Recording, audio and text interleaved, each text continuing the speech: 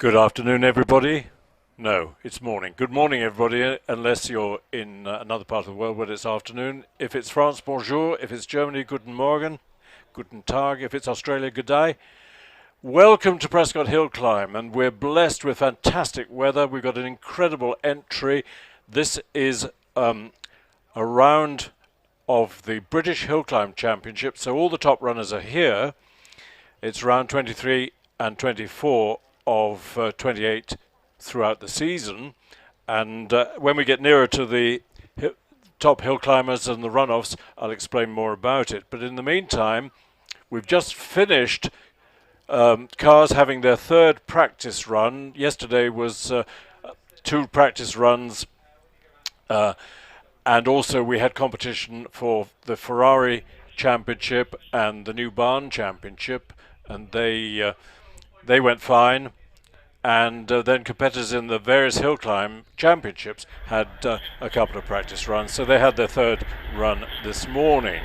Welcome, particularly if you're watching us on screen from another country, and if it's your first time, I'll explain very briefly about Prescott, where we are. We're in the Midlands, so sort of middle of England, slightly to the left, near the city of Cheltenham, city of Gloucester, town of Cheltenham. We're in an area called the Cotswolds, which is a lovely area of rolling hills. As you can see on the screen, we're nestled in the hills. It's the most delightful part of the countryside. And we'll have a look at the hill for those who are not familiar with the hill, just to see where these cars are going to go. There's the start line, and cars emerge from the paddock, which is on the right of the screen behind the Avon hut. They line up before the pre-start line, which our lady clerk, of course, is just walking past, and there they can warm up their tyres. After the pre-start line, they trundle up to the start line, which you can see our marshal with the red flag is at the start line. There's a red and green light on a tripod, and when it goes green, off they go. Our first car is coming up. This is Ben Cross in the Renault Clio 172, and this is Class A1, which is road cars, series production road cars up to 2 litres, so a nice mix of cars, lots of Renault Clios, a couple of Peugeot 205s, lots of MX-5s, so a good mix of cars. And some of them are competing in the Midlands Hill Climb Championship, some of them are competing in the British Hill Climb Cup, and I'll explain as we go along what those are. But as Ben goes up the hill, we'll watch his progress and describe the corners as he comes to them. Just a quick note about the timing beam after the start at 64 feet. 2 seconds to 64 feet is 1 G of acceleration. So Ben, 3.13, which is not bad for a 172. He's going through a speed trap just after the bridge at 58. Round Orchard Corner and straight up to Ettores, which is a right-hand hairpin. Little squirt downhill briefly, and then tiny bit of straight, and then uphill into Pardon Corner, which is a sharp, as you can see, a sharp left-hand hairpin, and along the top road, which is a sweeping left, sweeping right, and into the S's. S's where lots of excitement happens. It's a left, a right, and a left. And now to the S's at Tom Rote Corner, and I'll explain, we have a moment who Tom Rote was, into the semicircle, which has a drop-off on the outside of the bend, and a squirt up to the finishing line, and Ben's time is a 54.36. He's followed by David Garnett in another Clio 2-litre engine, of course, car beloved of the road test journalists, who used to describe it as the best hot hatch, but I think it's getting threatened by the likes of the Ford Fiesta Sport. This is David Garnett taking to the semicircle. He's followed by David Wilson in the Peugeot 205 1.9, which is for lots of people the favourite hot hatch. Dave Garnett's finished with a 53.61. I think Dave Wilson will be a bit quicker than that. Dave Warner follows, we'll see him in a second, in another Renault Clio. This is the 197. I used to think that it all related to the horsepower, but actually they all produce about the same amount of power. Meanwhile, David Wilson heads for the finish, and it'll be a quick time. It'll be under 50 seconds, I think. Let's watch the clock. Yeah, 49.88. Good run. Rounding pardon is Dave Warner.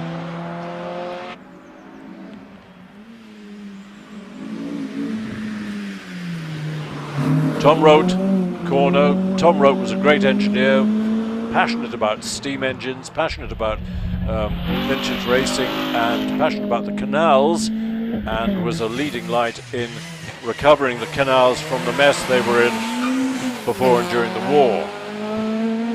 Here's Robert Marwood, and Robert's Clio is much modified to the extent that it's producing about 240 horsepower. And Robert, what's he competing in? The British Hill Climb Cup, which is a class-based championship. 48.82 for Robert, that's a good time. He's followed by the first of many MX-5s. That's Stephen Cartwright in the MX-5 with the hard top.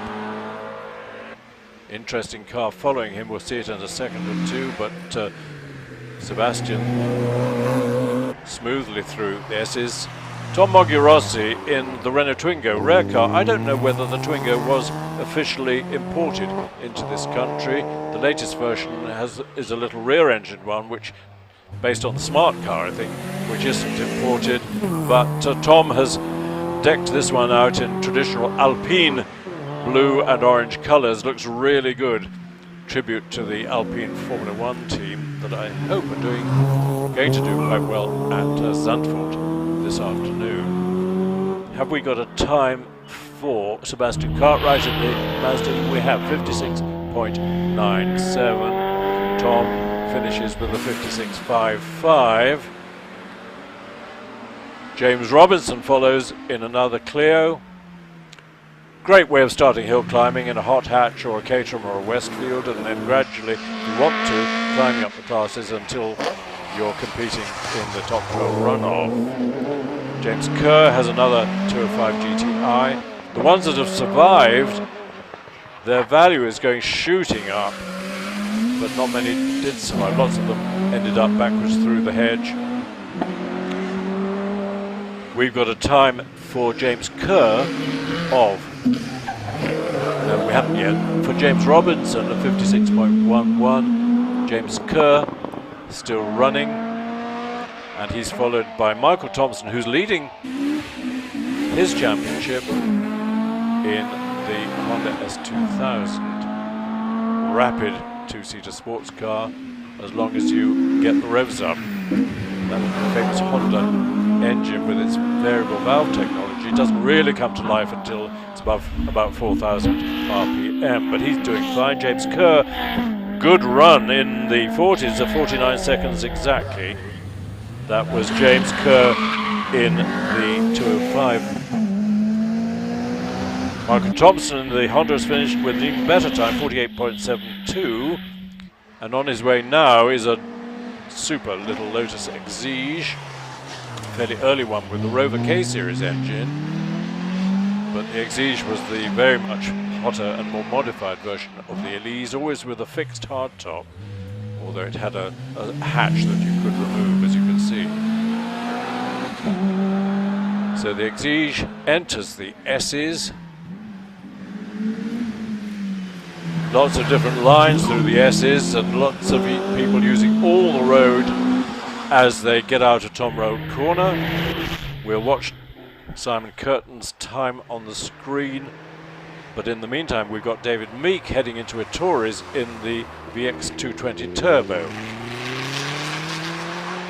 VX220 developed, of course, from the Elise at the behest of General Motors, who owned Lotus at the time, and didn't sell too well to begin with, but then when it was turbocharged, it started selling like hotcakes, although it didn't stay on the market for all that long, because GM sold Lotus, of course.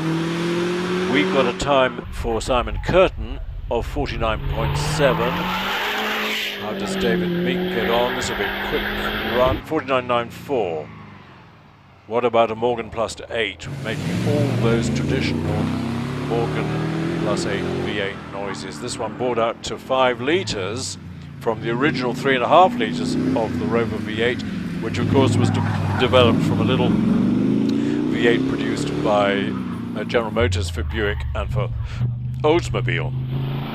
Director of Rover saw it, funnily enough, at GM Marine, and said, "What's that?" And they said, "That's a little engine, we don't use it anymore." And he had the wit to say, "Well, can we build it under license?" And they were delighted. And that was the origin of the famous Rover V8. So we've got a time for Mike Meredith in the Morgan, and he'll be pleased. He's under the 50s with a 49.86. First of our Porsche Caymans is Philip James in a modified 3.4 litre Cayman, mid-engined of course, and for many people, including me, the prettiest of the current range of Porsches. Engine can be developed to produce masses of power if you're going to use it purely as a track day car. So he's well on his way towards the S's.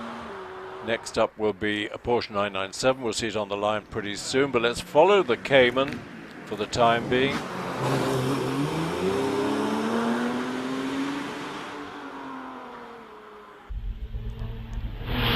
It's quite daunting when you first compete at Prescott. You think the drop-off of the outside of the semicircle is like going off a cliff, but actually it's a fairly gentle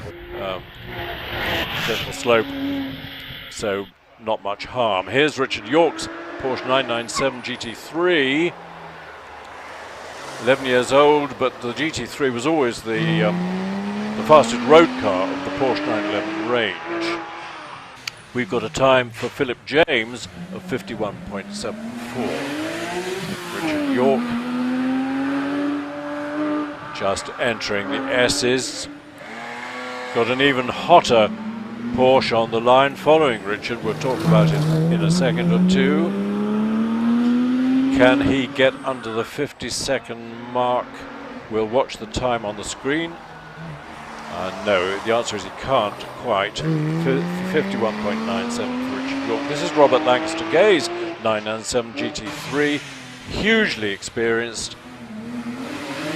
Always, as far as I know, Robert has campaigned on the hills with Porsche of various kinds, but he's had this 3.6 litre GT3 for a while, but he knows his way up and he flings it round Tom wrote using every inch of the road. Slide, takes a wide-ish line round semicircle, which is okay, and it's a 48.11, good time. Simon Tarling in another GT3. Where's he gone? Up. He's just out of pardon. So it'll be, I think, a needle-ish match between Simon and Robert Lancaster Gay. I wonder, well, what did Robert do? He did a 48.11. I don't think Simon Tarling's going to match that. Not quite. He does a 49.82. Still a pretty good time. Another MX-5, a very much modified and a very quick one indeed. This John Maycock's MX-5 mixes it with the Porsches. Lowered suspension, stiff suspension, very much in track day mode, although it is, as you can see, it's road registered. Roll cage and fixed hardtop, but my goodness, it's quick. I would think this will be matching the Porsche times. John really chucks it up Prescott with a, I wouldn't say with abandon, because it's an absolutely neat, tidy run. But you can see what I mean by the speed through the bends. Hasn't got the power of the Porsche, but it's much lighter and much more agile. How's the time? It'll be a 48-ish, maybe even quicker. 47.44, you see what I mean? That's quick. Tim Cross in another Clio. Sharing with our first runner, Ben.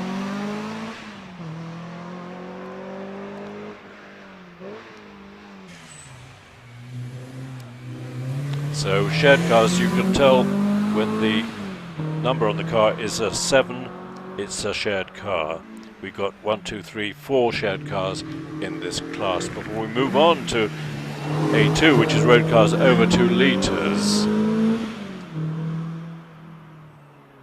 So if you're thinking of starting hill climbing, a hot hatch is one of the great ways to go. Pick up a little Citroen, little Peugeot 106 or a Renault Clio. Have lots of fun.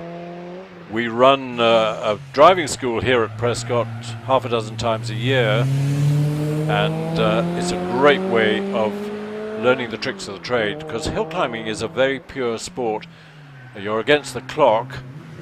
If you make a mistake, it's cost you a couple of tenths, you never get them back again. So usually in hill climbing you're competing against yourself just as much as your fellow class members, because you're always trying to beat your PB, your personal best, and you never do the perfect run. Time for Ian, 52.83. Robert Wilson is showing with David in the 205. Here he comes.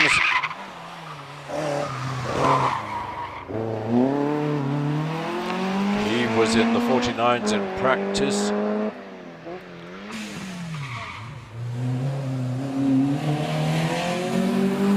And he's competing in the Midland Hill Climb Championship, which is a championship based on your class times. So you score points in your class for your finishing positions in the class, and quite often the Midland Championship is won by not one of the super fast top hill climb cars, but by a Caterham or a Westfield or a Clio. That's the beauty of the Midland Championship. Now then, Dave Nixon in the Subaru Impreza, 2 litre, flat 4, turbocharged of course, terrific traction, great rally car as you can see in Pro Drive trim, reminding us of some great rally drivers.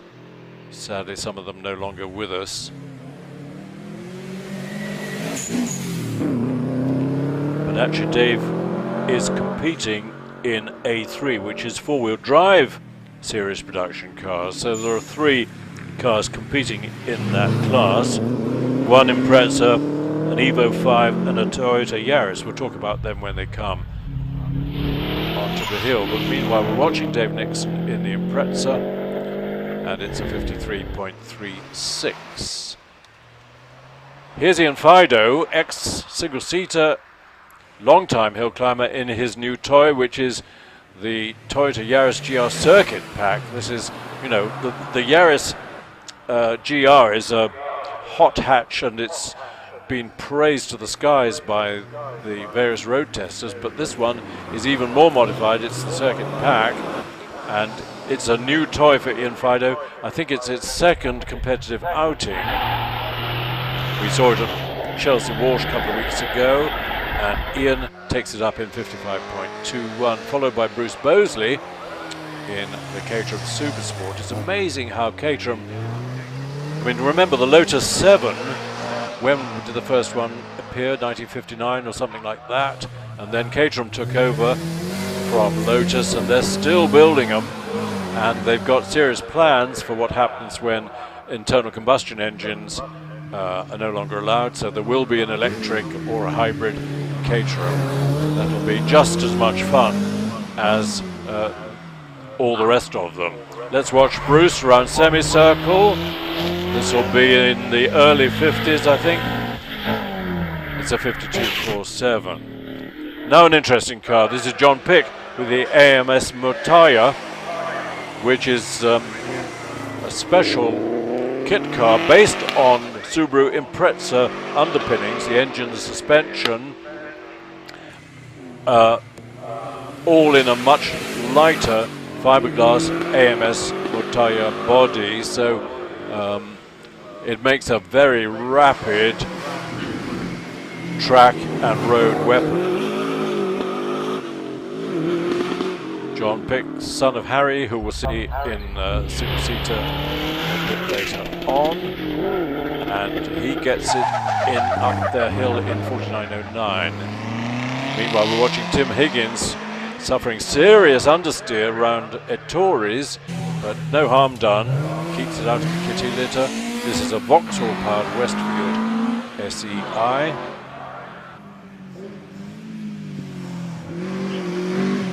Chucks it into the first S. Now, I think this will be under 50 seconds. Yeah, it'll be the late-ish 40s. It's a 48.78. That's a good run. Peter Lethbridge, a late entry. You won't find him in your program if you're here. He was offered an entry slot just before the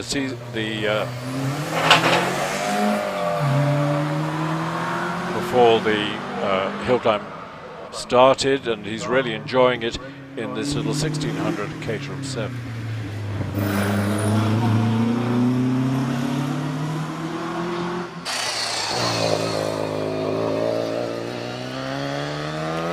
He's competing in Class B, series production cars of any 8-engine capacity.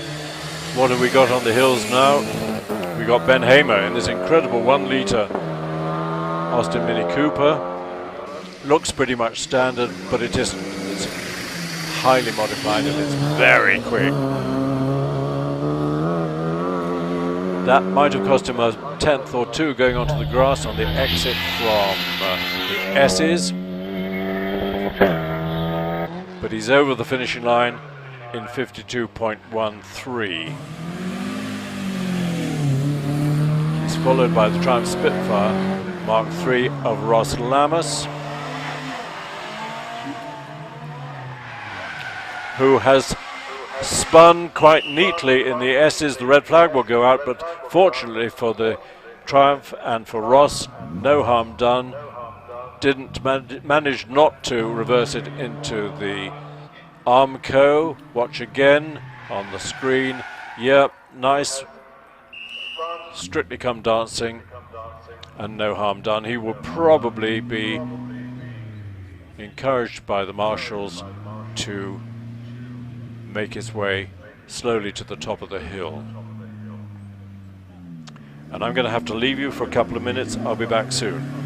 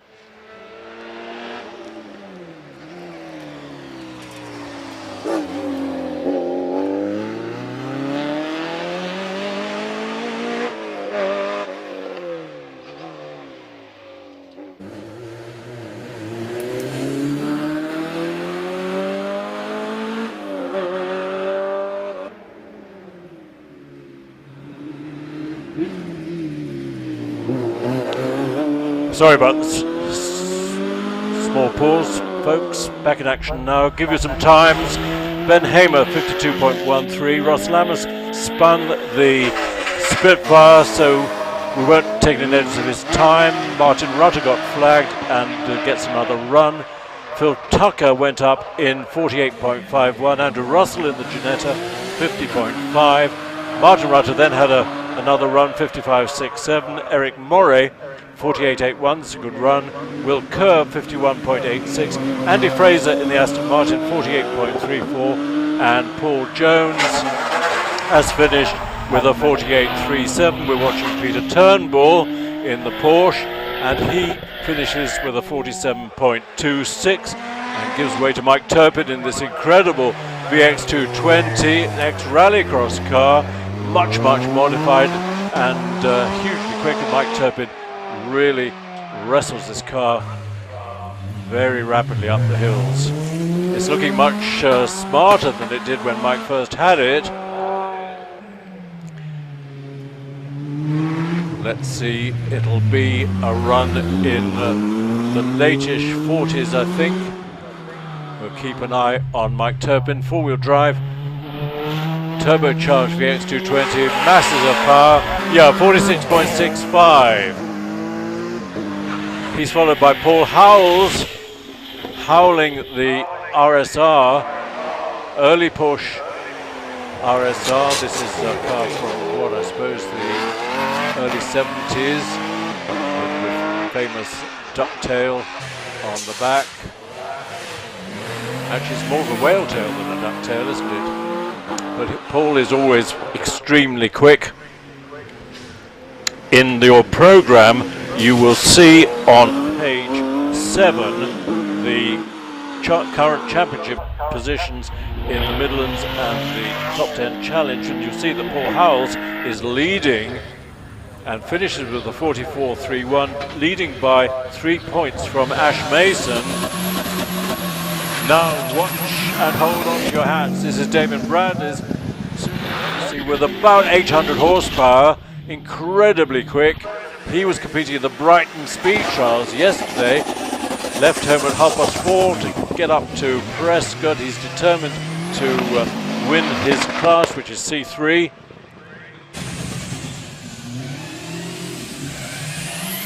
And this is, as you can see, a much modified Legacy, beefed up transmission, of course, to deal with the power.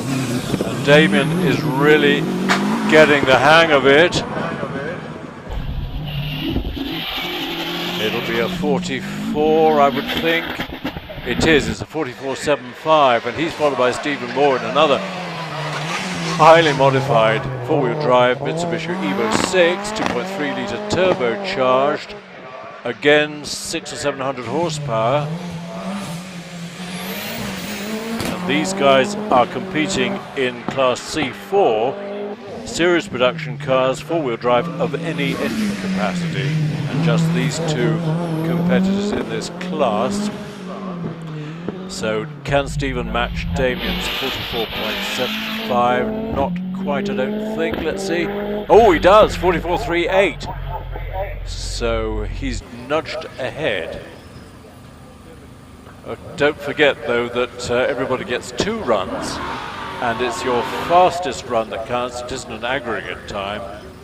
And up to the line again comes this amazing Aston Martin, shared by Tim Painter and Andy Fraser, built up specifically for hill climbing, based on a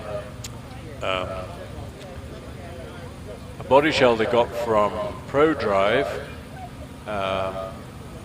Their previous Aston Martin, the red and white one, was pretty much in standard GT4 spec with a semi-automatic box, and it was much heavier. It had 4.7 litres, so it had more power, but this one much lighter, and at the moment this one's producing similar times to their previous car, but this one I think has more potential as a hill climber.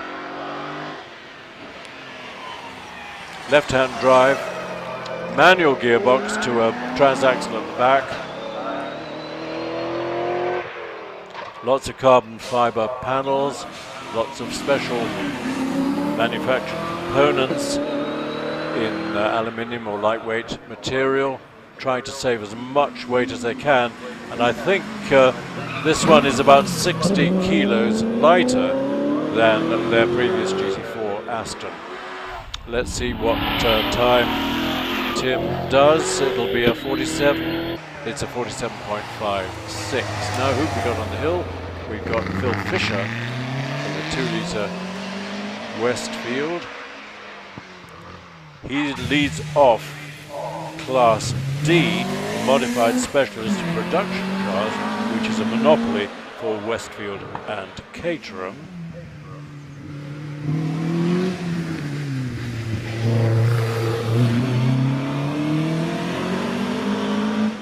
No dramas into semicircle for Phil.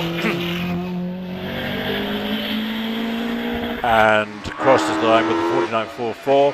Here's Richard Price in a bike-powered Caterham with the Suzuki GSR engine.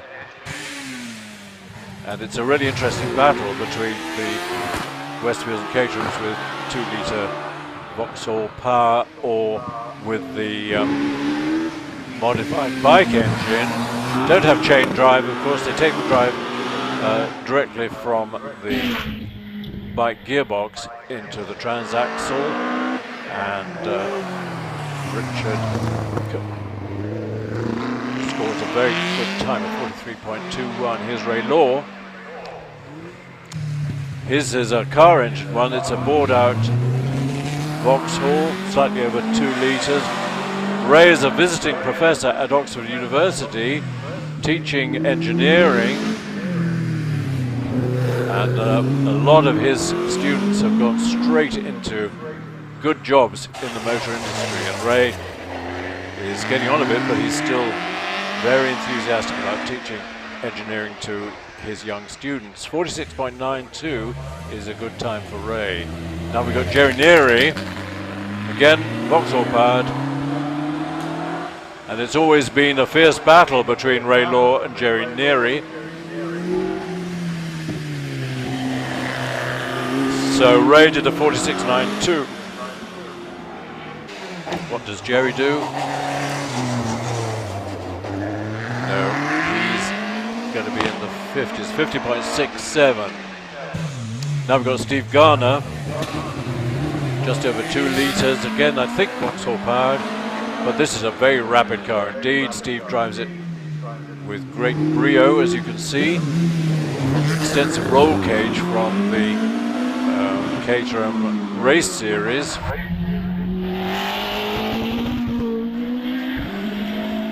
But it's going to be a good time at 44.05. Excellent.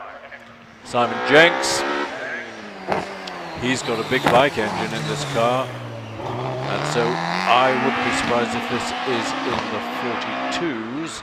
Let's keep an eye on Simon.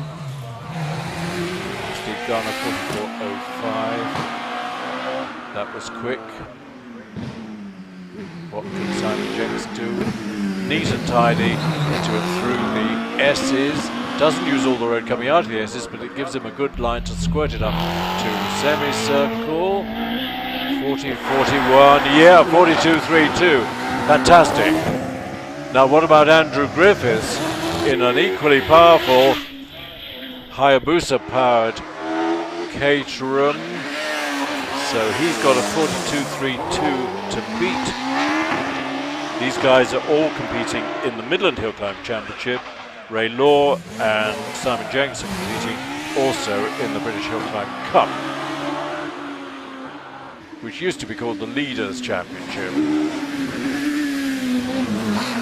So is this going to be another 42-second run, or maybe even better for Andrew? Hugs the inside curve run. Yeah, 41.77, brilliant. Now Ash Mason. Ash is in second place currently in the Midland Championship. Bentley engineer, used to look after all Bentley's classic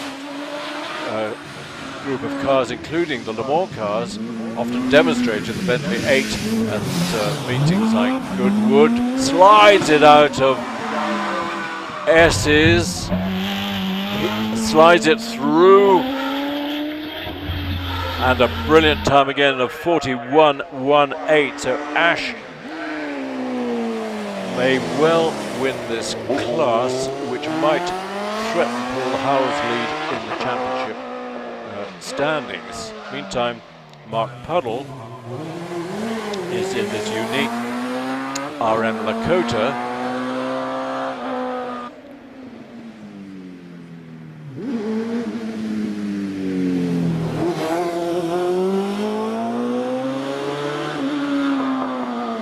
And he and Martin Watts are in a Class F. Sports Libre cars up to 2 litres and sports racing cars. He finishes with a 46.73. Here's Martin Watts sharing the class with Mark. Just the 2 cars in the class. This is a Silver Riot with a 1 litre Honda engine.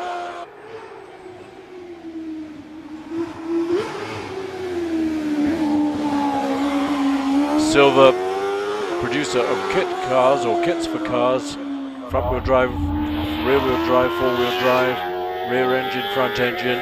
This is the Silver Riot, and it's a Riot to the extent of 46.43. Who have we got on the line? We've got a shared car. This is Ben Fisher sharing with Phil, family. I'm not sure if it's father, son or brothers. Phil Fisher did a 49.44. What can Ben do in his 2 litre Vauxhall car, Westfield? We shall see very shortly. And he's going to be followed by another shared car, Tom Price, sharing with Richard Price. There's another family battle.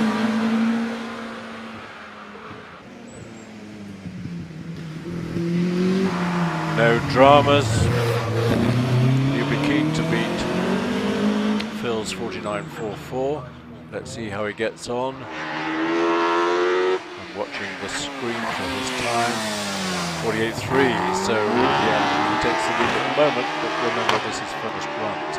Tom Price is sharing the family Caterham with its 1440 bike engine, Suzuki.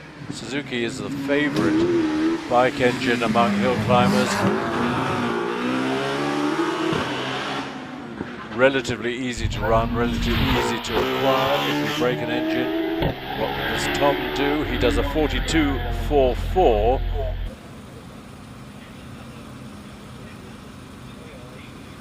And we've got an interesting car on the line.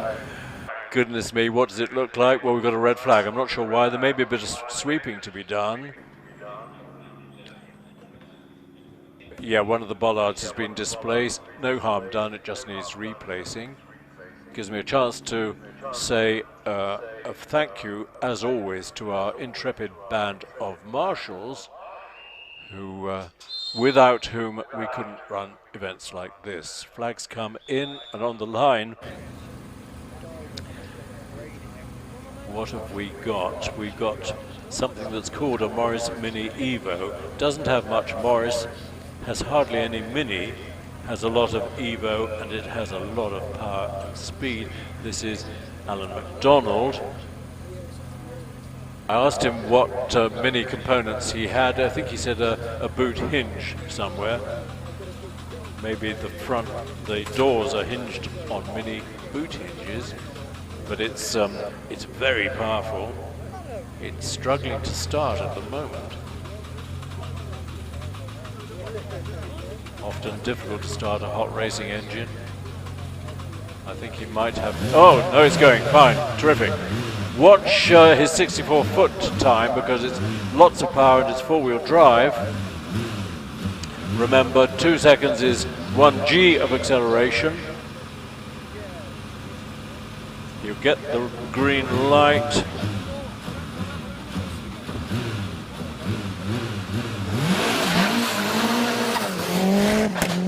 Yeah, 1.9, that's more than 1 G of acceleration. Anything under 2 seconds is seriously quick. 76 miles an hour through the bridge speed trap.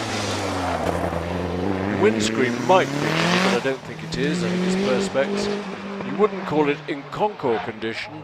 It's had a hard, that's quite right, it's having a hard competition life, and all the better for that.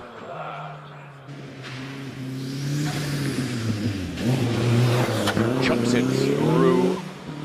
Not a trace of oversteer or understeer. Four-wheel drive pulls it through the Tom Roke corner and heads for the finish with the 43.3. Brings us to our first single-seater. This is our 600cc single-seater class, in which we've got 3 competitors. This is Chris Howard-Harris in the little 600cc OMS Hornet with an R6 Suzuki engine. He's competing in the Hill Climb Championship and the Cup and the Midlands Championship.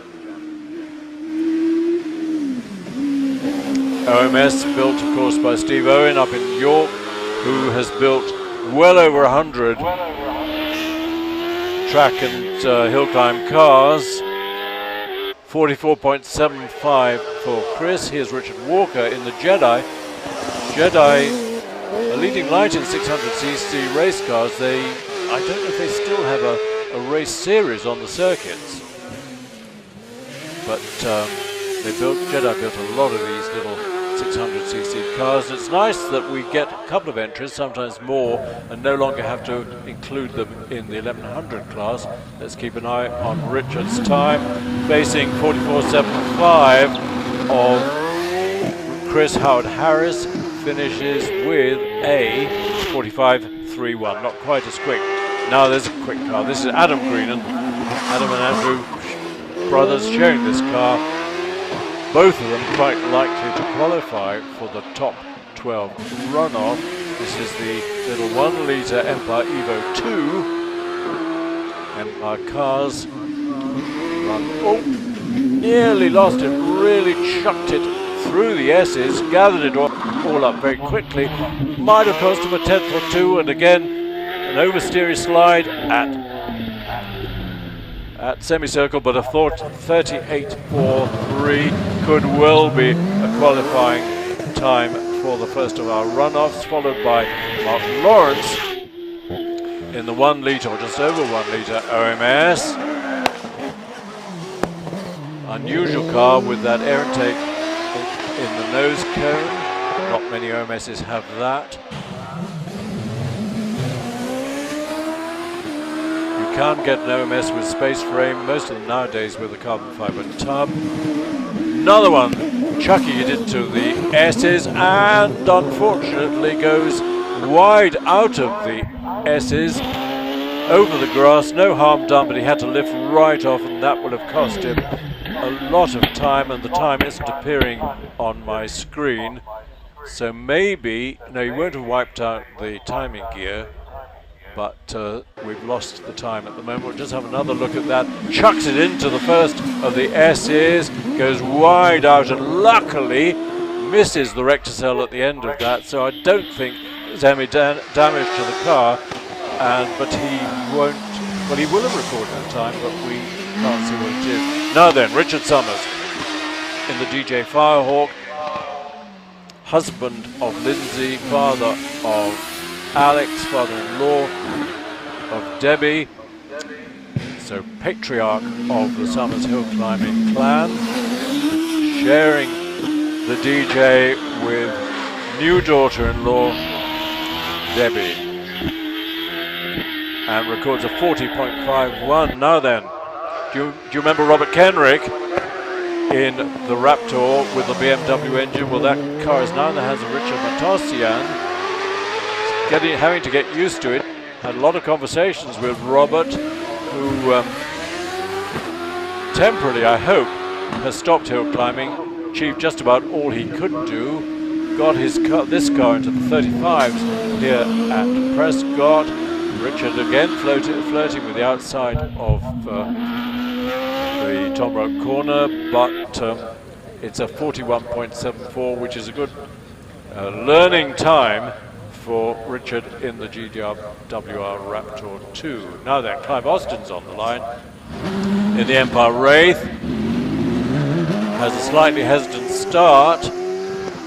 Clive back in this car after a long layoff because he had an engine problem at the last Chelsea Walsh meeting last year, and it's been a lot of time to get the engine rebuilt and back in the car. And Clive said when he first jumped into it, crikey, he thought this is quick, it takes a bit of getting used to, but of course he's rapidly getting used to it again. But this is Clive's, I think, first outing in this car since September last year. Can he get it under the 40-second mark? No, I don't think so. It'll be a 42.25.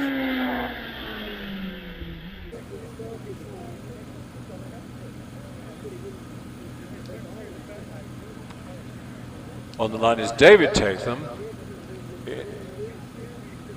brother of Pete.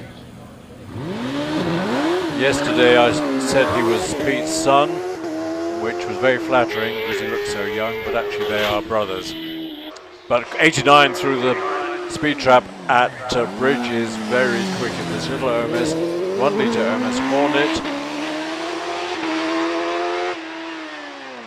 It was a development car for OMS, developing a new front suspension, works fine.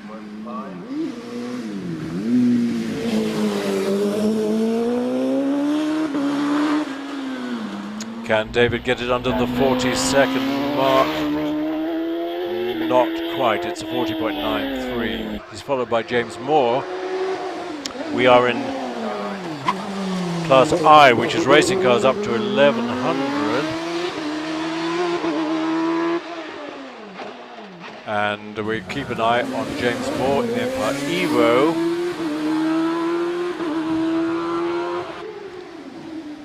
Built by Bill Chaplin and his team. Slightly oversteery on the way out of the S's. And will be in the low 40s, 42.02.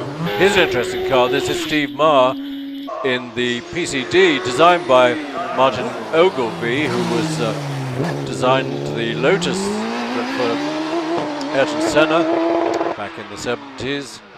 And this, if you like, is the predecessor to the GWR Raptor and Predator, built up in near Aberdeen by Graham White Jr.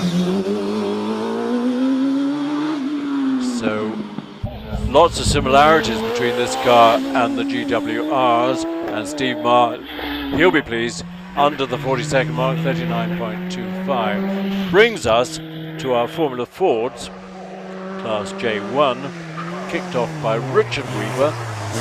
Richard, you'll remember if you used to go to Chelsea Wash, or you still go to Chelsea Wash, but Richard was a brilliant scooper up of damaged cars with his flatbed truck. So if you like, he's a gamekeeper turned poacher, he and his son Tom, in this little 1991 Van Diemen, having lots of fun.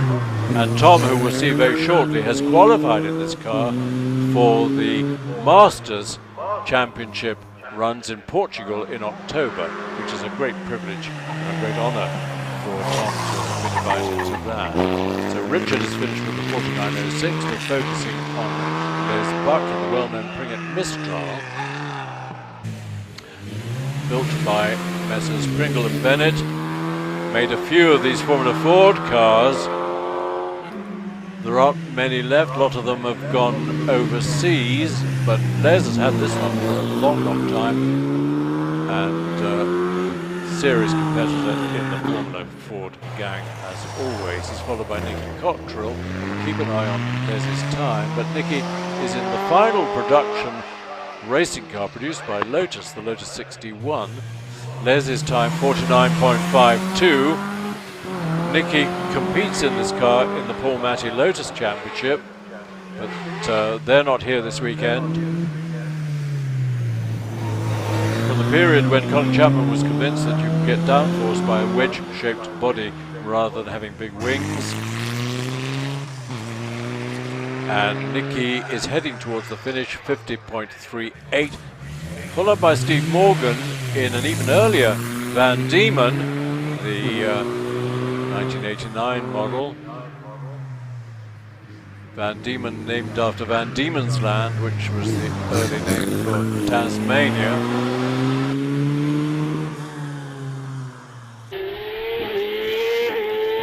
And here's another green, and this is Andrew in the Evo 2, 95 through the speed trap at Bridge. Adam did a 38.43 in this car just now. This is a fraternal brother, and also determined, if they can, to qualify for the runoffs. They might well do. Hurls it through the S's, takes a wide line into the semicircle, hugs the inside, and it's a 38.75. Not quite as quick as Adam. Mark Lawrence is sharing the OMS with Harry Pick. Remember, we saw Harry's son in the AMS Motaya previous class.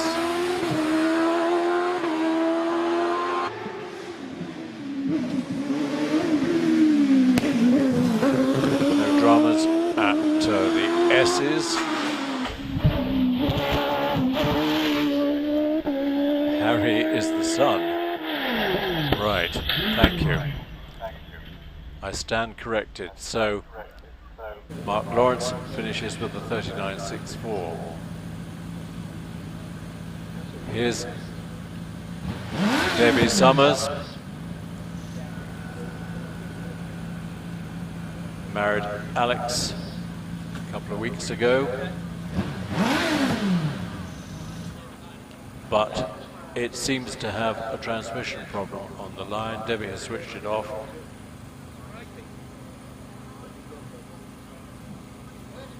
That's a shame. We knew Debbie as Debbie Dunbar, but now, quite rightly, she's a married lady and her surname is Summers. She's a member of the clan. Well, she's been a member of the clan for a long time. Let's hope it's fixable for a second run, or even a first run, because Debbie didn't cross the start line.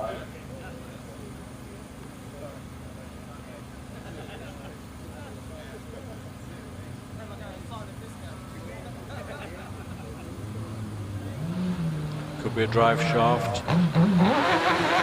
Certainly transmission related, I think.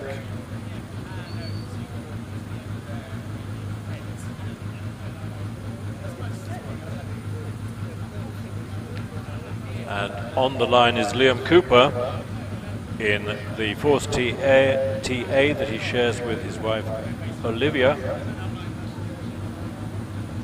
That's another fierce family battle. Liam, 2.27, good start, and what's his speed under the bridge is 94, that's quick.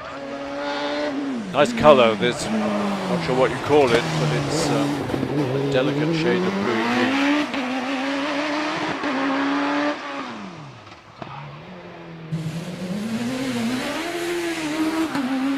We're into Class J2, racing cars up to 1600.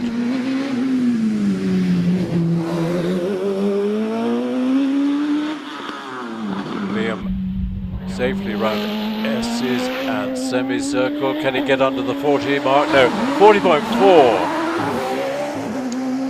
163 is Ben Stevenson having his first run in the Empire Wraith that belongs to Zach Zammit, and sharing with Charles Hall, circuit racer who's come to hill climbing this year. Ben hasn't even sat in this car before this meeting, but you wouldn't know it from the way he's hurling it up. Prescott. Let's watch his line through the S's. Don't put the commentator's curse on it. No, neat and tidy and very quick. This will be, I think, well under the 40-second mark, maybe in the 38s. 38.39. Well, for a first competitive run in this car, that is brilliant.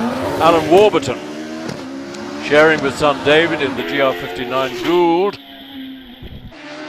Revolution in hill climb cars are these tiny little lightweight cars from Gould and Empire and Force with a lot of power. This with a 1600 Suzuki, but unusually for a bike engine car, it's a fore and aft engine with a very rather complex transmission to the transaxle at the back, but it all works. And Alan finishes with a 39.31. Rob Anscombe follows in the Hermes Hornet. Now Rob has invested in a new racing car, so this car is for sale, but he's had a lot of fun and he's very quick in this little Hermes Hornet.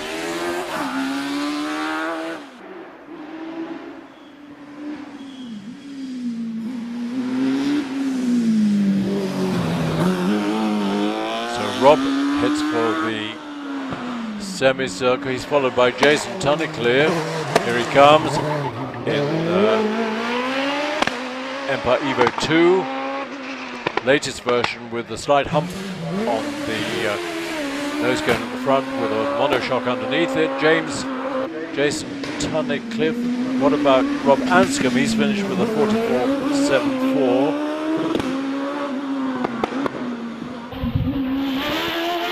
So a lot of these people in this class are hoping to qualify for the runoff. Jason records a 38.17 in the Empire Evo.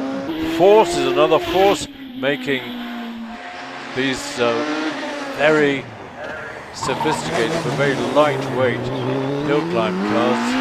Force was started by Bill Chaplin, who now runs Empire, but taken over by Ian Dace and thriving under Ian's control. What's John Stockley doing? He's doing fine. Really interesting to see how quickly people get on the power out of the S's. He'll be pleased under the 40-second mark with a 39.63. Now Neil Coles managed to stop his OMS 28 before the rear wheels crossed the line, think he knew it was going to stall, so he stopped quick, and no harm done. He gets another run. Every meeting I say how difficult it is to get a racing car off the line. It's not easy, and that's how you do it. 2.04, just under 1G of acceleration, but 84 miles an hour for this latest model OMS in the hands of Midland Coles with a 1600 Suzuki engine in the back. Time for John Stockley, we've had 39.63. Neil Coles heading into the S's.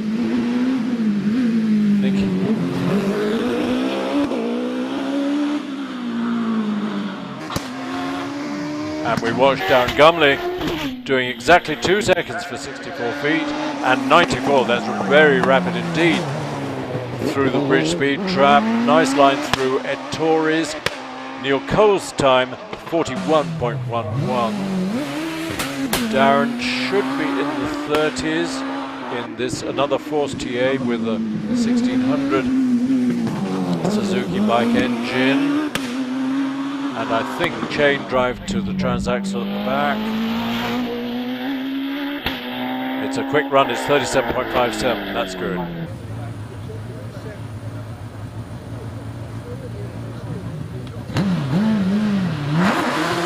Hold on to your hats, here's Einon coming. Einon Price lying 8th in the Hill Climb Championship at the moment, 96 through the bridge trap.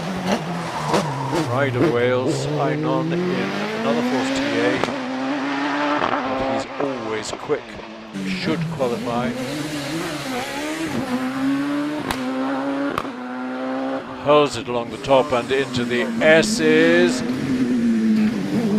No dramas, but really quick, using every inch of the road. What about semicircle? Nicely through semicircle. It's a 38.08. Here's Tom Weaver. We saw Richard in this car just now. Tom has been invited to the Masters Championship runs in Portugal next month, which is a great honour to him, but he's leading this class and having great success this year.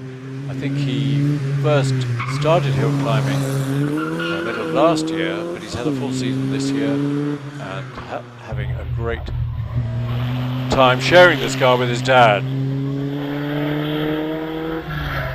47.42. Here's Harry Pick in the OMS.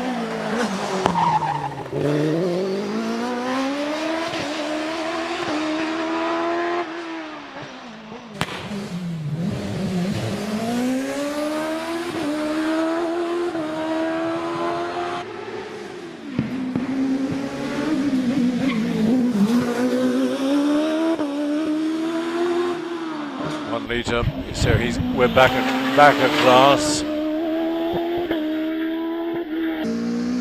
And Harry finishes with a 39.24. Rare car, the Swallow DR14.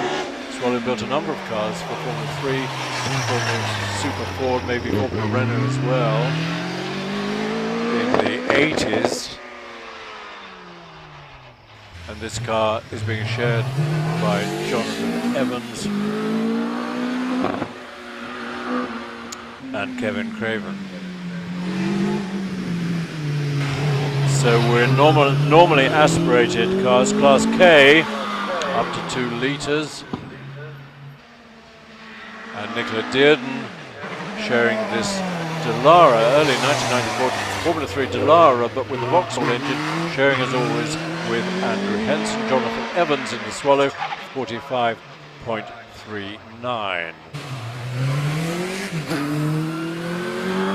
Nicola well on her way.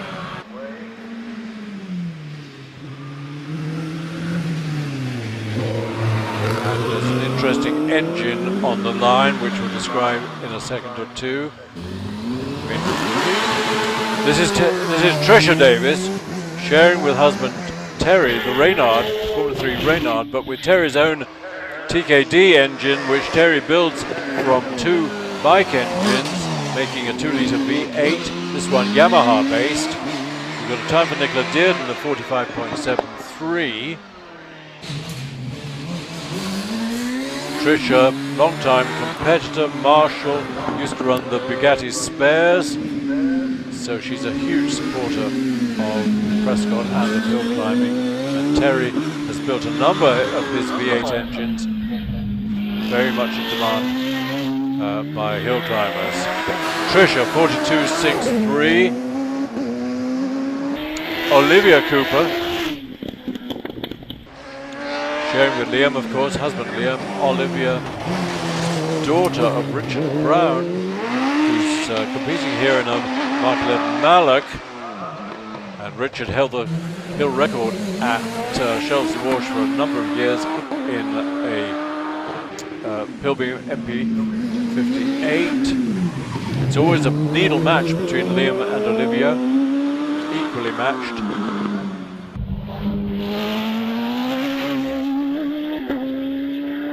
And she records a 39.89. She'll be very pleased to be under the 40-second mark. Here's Charles Hall in the Empire Wraith. We saw Ben Stevenson in this car. 1.89, that's a brilliant start by Charles. Experienced and very skilled circuit racer. Came to hill climbing this year, and at his first meeting at Prescott in the spring, qualified with a time that would have put him 5th in the runoff. But since then, he's been sensational in this car. This is his last hill climb this year. He's going back to the circuits, racing at Donington Park next weekend. And is Charles just checking to see whether he's entered the British Hill Climb Championship. 38.03 for Charles Hall. Here's Alan Warburton's son David, sharing the GR59. Where's David in the championship? He's 10th, and he was 10th last year, so that's why the car carries, well, I mean in 2019, this is why the car carries number 10. And finishes with the 37.1, should qualify him for a runoff. What can Andrew Coleman do in this very rare Van Diemen, Super Ford Van Diemen, but with a 2-litre Vauxhall engine? That's class 173. We're back to the normally aspirated cars.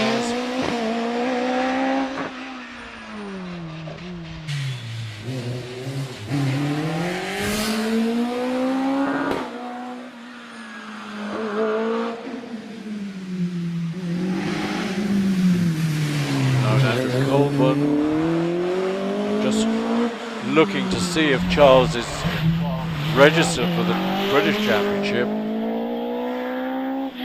42.75 for Andrew Colborne. On the line,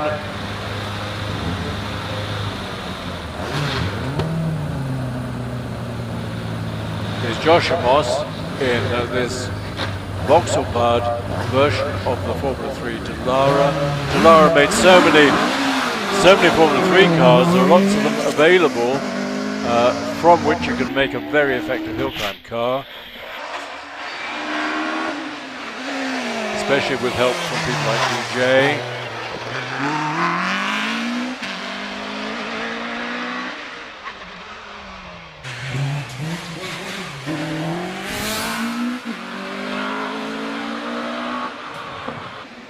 Yeah, Charles Hall is entered for the Hill Climb Championship, so if he qualifies, he gets a run in the runoff at lunchtime. Meanwhile, Joshua, good time, 39.89. He'll be pleased to be under the 40-second mark. Here's Mike Dragoning up from Cornwall in the only, I think, Pilbeam competing here today. Pilbeam leading manufacturer of hill climb cars through the 80s and 90s. But then Mike Pilbeam decided to retire, and a lot of Pilbeams have gone to different countries. A lot of them have gone to Ireland, but Pilbeam was the car to have. He wanted to win the championship in the 80s and early 90s before the likes of Gould, Force and Hart came along. So we keep an eye on Mike's time, 44.48. Here's Tim Elmer in another Dallara, 1999, but this one fitted with a 2-litre TKD V8 engine. Remember, I was talking about the Terry Davis built engines, composing 2 bike engines on a common crankcase, which is a big engineering job for Terry, and Tim has had this one for a number of years. Really loves that engine and records a 40.42. Now poor old Jonathan Varley, his Raptor has sprung an oil leak, so very kindly Richard Spedding has invited him to share the Raptor 2 with its powerful 1340 supercharged engine. I'm not sure if Jonathan could qualify for the runoff in this car. Don't see any reason why not. He's registered for the championship and records a 38.78 that might not be a qualifying time. Ian Tucker in the OMS 28 hugs the inside verge at Ettores.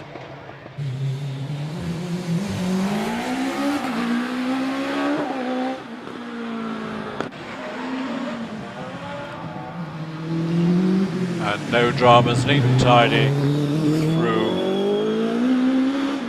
S's for Ian Tucker. Nicely prepared and presented. Nice paint job on this OMS. Ian 45.18. Now Lee Griffiths should be quick in another OMS 28.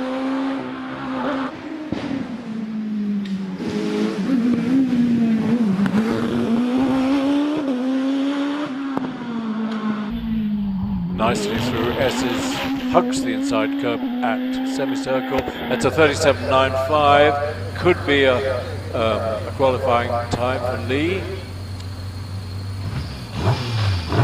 And here's Kevin Craven sharing the Swallow. 2.11's a good start. Hasn't got a huge amount of power.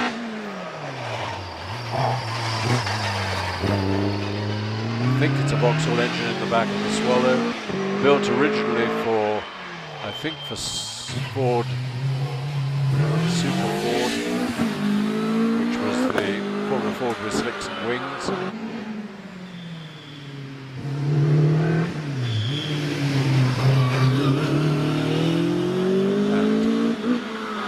not much to say about Kevin's run, all neat and tidy, no dramas. It'll be in the mid-40s, it's a 44.38. Off the line comes Andrew Henson. Remember sharing with Nicola Dearden. It's down from Lancashire with the 1994 Dallara tub with a Vauxhall engine in the back. Dallara made minor improvements to their cars all through the Formula 3 years and are still doing it. And are making a number of cars for various race series.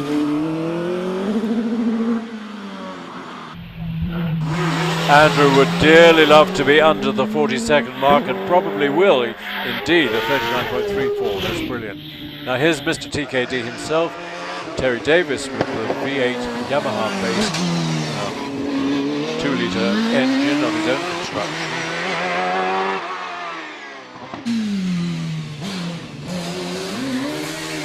Highly experienced engineer, of course, and hill climb driver. Saw this car just now in the hands of his wife Tricia. He'd love to be under the 40-second mark and isn't quite with the 40.68. Here's a father and son combo. The Alexanders sharing the Force PC. The 180.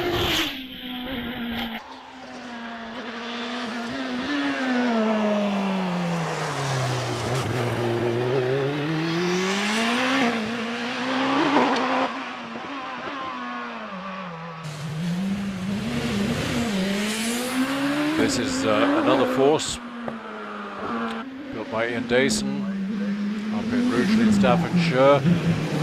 All rather exuberant through the S's, which will have cost him had to lift off suffering a lot of oversteer on the first and second part of the S's. So it's a 41.72. I don't think he'll be happy with that. Will be much quicker this afternoon. On the line, John Chalmers in a almost unique car. Rauch made 3 Formula 3 cars in 2001, and then the commercial power of Dallara meant that none of the teams would buy it. And so John Chalmers has had this car for a number of years with various engines. This is a unique engine. Suzuki head and barrels, but a special crankcase to enable a drive straight through to the transaxle at the back. Stripped a gear at Shells a couple of weeks ago, all mended and all going fine. And John doesn't feature in the top 20 of the Hill Climb Championship, but would love to qualify.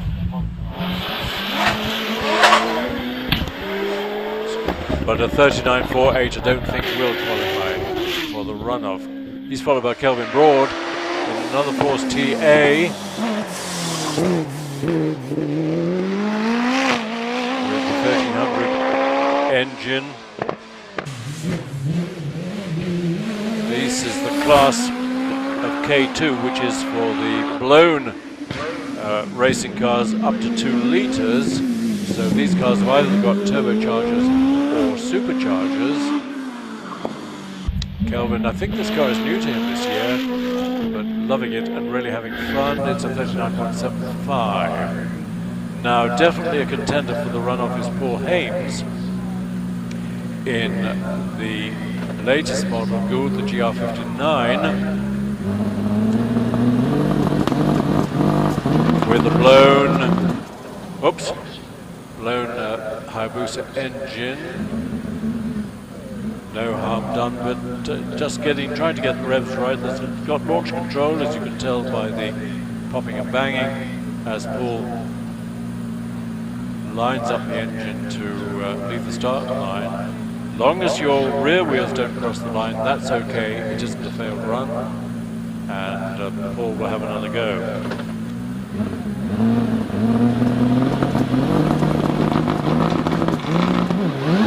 That's better. Minimum wheel spin, 2.01, great start. 90 miles an hour will it be? No, it's 84 at bridge. And late braking into Torres. But is Paul slowing right down? I think he is. There's a problem.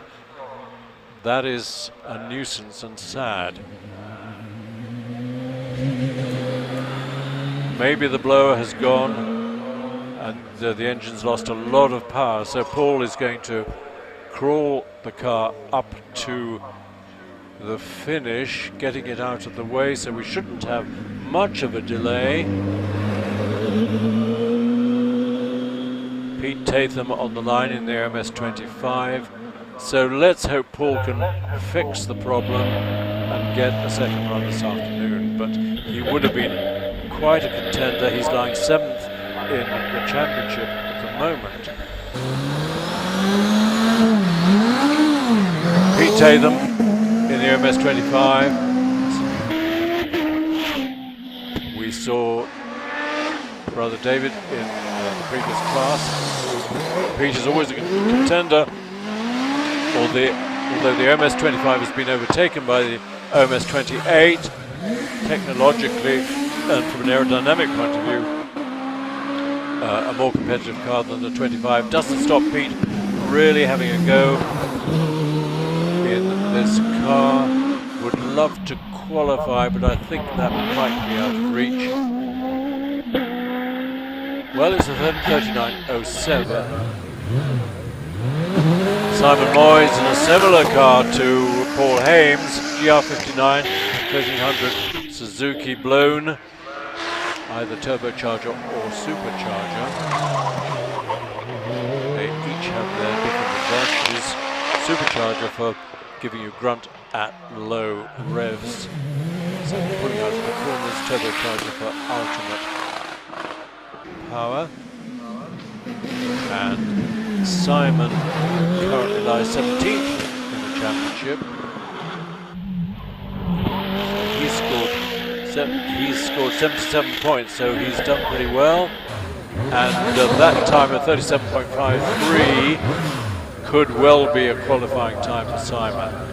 Now, Richard Spedding generously sharing the car with Jonathan Varley. Jonathan's GWR Raptor has sprung an oil leak. And Richard Spedding proudly carries number 4, fourth in the previous round of the championship. Currently 11th this year, and I've lost my screen. But Richard's still going strong. I've got a computer on my laptop, so I'll be able to see the time. Very quick at midway.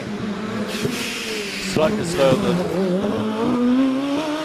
27.18. This will be in the 37s. 37.55 for Richard Spedding.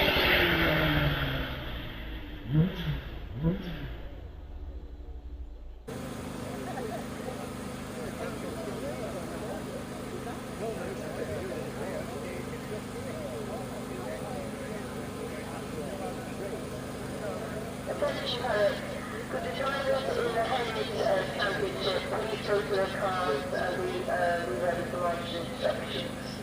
That's car 10, P3 and P4. Thank you.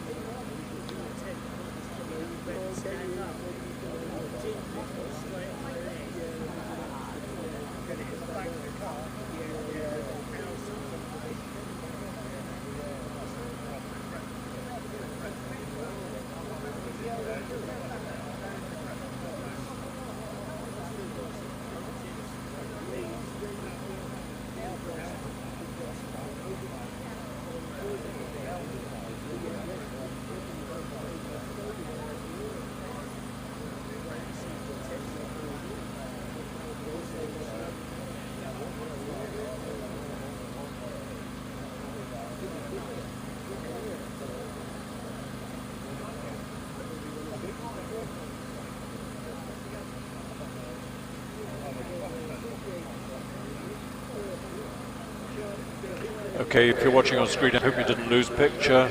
I've got my screen back again. Message, please share and help more people discover hill climbing. Yes, indeed, we very much welcome messages, particularly if they're complimentary, but if you're asking questions, we'll do our best to answer them. It's lovely when we get messages from all around the world. We had one last year from a guy on a tanker, oil tanker, off the coast of Fremantle in Australia. We've had messages from Indonesia, from Russia, a number from the States, a lot from Europe, of course. So the more the merrier, and we'll read them out if we can. But please do send your messages in. Lots of people don't understand what hill climbing is all about. You say to people, my hobby is hill climbing, they think you trudge up muddy mountains in your boots, or more people think it's bouncing up a muddy track in a trials car, but it's not, it's speed hill climbing. And when we get to the top runners, they are as quick to say 150 miles an hour as a Formula One car. In fact, it's reckoned that Sean Gould's Gould GR59 with its 4-litre Judd engine will go from 0 to 185 in about 7 seconds. That is quick. These cars have 700-800 horsepower, weigh 400 kilos or so. Thanks, John. We got a message. Good luck, Team TQ, watching from Dunfermline. Well, I'm glad that it's sunny up there. Thanks, John.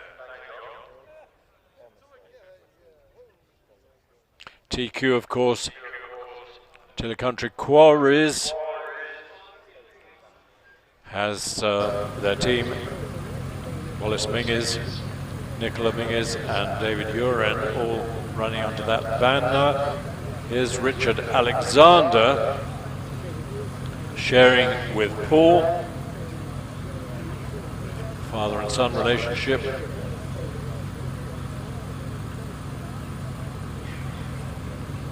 Paul's time was a 41.72. Richard would love to get this car into the 30s. Pretty good start, 2.13. And 84 is respectable round Orchard. It's a lovely corner to drive, Orchard corner. Really, it needs skill and it needs courage. Hurls it into nice navigation of Ettores. How does he get on at S's? Fine. Absolutely on rails. And the round semicircle. 40.01. He'll be cursing. If it had been 1,000th of a second quicker, it would have been in the 30s. Might have a red flag. We have got a red flag, possibly for some sweeping, but a great run by Richard Alexander, 40.01. Time for Richard Spedding, 37.55. We've got a bit of a hiatus. We haven't got cars queuing up. Well, they're queuing up at the paddock exit, but for some reason we've got a red flag. John Bisson, hello from Guernsey. Thanks for the great coverage. Well, thanks, John. I hope you've got sunshine on Guernsey. Of course, the British Hill Climb Championship every year goes to the Channel Islands, has a round on Jersey and a round on Guernsey. So if you're there on holiday, try and time it to coincide with the hill climbs over there.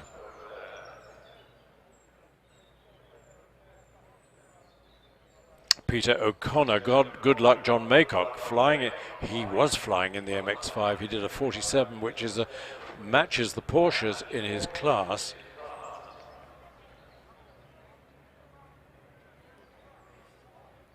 He's lying 8th in the Midland Championship at the moment. Shirley Dunbar is watching. Well, watching Debbie. Thanks, Shirley. You should be here in person. Well, maybe you are here in person. Saucepan Clanger Club. Chelsea has a nice event with lovely scenery, but I like this longer, more complicated stretch. It's interesting. Technically, Prescott is very different from Shelsley. It's more corners, it's more acceleration and braking, so it demands lots of skill. Shelsley is very fast, demands skill, but even more demands a lot of courage to grit your teeth.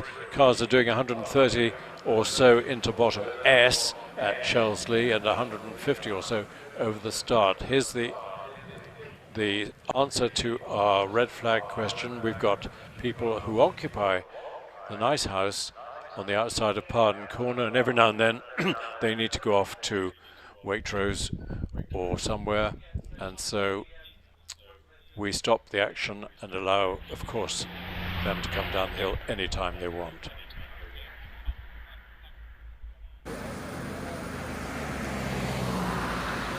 We used to have a certain amount of trouble with neighbours when hill climb cars were unsilenced.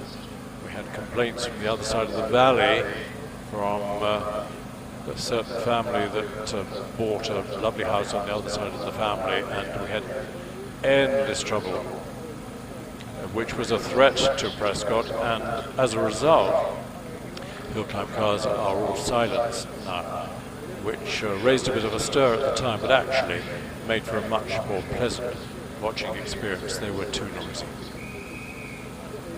So our red flags should come in any moment now. And we are looking for our top racing car class, Class L, racing cars over 2 litres, which contains all the leading contenders in the British Hill Climb Championship. It's kicked off by Graham Wynn in the Gould GR59 with the 4-litre Judd engine that he's shown this year with 6-time champion Scott Moran. They're really enjoying the relationship, helping each other develop this car.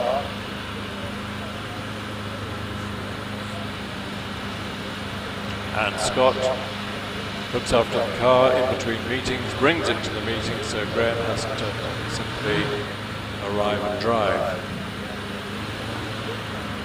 GR59 weighing about 450 kilos, 700 or 800 horsepower in the 4-litre Judd engine that would have powered LMP2 cars at Le Mans. And it's taken them a bit of time to get used to this car. Scott won the championship in his long-time Gould GR61, and this is a very different animal, so lots of experiments to get the handling right. There's a tyre war also in top hill climbing between Pirelli and Avon. Avon sponsored the championship. Pirelli are offering hill climb cars. For many, many years it's been pretty much an Avon monopoly, and Graham Wynn is on Avon's. 2.14 off the line, this will be 90 or so, 110 crumbs, and that was almost too fast. Oversteering moment halfway around Orchard meant that Graham had to lift, and that might have cost him a bit of time, but he's giving it a real go. There was a nice article in Autosport a few weeks ago about Graham Wynn and hill climbing, called The Ups and Downs of Hill Climbing. How's Graham getting on? Will he qualify? It's a 38.91, so possibly not. Leaves the start line to Lindsay Summers in her DJ Firestorm, which she shares with her son Alex, who is lying second in the championship. 83 at Bridge.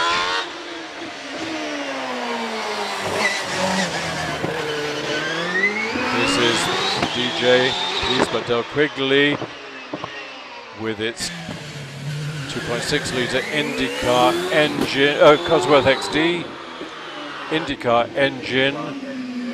Alex complaining, well not complaining, but believing that he needs a bigger engine with more power and torque, but it hasn't stopped him from lying second in the championship at the moment, but he's 25 points behind Wallace Menzies.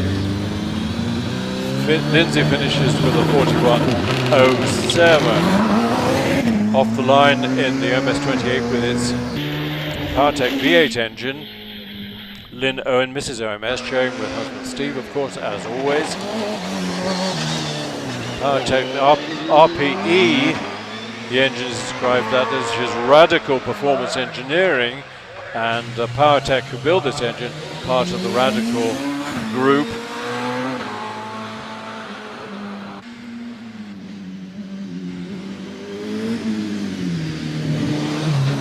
Just looking to see if Steve is in the top 20 in the championship. No, not at the moment, but Lynn safely at the top of the hill in 43.83. Long time car driver combination, the Coley brothers in the GR55. Gould with its V6 Cosworth built engine, but branded Opel because it was used by Opel in the German DTM, the Deutsche Tourenwagen Meisterschaft, German Touring Car Championship. And Mark and Andy have had this car, an engine combo, for many years. Lots of fun. But GR55, of course, earlier technology for Gould, but it's a 39.6 for Mark. Here's Bernard Kevel in the 2.8 litre OMS28 with its, I think it's the first of the TKD engines. So not as powerful as the IndyCar engines, maybe 450, 500 horsepower. But Bernard sharing this car, and both of them having a great deal of fun in it. Heads for the finishing line to record a 42.06. On the line is Jack Cottrell. Jack and his dad, new car to them this year. This is the Delara Tub, much developed by DJ, with the Cosworth IndyCar engine, the XD IndyCar engine in the back. And it's DJ from the back of the tub all the way to the back. And it's been a learning year for the Cottrells, but it's going quicker and quicker. Is Jack entered for the championship? Yes, he is. Ooh. Using every inch out of the S's. And over the line to record a good time, 37.67. That might well be a qualifying run from Jack Cottrell. Paul Crute in another OMS 28, but this one with a 3-litre Jaguar engine, V6 engine, out of the X-Type Jaguar, makes a lovely noise, but doesn't have the power, probably producing 320, 350 horsepower, so nothing like the 500-600 horsepower of the top runners. But having a lot of fun and making all the right noises.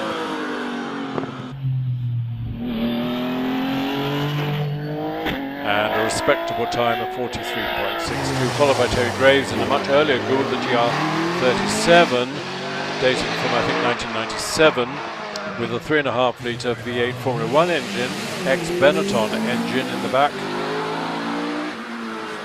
And Terry is not likely to qualify, but has enjoyed lots of success and lots of fun with this early Gould. Much heavier, of course, than the GR59, but it's still a respectable 40.38 for Terry Graves. And coming to the line is our former hill climb champion, Scott Moran.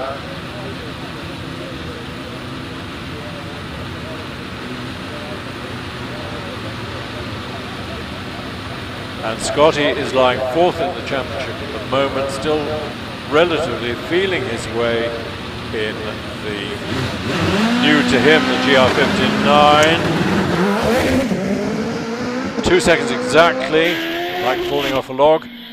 And 114 recorded through the bridge trap, which probably means about 116, 118 actually. Hugs the inside verge at Ettores. Scotty and Graham really sorting this car out, getting used to it. Briefly held the record at Chelsea 3 weeks ago. That amazing meeting where the record fell 3 times in 3 minutes. 36.3. The record here, 35.41. The record held by the car on the line, Sean Gould, in the GR59 with its Judd 4-litre engine. Now, can Sean threaten his own record? Well, it's a fantastic start, 1.84. Not quite as quick as Scotty through the bridge trap.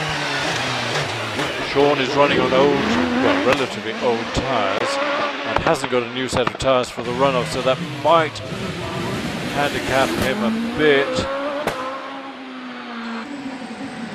Let's keep an eye on the time. Can he get it into the 35? Scott was in the 36 with a 36.3, and Sean is a little bit quicker with the 36.19. Now, welcome back to Will Hall on the line.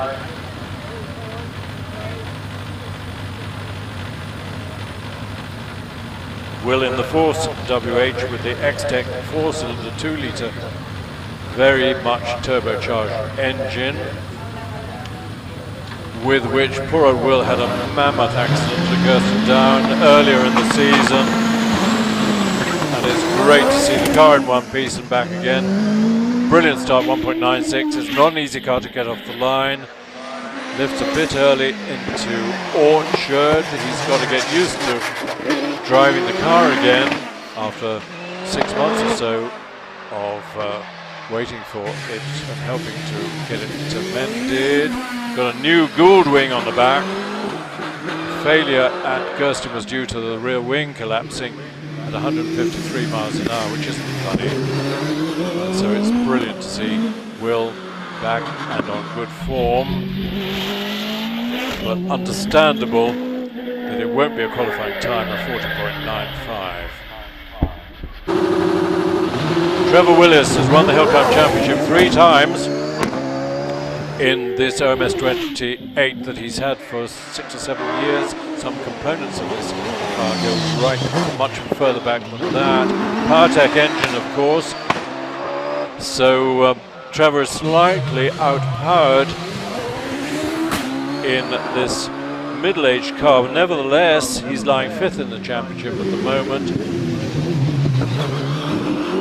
Extremely skillful driver, very much pressing on round semicircle to record a 36.29, which almost certainly will be a qualifying time. David Uren in the Gould that held the record for many years at Chelsea Walsh, PR55 in the Hazard Martin Groves, and now holds the ladies' record at Chesley,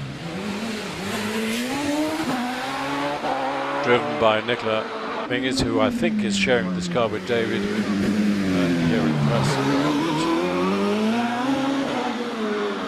No, I don't think she is. What will David do? That's a good run, 36.21. So it's nip and tuck at the top of the field. Those will be qualifying times. David Uren currently lying 6th in the championship. Out comes Alex Summers in the amazing DJ Firestorm with its Cosworth XD engine. Del Quigley builds these cars, and Dell's team is here on hand to help Alex. It's a very close run thing at the top of the championship. Alex with 206 points, Wallace Menzies with 215, 106 through the bridge trap.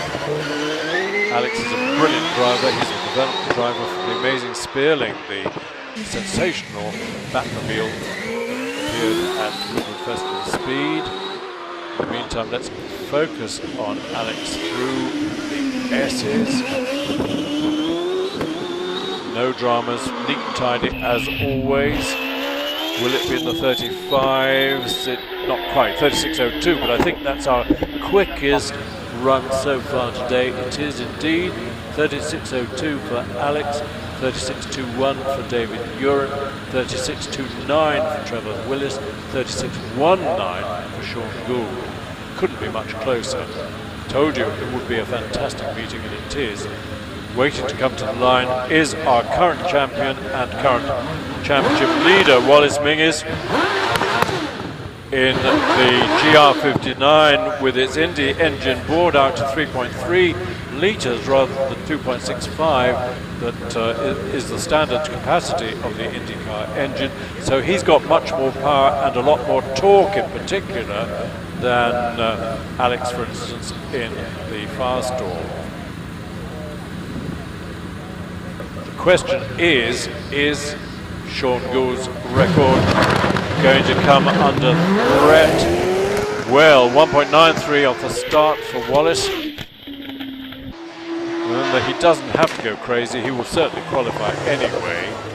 Maybe he's got a hotter or a newer set of tyres to slap on for our runoff. But it should be in the late 35s, early 36s. He's facing a 36.02 for the class win. Remember, of course, though, that they have a second run this afternoon anyway. It's in the 35s. It's 35.63, only a tenth outside the hill record.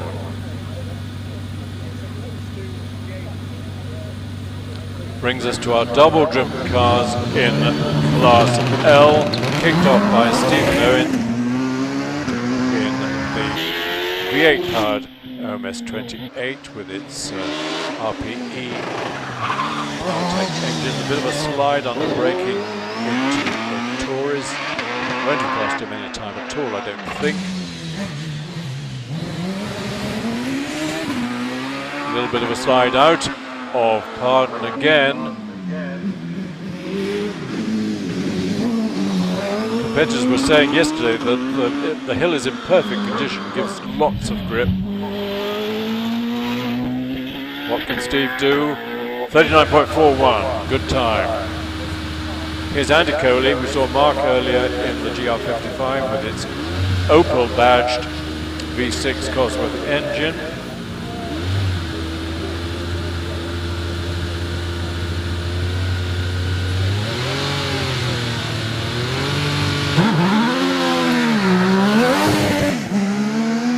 .16 off the line for Andrew, 105. So this is really GR55 is 90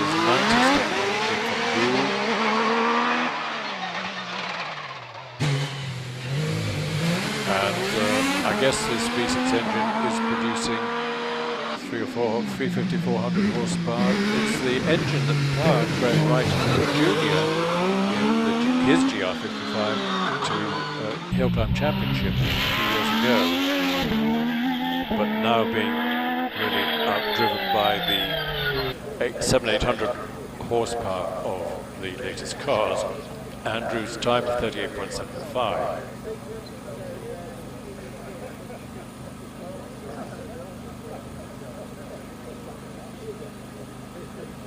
Now Bernard Kevill came out of the paddock, but sadly has been pushed away, so there might be a problem in the OMS28.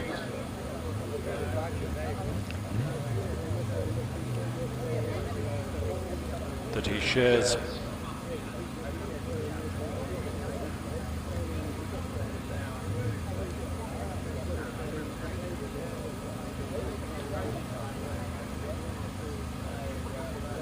With Simon Andrews.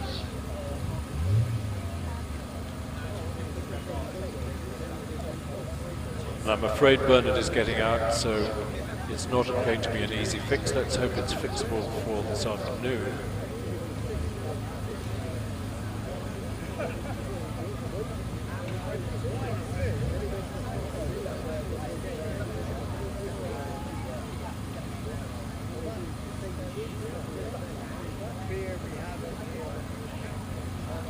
So we've still got, we've had Stephen Owen, so that is our top class of racing cars completed. Quickest of all being Wallace Menzies with a 35.63, brings us to our classics.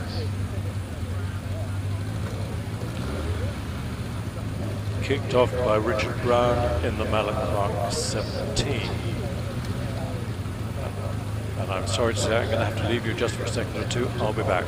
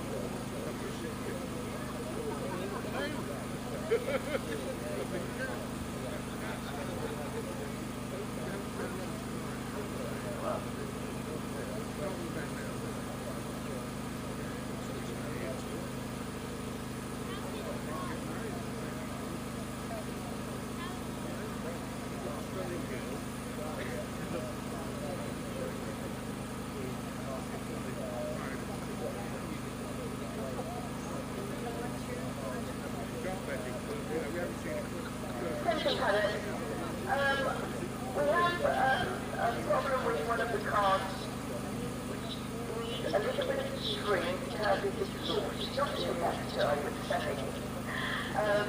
If anyone's got some string that they could learn and go through a hearing pattern on this, that would be much appreciated. Thank you.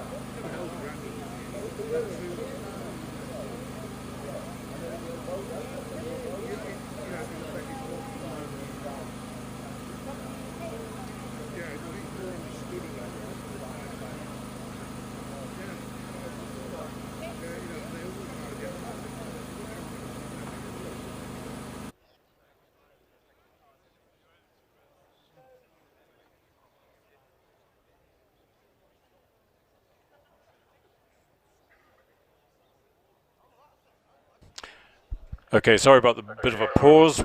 We have got double drivers swapping cars, so there's a bit of a pause on the hill. Gives me a chance to tell you the runners for round 23 of the Motorsport UK British Hill Climb Championship, and this will be in the running order. And in your program on page 8, if you're here, you have an opportunity to write them down. So I'll take it fairly slowly, and if you want to make a note, well, they're on the screen if you're at home. But the running order really starts from the bottom up. Lee Griffiths will lead the way, qualified with the 37.95. He'll be followed by Jack Cottrell in the DJ with the IndyCar engine in the back, 37.67. Third run will be Darren Gumley, number 168. Darren in the Force TA, good run, 37.67. So you had to be in the 37s to qualify. Fourth up will be Richard Spedding in the supercharged little Raptor. And his time was a 37.55. It's so competitive. Next up came Simon Moyes in the GR59, 37.53. Then David Warburton in another GR59 will run 1, 2, 3, 4, 5, 6 with a 37.1. Scott Moran comes next. He qualified with a 36.30. And Trevor Willis was quicker than Scotty by a thousandth of a second, by a hundredth of a second, with a 36.29. And a smidge quicker in fourth qualifier is David Uren, runs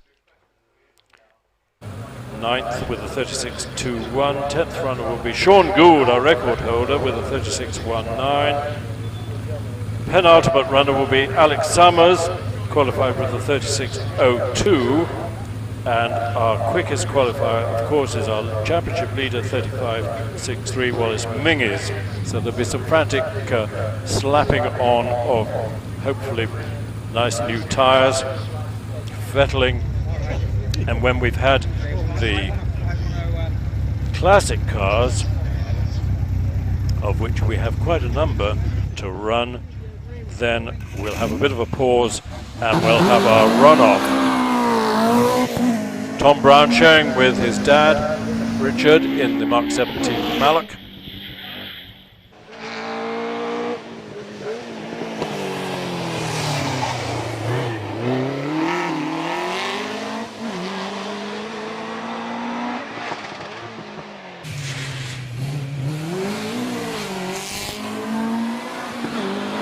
No dramas for Tom.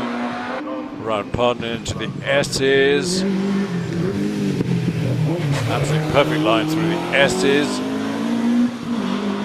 And up into semicircle goes Tom. It'll be in the 42s. It's a 43.27. Great run for a pushrod Malloch Mark 17. So not a huge amount of power. On the screen our queue of cars coming down for the various classic classes, but on the line Joe Mackrell in the little 1600 Peugeot powered Tigger, Tim Shecken and Howden Ganley. New Zealand built some single seaters, built a lot of Le Mans cars, Group C cars. Very respected manufacturer. And Robin Johnson sharing with Joe Mackrell in the Tigger.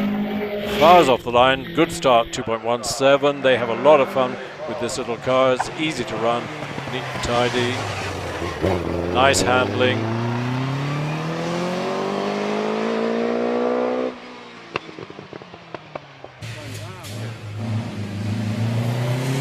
Of course, the great thing about the Midland Championship is that it's based on your success in your class, so you don't always get outgunned by cars with much more power.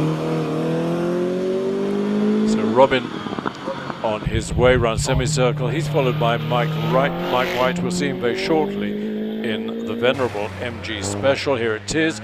Robin's time 46.85. Mike White has had this car for a number of years. It's a lot of MG components, MGA front and rear suspension, MGB engine and gearbox, and lots of fun for Mike. He's followed by Grant Cratchley. We'll see that beautiful B21 Brabham with its little 1600 engine. BT21. Well, Brabham's little Formula 3, Formula 2 cars sprung to fame when Jochen Rindt won a race at Crystal Palace, beating Graham Hill and other leading lights, and Jochen, it was immediate fame for him. Time for Mike White in the MG, 60.08. Grant Cratchley finishes with a 48.3. Martin Jones on his way in this lovely little Elva Mark 7. Built down on the south coast by Steve Nichols. Elva built all sorts of cars. The little Mark 7 competitor for the famous Lotus 23. Lots of them went to the States and were powered with BMW engines. This one, as far as I know, has a Lotus twin cam engine. Very desirable car. And heads for the finishing line with a finishing time of 49.58. Jeremy Rivers Fletcher in the Triumph Special.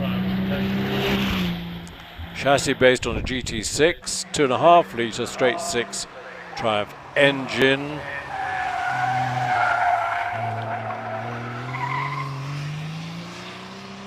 But built some time ago, and Jeremy has run this car for a long time. His dad, Rivers Fletcher, long-time competitor, started as a passenger in a Bentley at Brooklands pre-war, became the PR man for BRM, flamboyant character, always immaculately dressed, and his car is immaculately produced. And Jeremy finishes with a 53.73. Hopping round Orchard is this little imp of Mark Maynard. Imp Roots Group's attempt to compete with Mini, handicapped by politics because it had to be assembled in Scotland from components that came from the Midlands, endless trains going up and down, which added completely unnecessary cost to the whole operation. Coventry Climax-based engine in the boot at the back, swing axle front suspension. Car developed partly by Mike Parks. Do you remember Mike Parks, who was a Grand Prix driver and sports car driver for the Ferrari team? Tragically was killed in a car accident in Italy, but Marcus finished with a 54.29. This lovely Alfa Romeo GT Junior with a 2-litre engine driven by Terry Clifford. Again, long time competitor in single-seaters, in sports racing cars, but for the past few years has focused on touring cars and really enjoying this beautiful little GT Junior.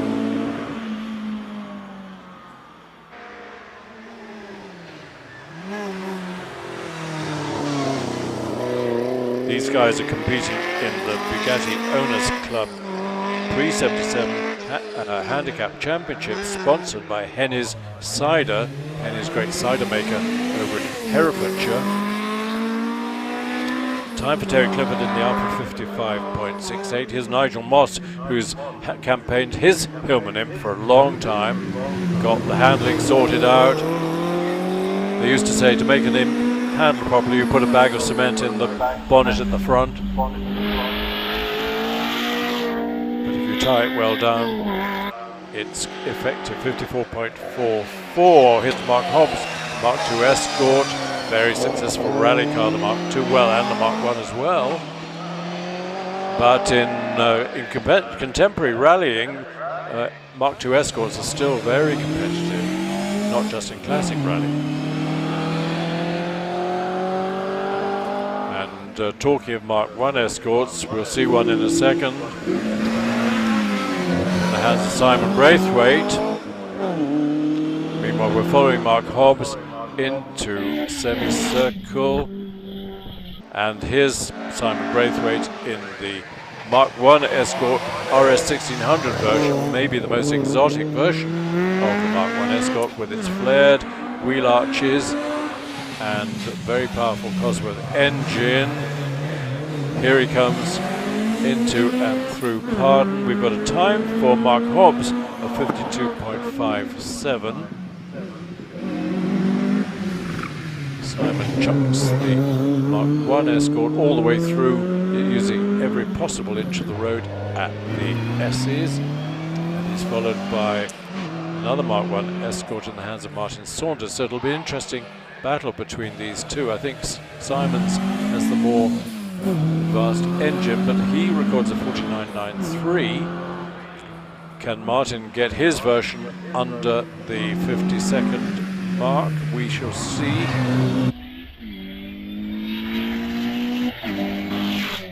Meanwhile, Matt Clark in a very innocent-looking Mini. Looks just like what Granny drives to the shops, but actually this one is producing masses of amount of power from a 1460 BMC A-Series engine, both bored and stroked out to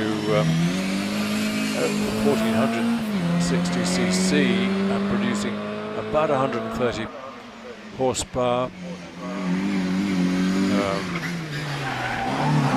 And it's always quick. Meanwhile, Martin Saunders' time 54.15. And Matt Clark in the Mini is followed by Andrew Kearney in his imp. Nice to see him still on the hills. There was a coupe version, wasn't there, called the Stiletto. Some people sadly said it wasn't very sharp, but actually it was very popular. But I think the poor old imp never made any money for the Roots Group. Here's Andrew heading for circle. He's followed by Ryan Emer in a Frog Eye Sprite. Unusual because it's got a boot opening. Most Frog Eyes didn't have an opening boot. You had to fiddle around behind the seats with a torch to find that lost spanner that you left in there somewhere.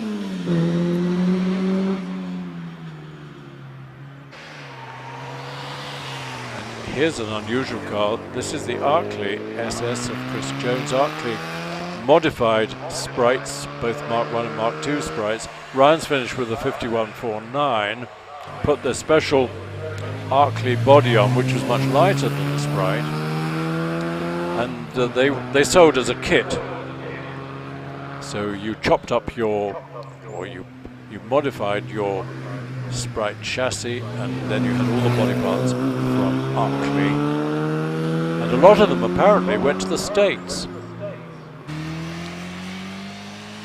Another interesting car is Peter Hall's Fiat Abarth OT, based on the Fiat 850, but Abarth famous for extracting lots more power from the Fiat engine. Chris Jones has finished with a 60.72, and Peter Hall is followed by Robert Orford in an much modified MGB Roadster. You can see much lowered suspension, roll cage, fixed hard top, and an engine almost 2 litres. Standard MGB, I think, had an 1800cc B series BMC engine, but the MGB was by some margin the best-selling MG sports car of all time.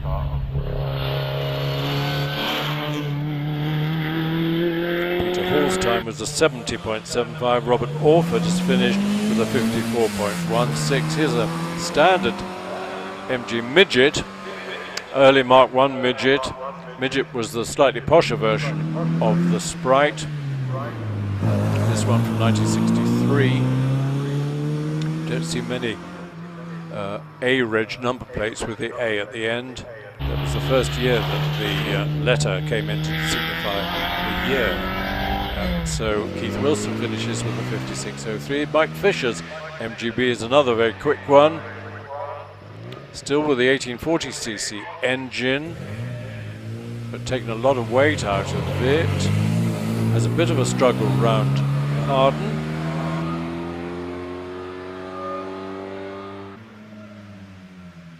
Keith Wilson's time 56.03. Mike Fisher in the S's. Ian Stainburn in the Milan Scimitar Coupe. We'll see in a second or two.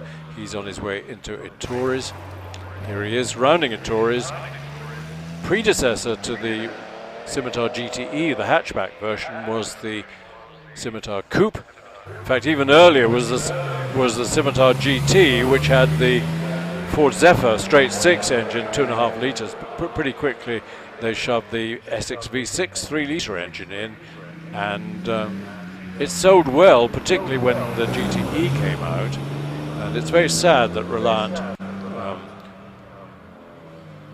missed out and had to go out of business. Time for Mike Fisher in the MG 61.980, and Stainburn has finished with a 57.24 on the line. No, up the hill we've got Ted Elwes in his lovely MGA, always beautifully prepared. He's got an MGB engine, but otherwise very much standard MGA. MGA was the last MG sports car to have a separate chassis. Along came the MGB, which was monocoque. MGA, in most people's opinion, very pretty. Body, funnily enough, based on the Fraser-Nash Medium. And Ted finishes at his time 55.95, which is good. Another Scimitar GT in the hands of Scimitar Coupe, rather, in the hands of Gary Cox. Slides it out of the S's. Famous Essex engine that powered the 3-litre Capri. And Gary finishes with a good time, 49.99. He'll be thrilled to be under the 52nd mark. Brian Ashley, MGB GT,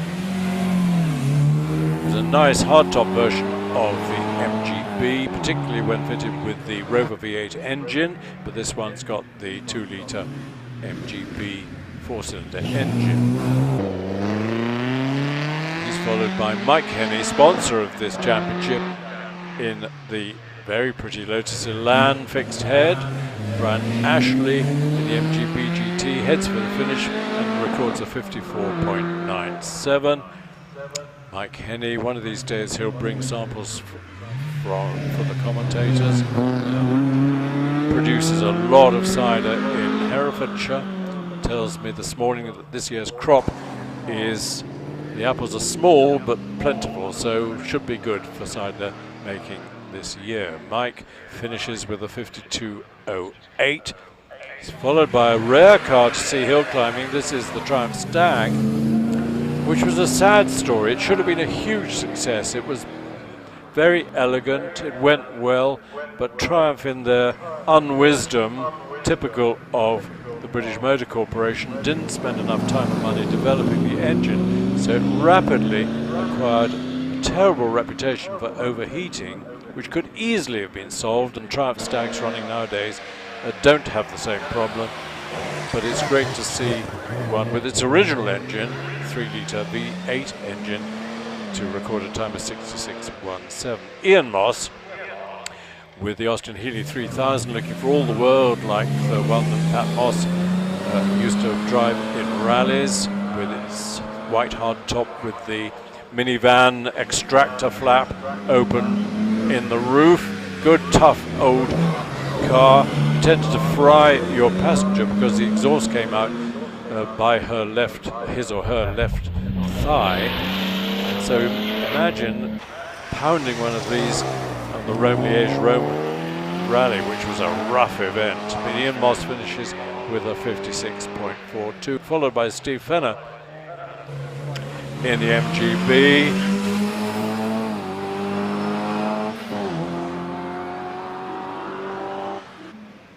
Leading the championship. This is divided into racing and sports racing, sprint cars and sports cars. Steve Fenner is actually leading the championship in the sports car division with 49 points as against the 33 points of Ian Moss. Here's Alison Emer sharing the Frog Eye Sprite with Ryan. She's his son, and she says he's much lighter than her, so no wonder he's a bit quicker. Well, Alison's got the experience. Much modified Sprite. They were such fun cars. I thought it was such a shame when the Mark II Sprite came out with a much more standard body, but the reason for the Frog Eyes was headlight legislation in the States. They had to be a certain height above the ground, and BMC toyed with the idea of having them in the wings and blinking like the Lotus Elan, but decided not to, and put them in the bonnet, and we love it for that reason. So we come to our runoff, and we've got the runners in the runoff listed. Lee Griffiths will be our first runner.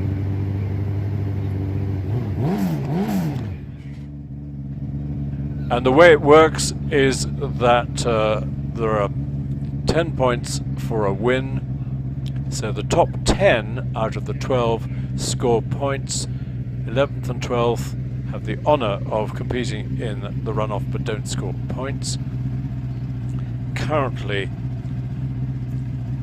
Wallace Menzies is leading the way, and he will be our final runner in this runoff. He's on 215 points, ahead of Alex Summers in second place, who's got 206.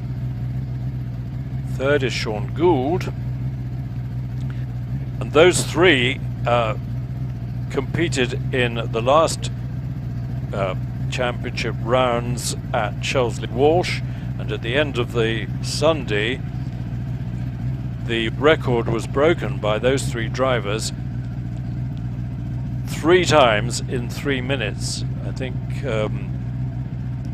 Alex was the first one. No, I think Wallace was the first one to break the record. Then Alex was a couple of tenths quicker to break it again, and then finally Sean came along and nailed it with a time in the 22 seconds, low 22s, to break the long-standing record of Martin Groves in the GR55 that David Uren currently drives, which stood for crumbs 12 years or so.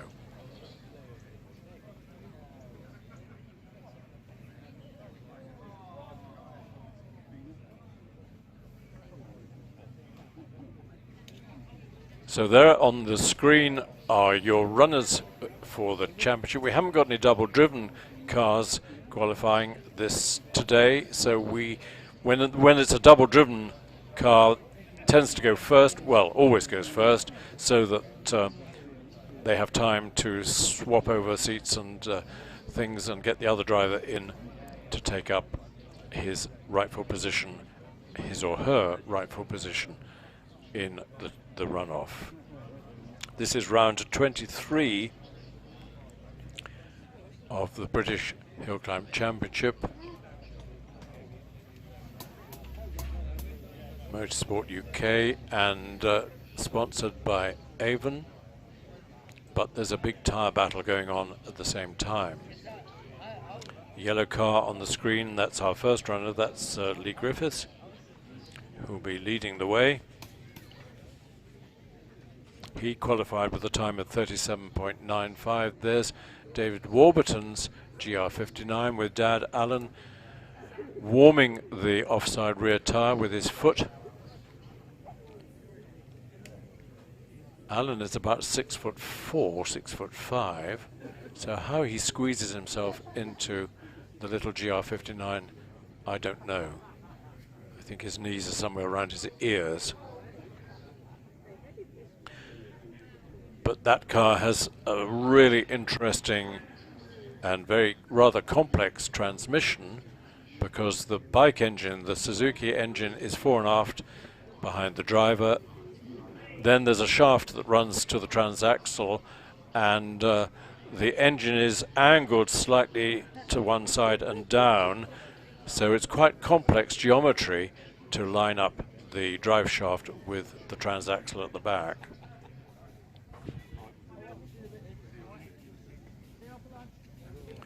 There's the Tillicoultry Quarries team, the two red cars, that's Wallace, GR59, that's David Uren's GR55, Lindsay Summers with her hands on her hips.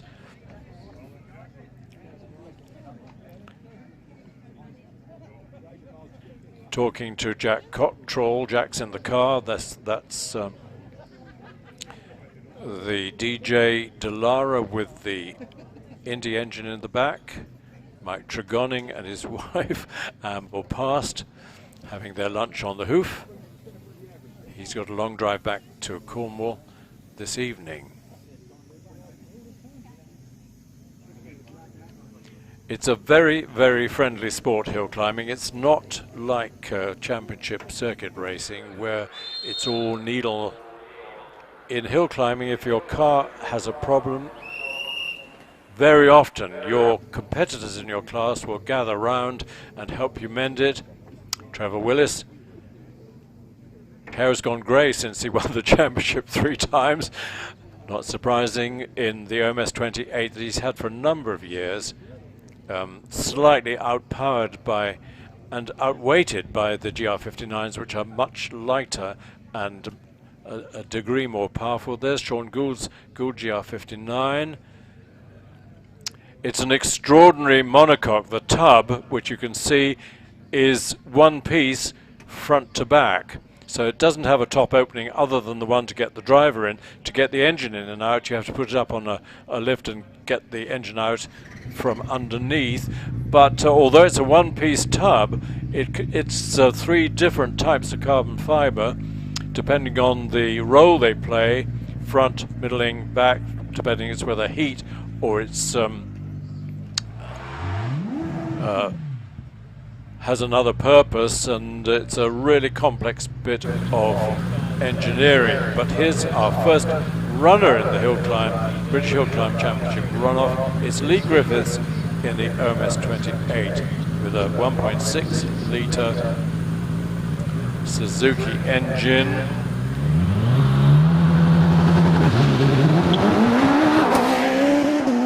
First 64 feet in 1.97, that's excellent.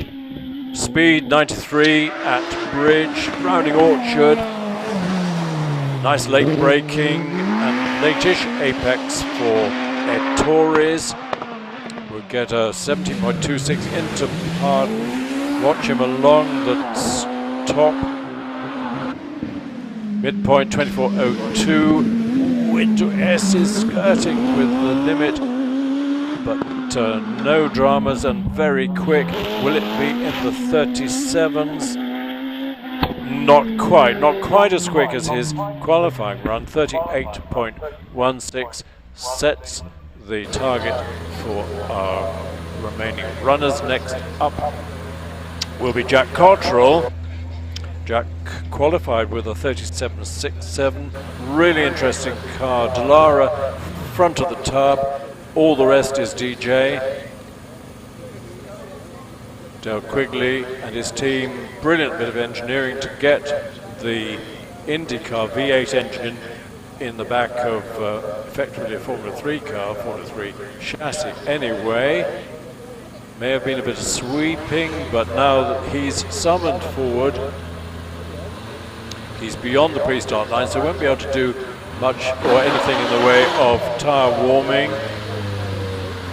He's running on Avons. These modern hill climb tyres are so sticky, so grippy, that you don't need to do that number of spinning the wheels on the way to warm up the tyres, which we always used to do a lot of in my day. Lined up on the start line. The light will go green, gives Jack a bit of time to gather his thoughts, get the car in gear and get off the line, which he does with a 2.05.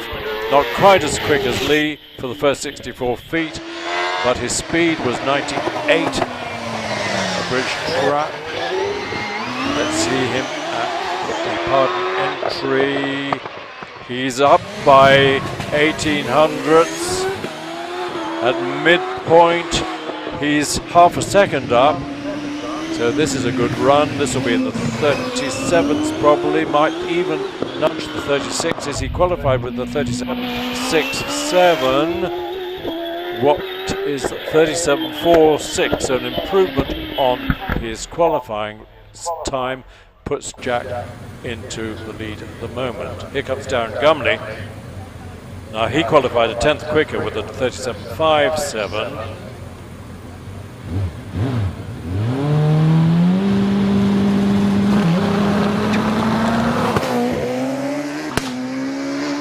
And it's exactly 2 seconds for the 64 feet. What's his speed? It's 93. Darren. Where's Darren lying in the championship at the moment?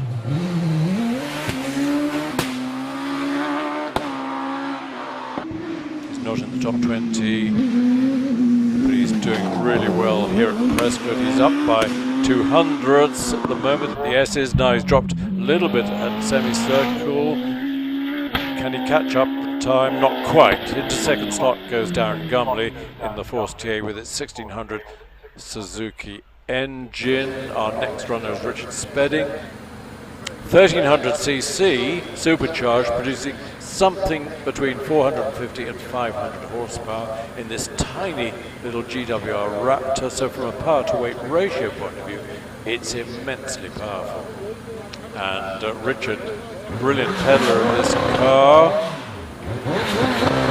Graham White will be watching with great interest, I'm sure, up near Aberdeen. Well, I hope he is. If you are, Graham, we send our greetings and wish you were here.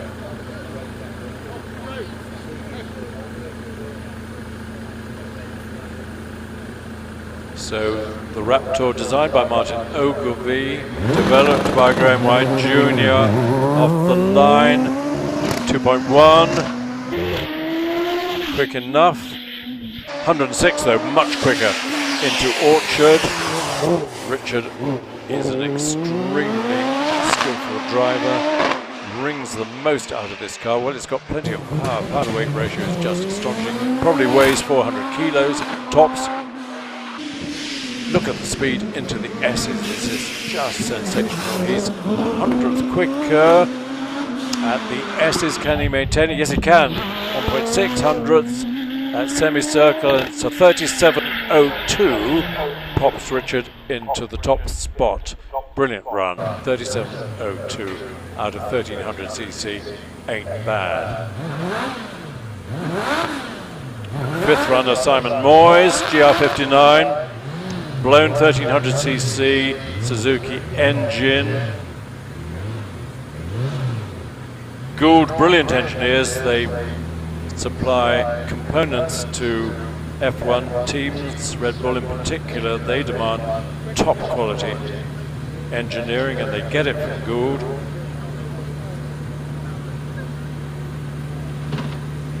Simon qualified with a 37.53. Brilliant start, 1.97, quickest so far. 103 through the trap. Perfect line at Torres, doesn't take too early an apex. And what about Pardon? No problem at all. But he's dropped a little bit at midway. Can he make it up at the S's? Another 100th gone in the S's. So this might pop him into second place unless he really hammers it round semicircle. No, he's in fourth place with a 37.86. 37.86. He's followed by David Warburton, 10th in the championship last time it was run, currently lying 10th as well.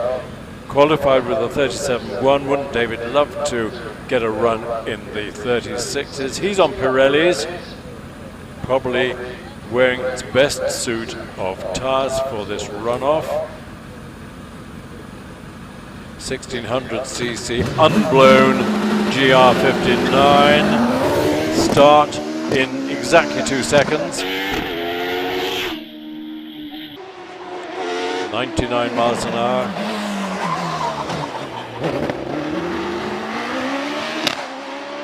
David's looking to quicker than Richard's 37.02. Well, he qualified with a 37.1, so it's by no means out of reach. He's quicker, he's 3/10 quicker nearly. Dropped it to 2/10 at semi. Can he maintain it and get the top spot? Not quite, 37.07. 500ths behind Richard Spedding. So it's Richard Spedding, David Warburton, Jack Cottrell, Darren Gunley, Simon Moyes, Lee Griffiths. Great to see Graham win. Sharing this car with Scott Moran, but here's Scotty on the start line.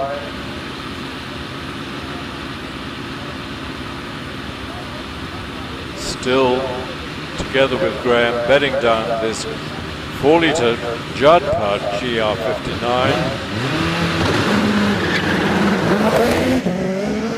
1.98. Good run off the start line and 111 at the trap. As always, tidy by Scott Moran. That's why he's won the championship 6 times. He's up by nearly a second at Pardon. Over a second at midway, 106 at midway. And S is consolidating his lead. 1.19 at semicircle. And over the line, top spot, 35.84, 3/10 outside the Hill record, which I think might be in a degree of danger today. The conditions are just about perfect. To the line comes Trevor Willis. Trevor qualified 100th quicker than Scott Moran with the 35.29. So can Trevor beat Scott's 35.84? Not impossible, but not easy. He has got nothing like the power of the 4-litre Judd. He's got 3.2-litre PowerTech engine, producing maybe 500 horsepower. But it's a fairly elderly, he's had this car 7 or 8 years. Hasn't lost any of his skill. He's up to the start, but he's dropped it a little bit at Parden. At midway, it's slipping away a bit, 17 tenths. And a quarter of a second at the S's. There's no substitute for power. This is going to put Trevor into second place with a 36.17. Next up is David Uren in the ladies record holding at Shelsley GR55. David always determined. Up will come his name on the screen. GR55B, the car that broke the record a long time ago in the hands of Martin Groves, and last Chelsea got the ladies record in the hands of Nicola Henneys. What can David do? He qualified with a 36.21, fractionally quicker than Trevor. Not quite so quick off the line, but 111 is quick around Orchard, and particularly quick round Ettores. He's keeping the speed up nicely. Beautiful run through Parden, but he's 900ths behind at the moment, behind Scott. But he's taken the lead at the S's, 1.9 tenths. Dropped back to 1.6. 35.88, second place for David. 400ths behind the leading time of 35.84 of Scotty.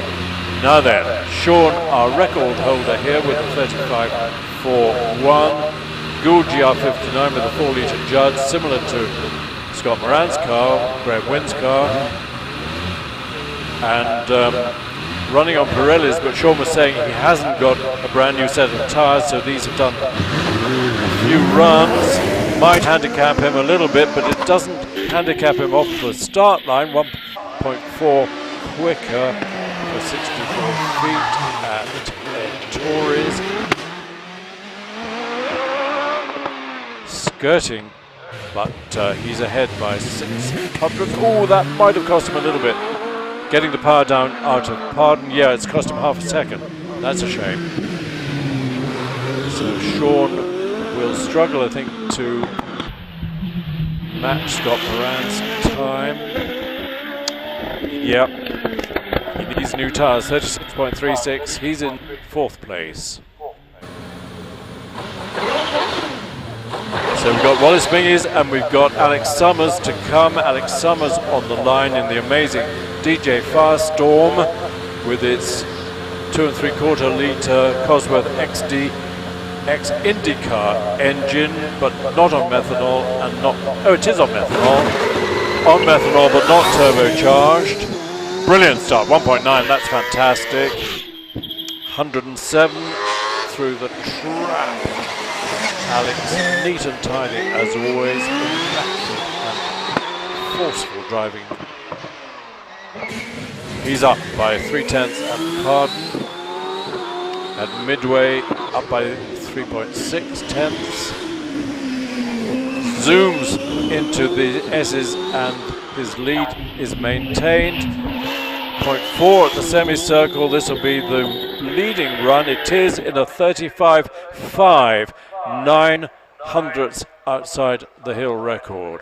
Wow. Brilliant run by Alex Summers. Now then, what can Wallace Menzies do about that? Well, he could probably do quite a lot. He qualified with the 35.63, 35.5 to beat, 3.3 litre IndyCar engine in the back of his GR59, so he's got more grunt than Alex, both in terms of powering out of the hills. Has got a nice new set of boots on the car while he's running Pirellis, and I bet Wallace has preserved the best set for the runoff. Now to beat Alex, Wallace has got to get very near to the hill record, 35.41. Hold your breath. This could be sensational. Beautifully controlled start. 1.87, quickest so far. And 106. Wallace breaks on the last second for Torres. Pick up his pardon time. He's ahead by 600ths. Next will be at midway. Can he consolidate it? No, he's tripped. He had a little bit of a slide out of Torres, slipping a little bit at the S's. Can he make it up? No, it's disappearing at semicircle. I think this will probably put Wallace in second place. It does, with a 35.54, 4 hundredths behind Alex Summers. So Alex gets 12 points, Wallace gets 11, Scott Moran gets 10, David Urban 9, Trevor Willis 8, Sean Gould 7, Richard Spedding 6. Here we are, we're getting them on the screen. David Warburton in 8th place gets 5 points, Jack Cottrell in 9th. Darren Gumley is our last point scorer in 10th place, and not scoring points but running brilliantly, Simon Moyes and Lee Griffiths. And before lunch we've got our final treat, if you can stand more excitement after that runoff. We've got 2 lovely Bugattis.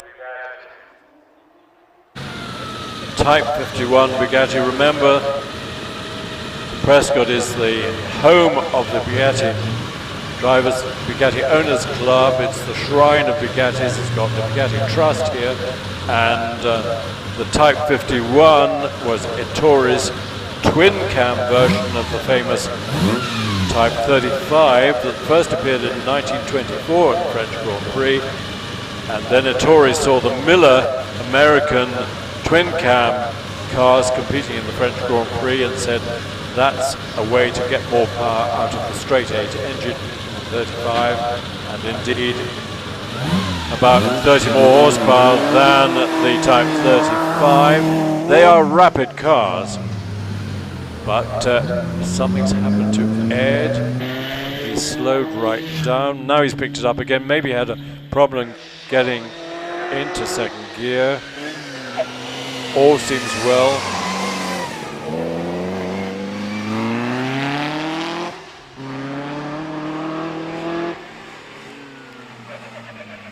Ed has also just acquired a Gould GR55, so quite a contrast between the Type 51 and a modern-ish Gould. But he's always a very forceful driver.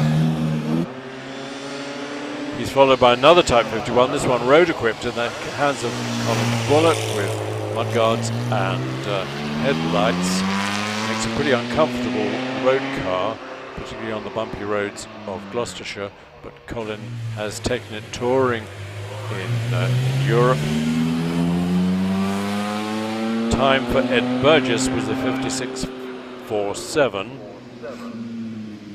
Colin's 51 is in not quite in such a high state of tune as Ed's, but I think Ed Burgess had a bit of a problem heading towards the bridge, so he won't match Ed's 56.47. It ends up as a 60.02 respectable time for a road-equipped Bugatti Type 51. The time is 1:30. We're having lunch, and I will find out for you what time we will be restarting.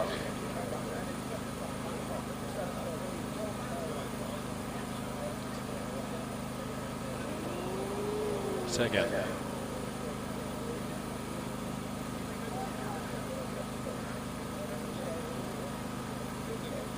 before lunch. They usually have another run straight after lunch, but we'll see. They're coming around again. Okay, before we have lunch, we're going to see those two Bugattis again.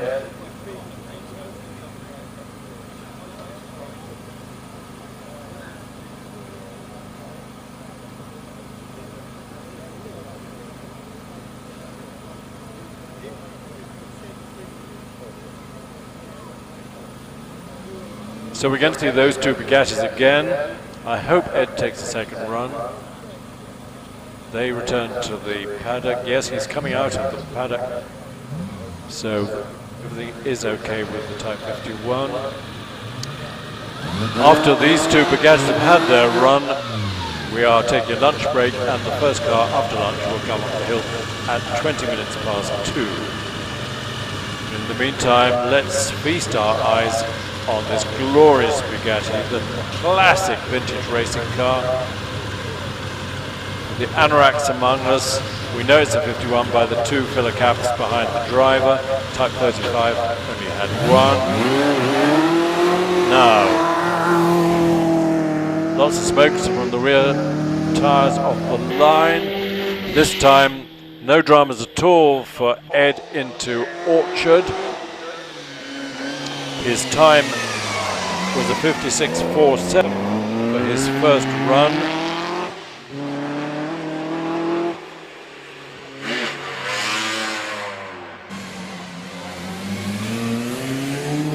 I was looking for the Bugatti record, but I can't find it in the program. I think it's under 50 seconds for a Type 55B. In the meantime, Ed successfully navigates the S's and up into semicircle. Looking forward to seeing him competing with the modern cars in his GR55. Yeah, it's quicker this time, 53.13. Colin Bullock out of pardon.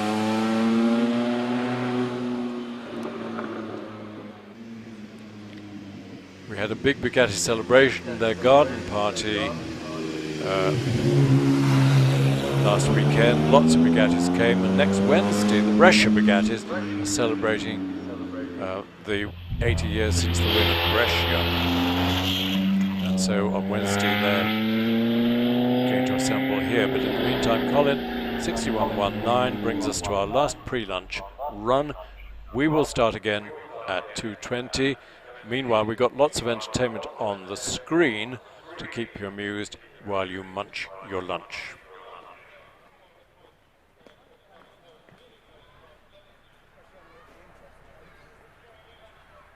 Major competitor in the runoff and the championship, Alex, lying in second place at the moment. But now he's married, I guess it'll slow him down a bit. Yeah, I've got more baggage now. Yeah. No, don't call her a baggage. No, it's great. We've obviously been together for years. We met hill climbing, so it's just nice to put a label on it, as it were. She's a great driver. Fantastic. Yeah, she's here today. She's right up there. So, yeah. When's she going to have a go in the quick car? I think we've learned a lot about the car this season, and it's probably she drove at the beginning of the year, and I think it was a bit fresh off the boat for that. So I think now, assuming all is well, we can do it. But we're gonna do that, I think, next season, because we've got the Masters coming up, sure, which we don't want to risk in any way.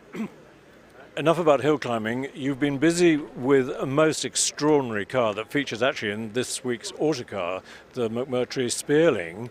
Tell us about that. So McMurtry is a company set up by Sir David McMurtry, who founded Renishaw, who make CMM probes, measurement stuff, and he's got something ludicrous like 200 patents to his name, maybe a lot more than that, I don't know, but it's a lot. So he came up with the idea, or the observation, shall we say, that cars have got too flabby, too big, and it's all about low polar moments and lightweight and small, low drag coefficients. So he had this idea, and he put a team together of people I knew from university, as it happens, and over the years they've phoned me every so often and said, come have a look. I thought, no, but then when I went to go and have a look at it, I thought, wow, what the hell is that? I don't know if people have seen it, but it's. Let's describe the car.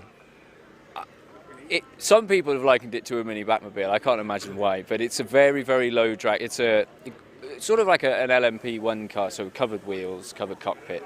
It's been through a hot wash. It's been through it. Yes, it's very, very small. It's as narrow as anything I've seen. Weighing what, about 600 kilos?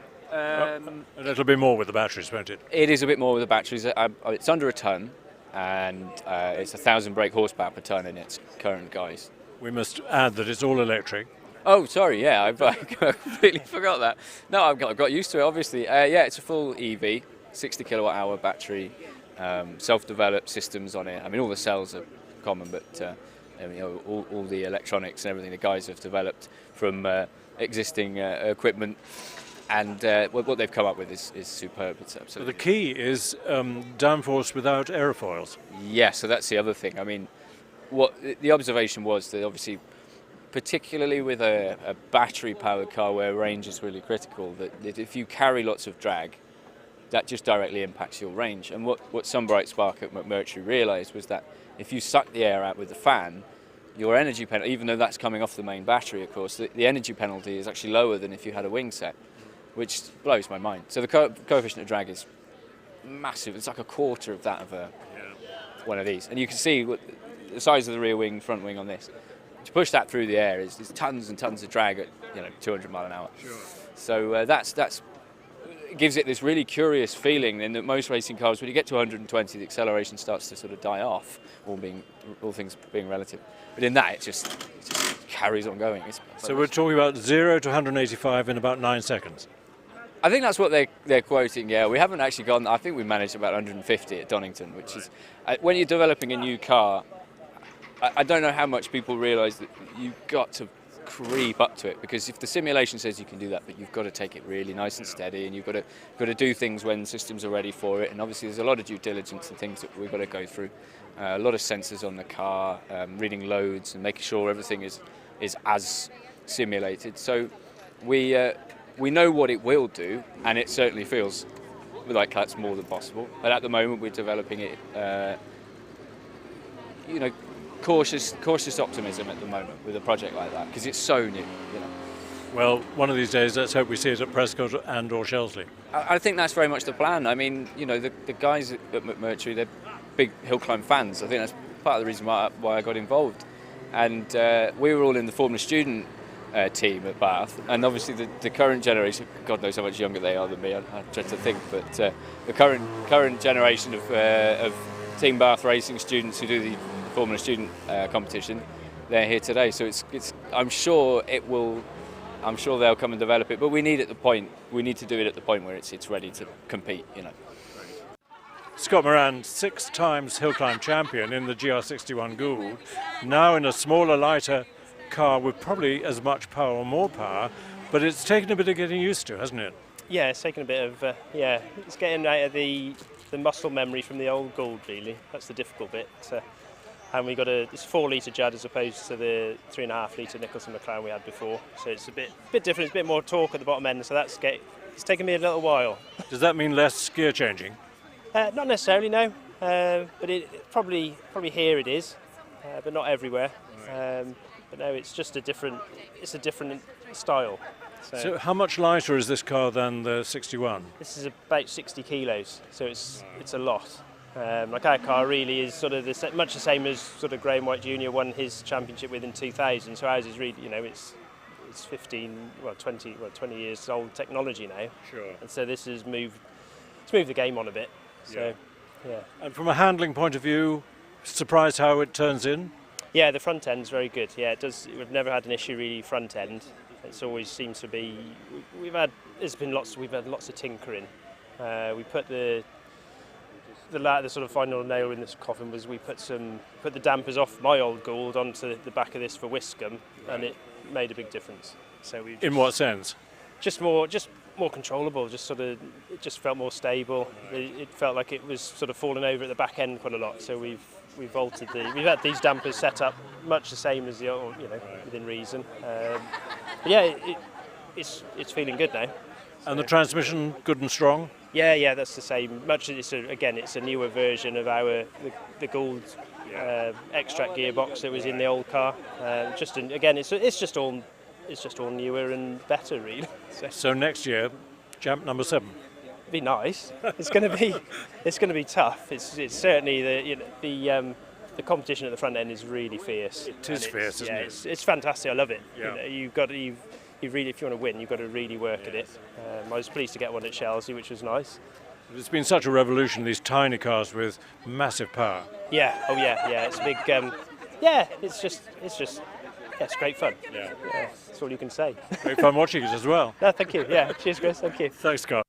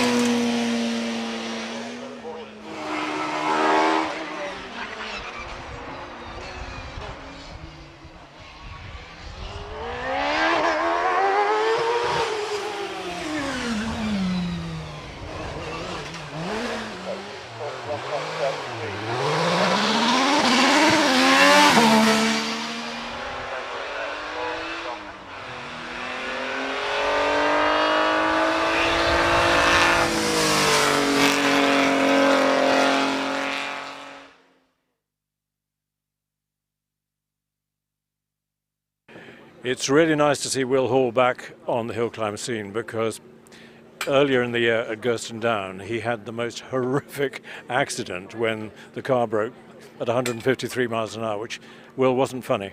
No, it wasn't, no. The rear wing collapsed on us, which then shot us sideways and then into the cornfield, and then the car rolled over 4 or 5 times then. And then cartwheeled. Yes, yeah. So there wasn't much left of the car, but we're very lucky the tub did its job. So. And the engine didn't eat a mouthful of mud? No. So it was all good on that front. So tub, engine and gearbox was all fine. So the most valuable bits was good. The rest is meant to disperse energy, isn't it, when it's wiped off? And that's what it did. So there was nothing left around it really. So. And you were okay? Yeah, back at work the following day. So it was all good. And have you driven it in anger since? No. A little bit of testing, but I mean very little bit. We was out on Thursday, but 4 laps at not big speed really. But it's unusual in terms of hill climb cars. In the engine terms, it's a 4-cylinder engine, 2 litre, turbocharged, supercharged, whatever, producing quite a lot of power. Yes, quite an unusual engine combination. I think it's the only of its sort in hill climbing, and we've myself and everyone's worked very hard to make it work. Some days you feel like giving up, but it's satisfying when you beat people, because people say it will never work. So yes. And I mean, it was difficult to get it to agree with the gearbox and get it off the line in the early days, but it was built for Le Mans. So I mean, it should, if it's going to last 24 hours of flat-out racing, it should last a few hill climbs. It should do, yes, but we've done quite a bit more to the engine then. Different turbo, different cams, valve. We've done quite a bit to produce more power. Because I think in Le Mans spec it was about 550 brake. And now what, 700? Between 700 and maybe 750 if we're really keen on the boost pressure. And pulling from low down? We've got it a lot better now. It pulls from about 3,500 revs, so a lot better than where it was. When Tops out at what, 12-ish? No, it doesn't go that high. 9,000. Right. We had issues if we went over 9,000. We had problems with the cams. It went bang. It didn't go quite bang. It was always valve related, so yes, we've limited it. But in hills, the great thing is to have lots of torque, so you're squeezing it out of the corners. Yes, and it's got a lot of torque, which is good, but the problem is we need the track level to come up with rubber to get the power down and so on, so yes. Well, lovely to see you back, and have a great weekend. Thank you very much, Chris. Thank you.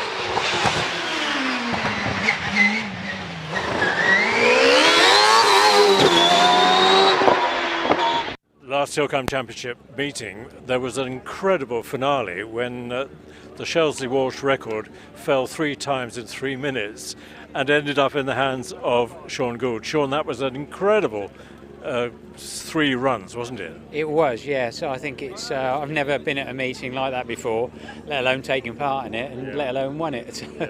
Yeah, it was. It was a very fantastic spectacle for the fans. Were you sitting in the car? Did you see the time that you were faced? I don't generally look at the times, but it's hard to avoid that when you're sat in the queue, ready to go up the start line. And all I saw was lots of fists shaking in the air in front of me. So I gathered that Wallace had obviously broken the record, and I was just playing my own game. So I just pressed a bit harder on the throttle. Yeah, I pressed quite a lot harder on the throttle. It was a lot faster on that run really through Kennel, and particularly crossing was pretty well flat out really. And then I lifted quite early for the bottom S, because when you go through crossing at that speed, you arrive there going a lot faster, and you have to preempt that and lift a little bit earlier, because otherwise you can sometimes get locked in braking and lifting at the same points. But you have to remember you're going almost 10 mile an hour faster on that run than I was the run before. Because Roy Lane used to often lift off slightly early and belt it through bottom S. He said it's so easy to go too quick into bottom S, then you spend time sorting yourself out. Yes, that's right. I think there was 1 or 2 people obviously went in the bottom S on that particular meeting probably too fast. And I did it last year when we were practicing, and it's quite easy to do. You just have to reset yourself and understand what speed you're doing. And then over the line, pushing 160 or so? No, nothing like that. No? 148 on that run over the finish line in the log data. So I don't understand the speed trap times there, but it's just below 150 miles an hour. But I mean, that's quick enough. There's not all that much room to stop, is there? No, but it does it pretty easily. I mean, you have to be a bit sharpish. In fact, I think in practice I was I know I braked a few times actually before I went over the finish line. Not deliberately, I think, just testing it out really. And you can see there's some photographs with the front of it with the nose almost on the ground actually before I go over the finish line. It's because I'm on the brake pedal. Here we are at Prescott, and we may be having a repeat of that excitement. Yeah, possibly. I don't know. I mean, I mean, it's your record you've got to defend. I have, yes. I haven't actually got any new tyres here this weekend, so I didn't have any have any new tyres at Shelsley either, but they were in slightly better condition than they are now. So, well, have a great weekend. Thanks, okay. Sean. Thank you. Cheers.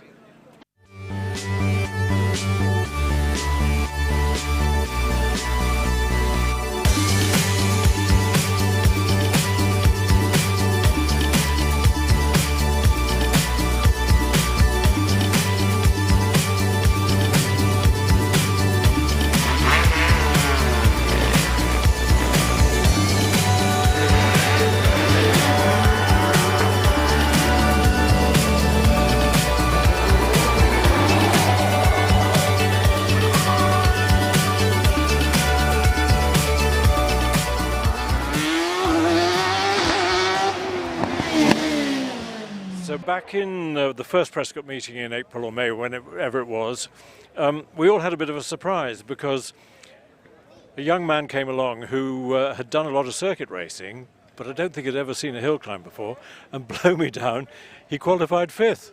Charles. Yeah, that's it, because you were commentating on it and sort of turned up with not knowing what to do. Yeah. And it was all a bit of a sharing cars and it's completely different. But no, we jumped in Bill's race and quite a culture shock. Because it's somewhat between a Formula 1 car and a dragster. So you let the clutch and off you go, and you've got 2 widths either side of the car. But really, the car's just you get so much confidence in the car and so much grip. And he came and he says, right, how was it? What do you want to do? And I'm thinking, just don't do anything. I just need to get to grips with it. The car's quicker than me. So. It's a culture shock when you don't have any runoff. It's it's F1 up a country lane, isn't it?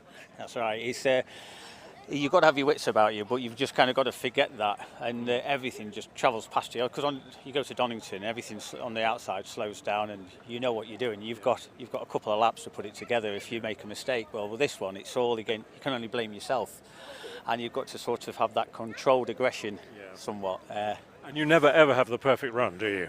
No, that's what eats you up. You could do your personal best at the end of the day, and you still go home thinking, if I'd only just done this. Yeah, exactly. But the other culture change, I think, I've done circuit racing and hill climbing, is that this is a very friendly sport. Your competitors will help you if you're in trouble. It's a social gathering, really. It is. It's a bit different, but like you say, you make a heap of new friends. It's a lovely environment, and if you've never done it, you need to come down and either experience it, or if you're a driver, you've got to come and at least have a go at it. So you're still doing some circuit racing, or concentrating on the hills at the moment? I think this will be my last run this year, right. with the Empire, and then we're running a Chiron CN2 car in the Zio prototypes. Was first run out, and the car was lovely, and we had a win in that against Mike Genvy. We both had a win on the weekend, so we've got the last race with that at Donington in a couple of weeks, and I think sadly this is my last run in the hill climbs this year, and maybe more next year. Hopefully. Good. Hope so. Charles, have a good day, good weekend, and I expect you to qualify 3rd this time, not 5th. That's it. I need your praise again. You just brought me good luck. Thank you. Cheers. Cheers, mate.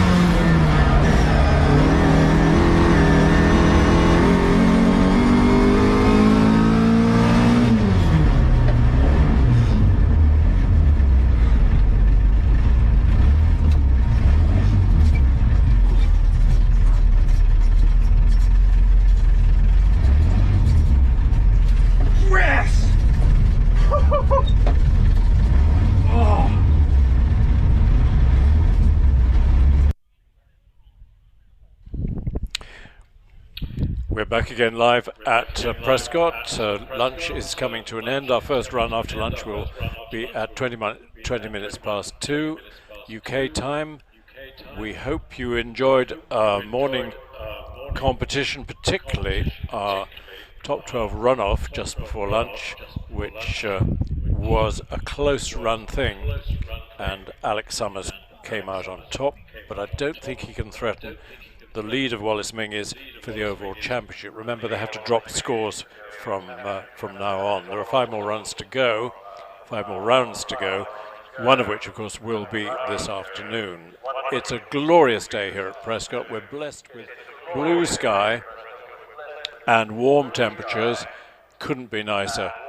And the track is in beautiful condition, so the record could come under threat.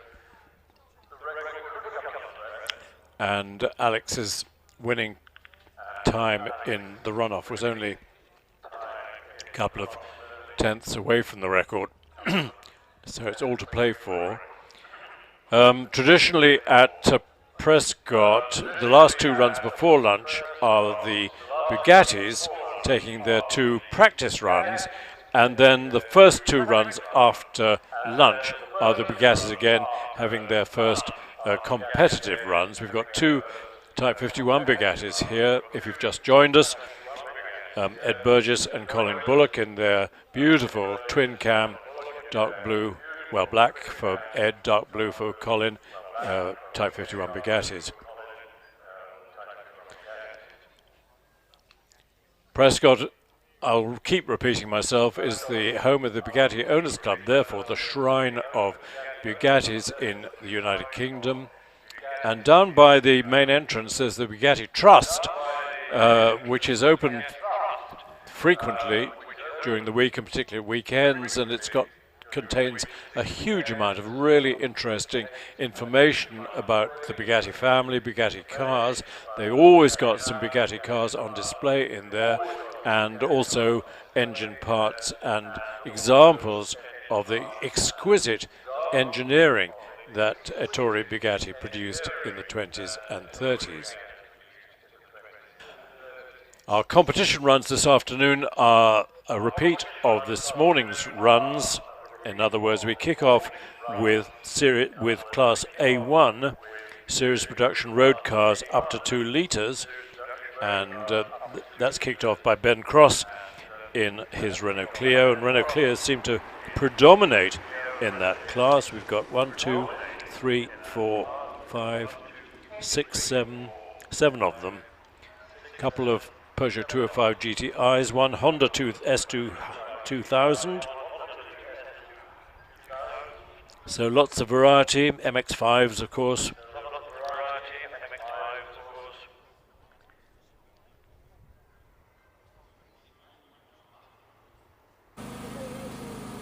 I'm Chris Druitt. It's my privilege to commentate both here on the PA and live stream all afternoon.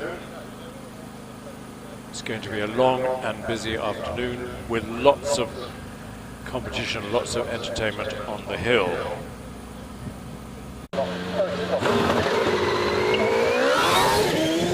So this is a replay of Alex's runoff run in the top 12 runoff.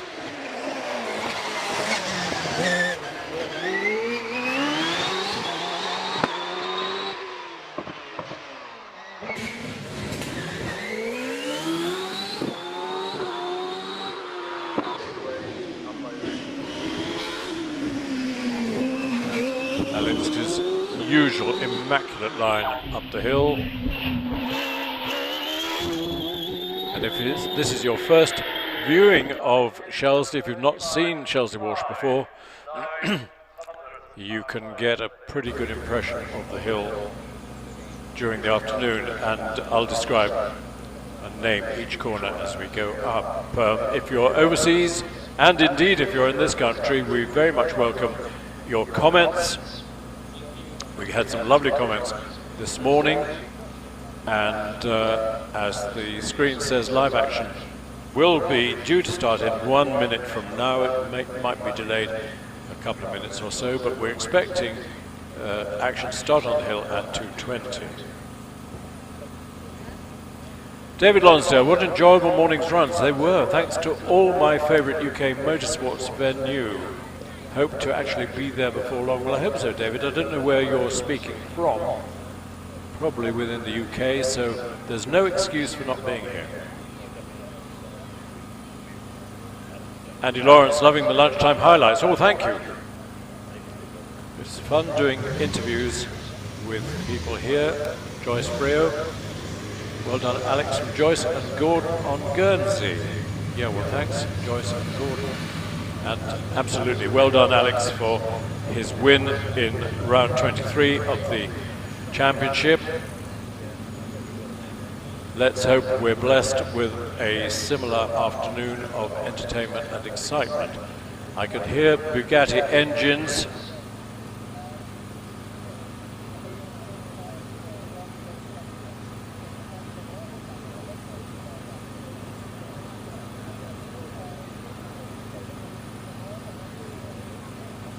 Did I say Shelsley? I meant Prescott, of course. We are at Prescott near Cheltenham in Gloucestershire, in the middle of the Cotswolds. It's a lovely venue for motorsport. And if you haven't been to a hill climb, well, this is one of the best ones to come to. Welcome to Prescott Hill Climb. Somebody has just told me that I actually said welcome to Shelsley, which I shouldn't have done. It's Prescott. I can hear Bugatti straight 8 twin cam engines in the background. That means Ed Burgess is getting ready to come to the line in his beautiful 1931 Type 51 Bugatti. Same chassis and body as the Type 35. And a similar engine, straight 8 with roller bearing crankshaft, supercharged of course, but with the twin camshaft head inspired by the Miller American Grand Prix engine. And it wasn't a case of industrial espionage. Ettore Bugatti and Miller were great friends and great collaborators. So when Ettore saw the Miller engine, he figured that that would be a great way of producing more power from the 2.3 litre straight 8 engine, and indeed it did. I think a Type 51 has about 30 more horsepower than the Type 35B.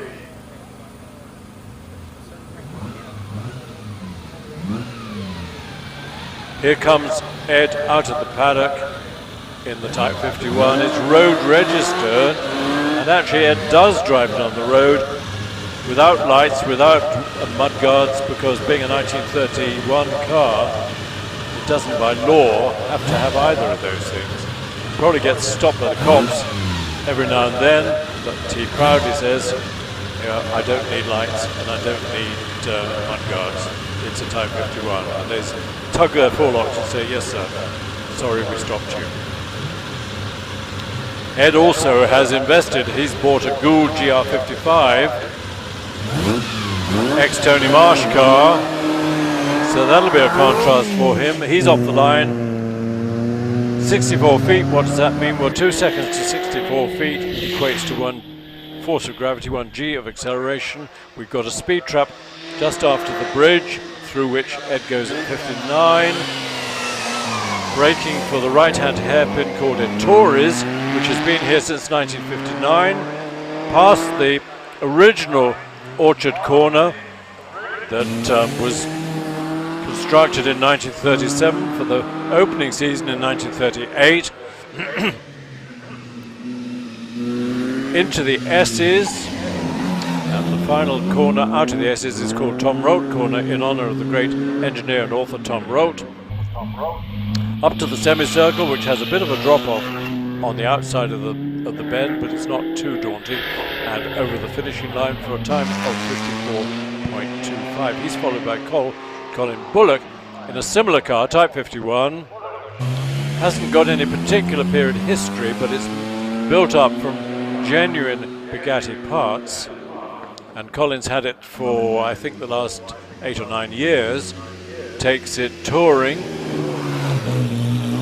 In the pre-war days, your rollers in the roller bearing crankshaft only lasted 1,500 miles or so, and you had to re-roller the crankshaft.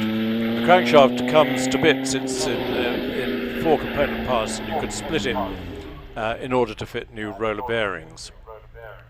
Nowadays, with modern oils, they last a long time, and Colin Bullock says he's never had to re-roller his crankshaft since he had the car 7 or 8 years ago, despite taking it on European tours and giving it lots of mileage. We're going to see those 2 Bugattis again. These are their 2 competition runs, as opposed to being practice runs, which they had just before lunch. It's great to see Prescott back in full flood action with a lovely crowd on the infield, restaurant going well, ice cream vans with brilliant ice creams. There's a bar in the restaurant, Prescott Ales Bar, and here's, just to top it all, here comes this glorious Type 51 Bugatti to have another go up the hill.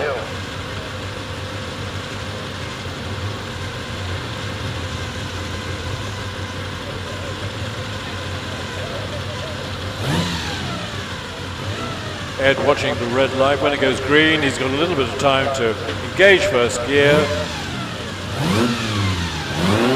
And away he goes, spinning the rear wheels. There's lots of power there. Skinny tyres, of course, because this is a 1930 Grand Prix car. They didn't actually race in those days with the riding mechanic in the early 30s. Decided that it wasn't necessary and it was too dangerous, but nevertheless it's a 2-seater car, which is why Colin can happily go touring with a passenger in his version, which has lights and mudguards.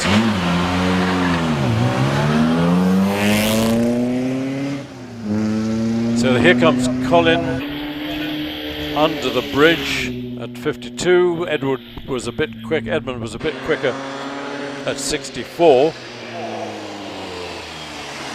And Ed finishes with a 52.65, which was a couple of seconds, or a second and a half quicker than his first practice run, his second practice run this morning. So Colin carefully navigates his way through Pardon Hairpin into the S's. Bone dry, I'm glad to say. S's always take time to dry when we have a rainy day, which catches people out very often.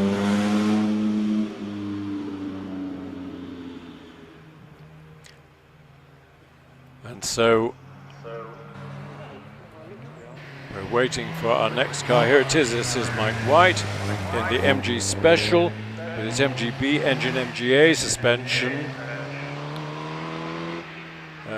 And the MGB engine tuned to produce more power than standard.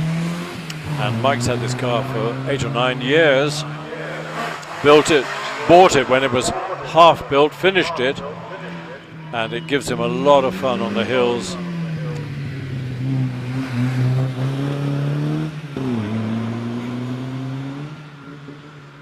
So we'll see him disappear around semicircle, and we pick up with Grant Cratchley in the well-known Brabham BT21B with its Lotus 4 twin-cam engine, although in period it probably would have raced with a 1-litre engine in Formula 2, BT21.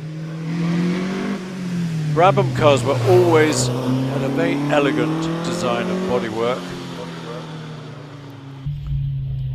And it's lovely that Brabham are back in production with a supercar, which David Brabham told me the other day is selling fine, selling like hotcakes. Time for Grant Cratchley, 47.56. We catch up with Martin Jones in the Mark 7 Elva 7S, built by Frank Nichols down in Hastings on the south coast, and he made lots of these. A lot of them went to the States, where they were often powered by BMW engine, and Martin's time is a 48.62. Here's Jeremy Rivers Fletcher, who's campaigned this Triumph Special for many a year. It's got a Triumph GT chassis, in other words a beefed up Triumph Herald chassis with a 2.5 litre straight six engine.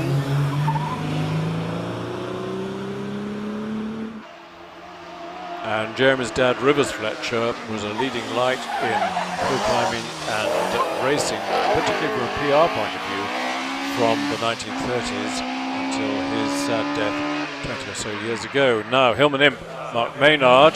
Time for Jeremy was a 53.48. Imps, it's lovely to see Hillman Imps on the hills, still going strong with the little 1 litre Coventry Climax-based aluminium engine in the boot, the back boot rather, and swing axle front suspension, deliberately designed to give it serious understeer in standard trim. So to make it handle properly, you need to stiffen and lower the suspension, and then it made a fun car.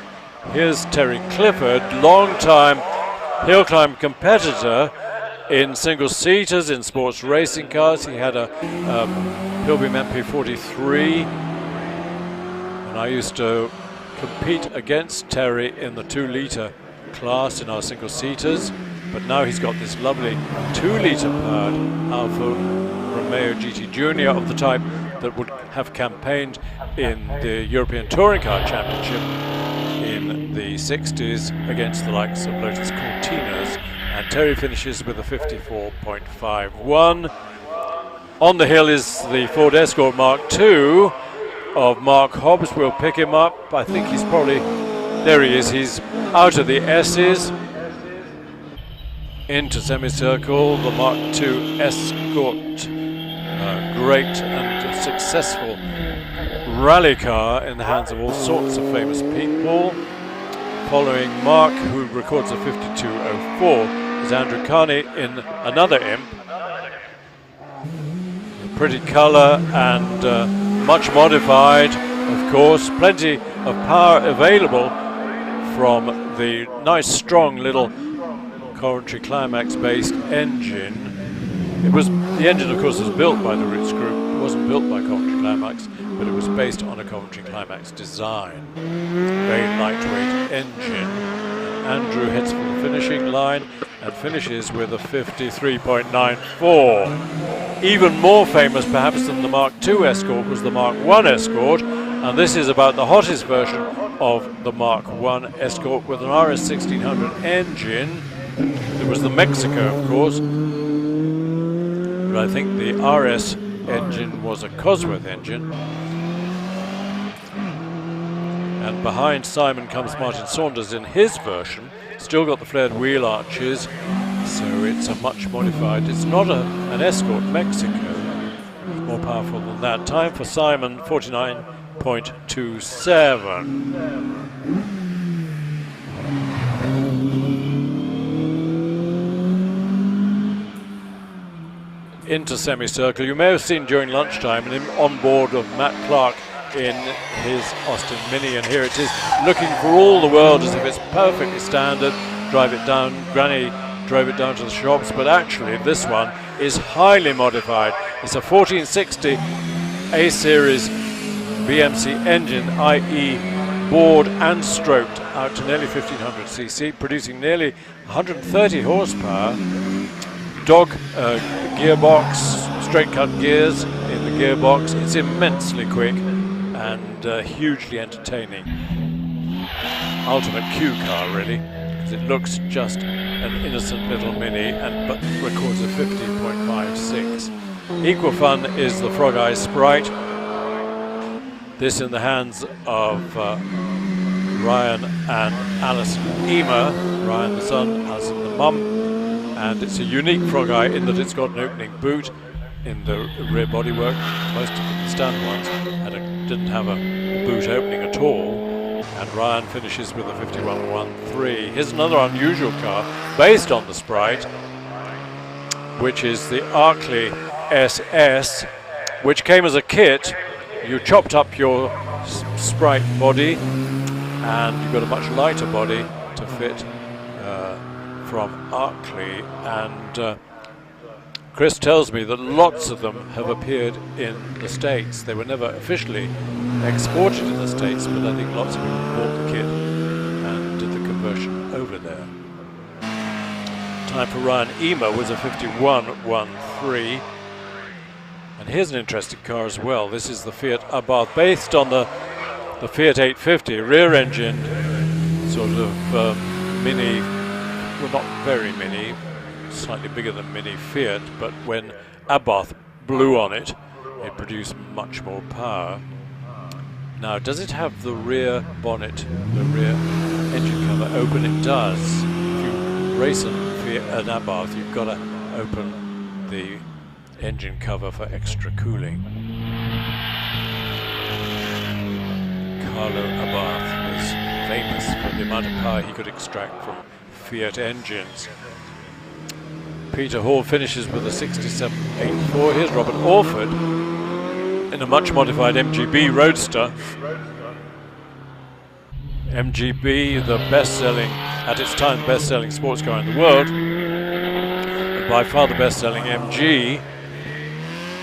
He completes his run with a 52.84, and he's followed by the Mark I Midget, similar to the Mark II Sprite, when the Sprite acquired a much more standard body than the famous Frog Eye, which really was, I think, BMC losing their nerve, because the Frog Eye is much loved because of its unique shape, but maybe the Mark II Sprite and the Mark I Midget were a bit more civilized. They had slightly more civilized rear suspension than the quarter elliptics on the back of the Frog Eye. He finishes with a 55.99. Here's Mike Fisher with another MGB Roadster, still with the 1840cc BMC B series engine, nice tough old engine, capable of being tuned to produce lots of power. And MGBs were raced successfully in period. They even raced at the Sebring 9-hour race. BMC sent a works team to Sebring. They were in GT form with much more streamlined fronts, but they acquitted themselves pretty well.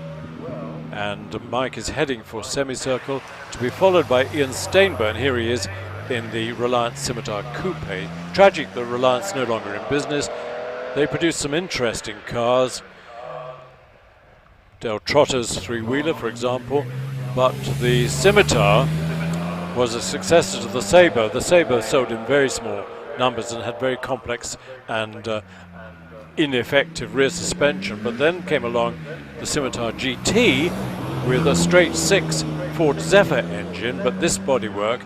But it really came to its own when it was fitted with the V6 3-litre Essex engine, and it morphed into the Scimitar GTE with its little hatchback. Proud owner, amongst others, Princess Anne. Ian Stainburn has finished with a 57.11. Here's Ted Elwis in his well-known MG-A. MG's final sports car with a separate chassis, body inspired by the Mille Fraser Nash, of which I think only a dozen or so were made, but they inspired the design of this body, and for many people it's much prettier than the MGB, and I've only driven an MGA once and it was a delight to drive. So Ted finishes with a time of 56.14. Another Scimitar Coupe, this time in the hands of Gary Cox.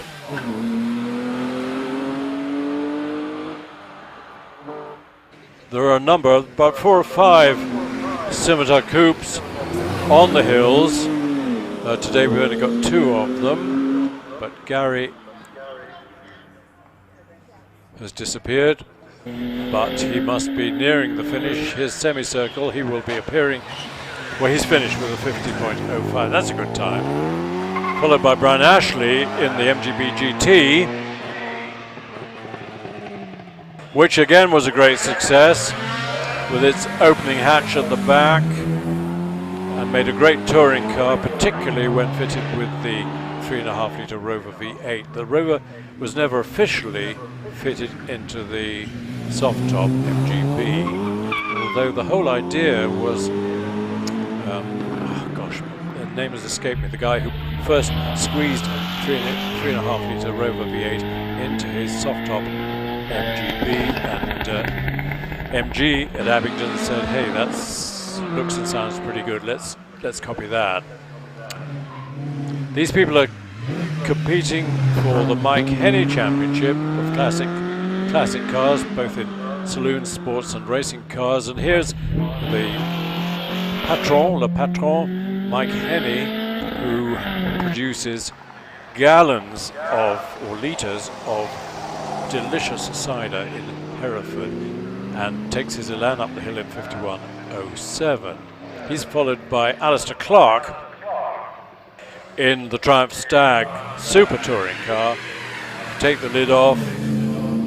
Should have been great competition for the SL Mercedes, but handicapped by a terrible reputation for overheating, because Triumph, in their wisdom, the accountants wouldn't let them spend the money or the time to develop the engine properly, and they ended up with warp cylinder heads and steam coming out of them, and pretty soon the Stag really lost its market, and indeed a number of people with Stags fitted them eventually with the Rover V8 engine. But it's good to see that nowadays you can modify your Stag engine to be completely reliable, and it's nice that the majority of them are back on their original engine.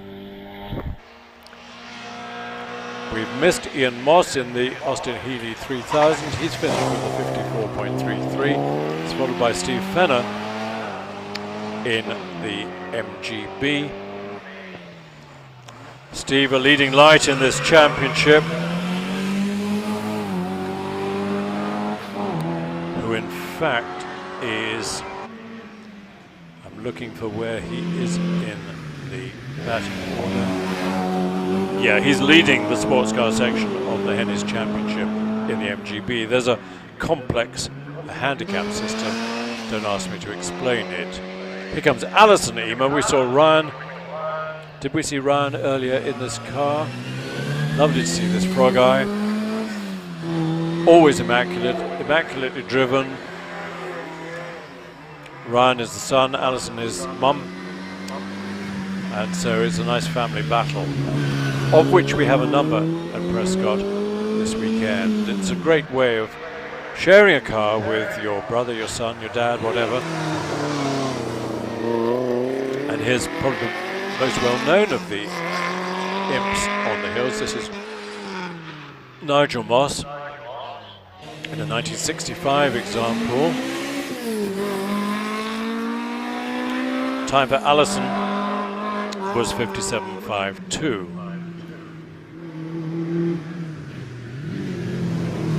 Little imp threads its way through the S's and up to semicircle. Promised you lots of Renault Clios. Here's Ben Cross kicking off Class A1 series production saloons and sports cars up to 2 litres in his Renault Clio 172. Previous lot were all competing in the Henneys Classic Championship, which is divided between sports cars, saloon cars and sports racing cars. Now we're into the people who are competing in various championships, the Midland Hill Climb Championship, the British Hill Climb Cup.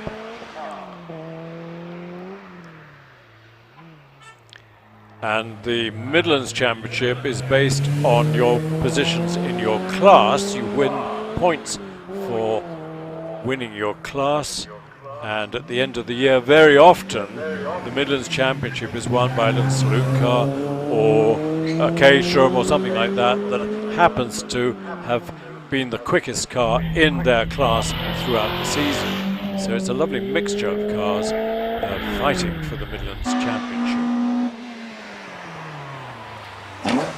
Change from the Renault Clio is the famous Peugeot 205 GTI 1.9. They came in 1.6 and 1.9. The 1.9 is nowadays much more desirable because it's that much quicker. A lot of them have surrendered to rust or been put through a hedge backwards, but the survivors, of which this is a lovely example, are now getting to classic status and getting much more and more valuable every year because they were unencumbered by complications and electronic gizmos. They don't have warning bells telling you what not to do. And that's part of the fun of having a nice hot hatch. Dave Warner in the Clio, Dave Wilson in the Peugeot 50.09 is a good time. Dave Warner in this Clio, well on his way, and he's followed by Robert Marwood, whose Clio has been tuned to something like a lot of power. 240 horsepower in Robert Marwood's Clio, which is now going into Pardon. Dave Warner's time was 52.44. Great way to start hill climbing. Hot hatch, Caterham, oops, onto the grass a little bit. Robert Marwood with all that power. Or an MX-5, lots of MX-5s. And it's a great way of starting hill climbing. Prescott run the hill climb drivers school half a dozen or so times a year, and it's a most excellent way of either developing the skills for hill climbing or enhancing your skills. So lots of people sensibly join the Prescott school before taking a competitive run in their hill climbing experience. Now here's a rare car. This is the Renault Twingo in Alpine garb, the Alpine metallic blue with orange stripes, tribute to the Alpine F1 team that are battling at Zandvoort as we speak. And but I don't know whether these were ever officially imported. It is right-hand drive, so maybe they were, but the current Twingo is based on the Smart with the little two-cylinder engine in the back, so it's not really the same. So Tom Mogurossi heads for the finishing line in his Twingo, 57.39, to be followed by James Robinson in another clear, more modern one, the RS197. Apparently I was wrong in thinking that the number of the Clio, 172, 182, 192, 197, related to the actual power of the engine, but I've been put right. It's just not the case. They are all, until you get to the 197, they are all of pretty similar horsepower.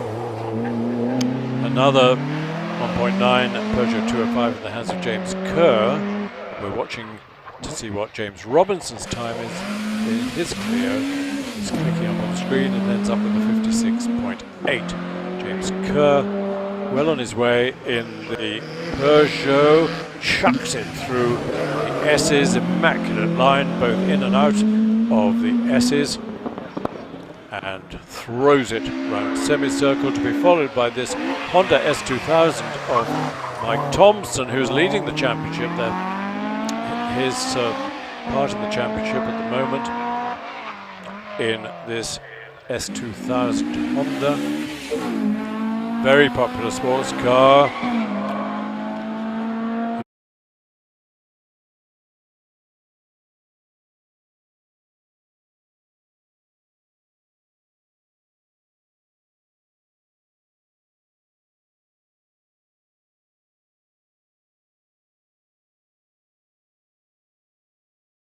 Will need to be hoisted onto the flatbed truck.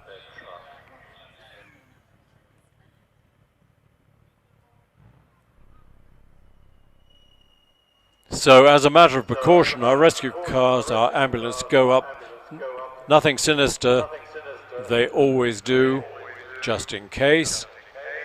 Meantime, the exige of Simon Curtin has been brought to a halt. He will be encouraged, I think, by the marshals to return back down the hill, back into the paddock, and we'll get a second run.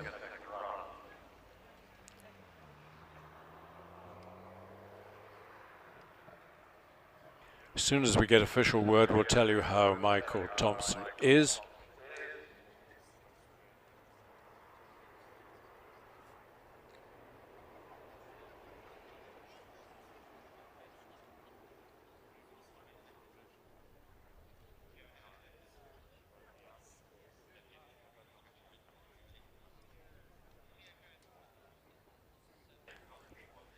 But it looked very much to me like brake failure or missing the brake pedal on the way into the S's, which is very unfortunate. Such a nice car, the Honda S2000.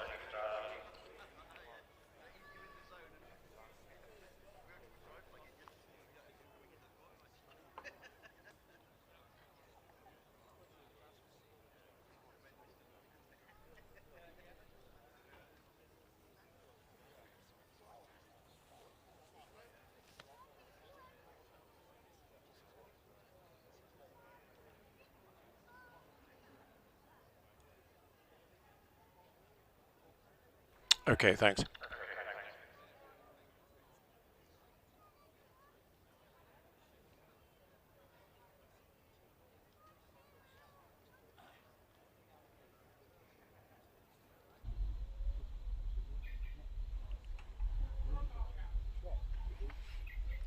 So we're getting through Class A1 series production saloon and sports cars up to 2 litres. Still to come, Simon Curtin in the lemon-coloured Lotus Exige with its 1800cc engine, which I'm pretty sure means it has a Rover K series engine. But the Exige, of course, was the hottest version of the Elise. Then we got our double-driven cars. That's Tim Cross sharing with Ben in the Renault Clio 172. We got Ian Richards sharing with David Garnett in another Clio, and we got Robert Wilson sharing the Peugeot 205 with David Wilson. I'm not sure if it's brothers, father, son, uncles, whatever, but they're in the same family. And David Slade is sharing the MGB with John Cavendish. They may be friends or they may be related, I'm not sure. Then we come to, hang on, what have we got on the screen there? We've got our class order for Class A1 so far. We've got more to come, but Robert Marwood is leading the way in the Renault Clio. That's the one with lots of power, 4884, and James Kerr in the 205 Peugeot. Those two runners are under the 50-second mark, and David Wilson lies third in the class with a 50.09. So we've still got Robert Wilson, Simon Curtin, Ian Richards and Tim Cross to follow. Can any of them threaten the leaders? Well, I think they probably can. Lovely view for the rolling hills of the Cotswolds. That's Dumbleton Hill in the distance. We've got some lovely hills around here. We've got Breeden Hill, we've got Dumbleton Hill. And at the bottom of Dumbleton Hill is a very smart hotel, Dumbleton Hall Hotel I think it's called, which was a stately home. And the legend is that Marshal Goering in the 1930s and 40s had decided that Dumbleton Hall would be his country seat when the Nazi government had defeated this country. So fortunately, Goering never got his hands on it, and it's now a very, very smart hotel. Lots of weddings take place there. Now, Class A2, this is the current positions in Class A2. led amazingly.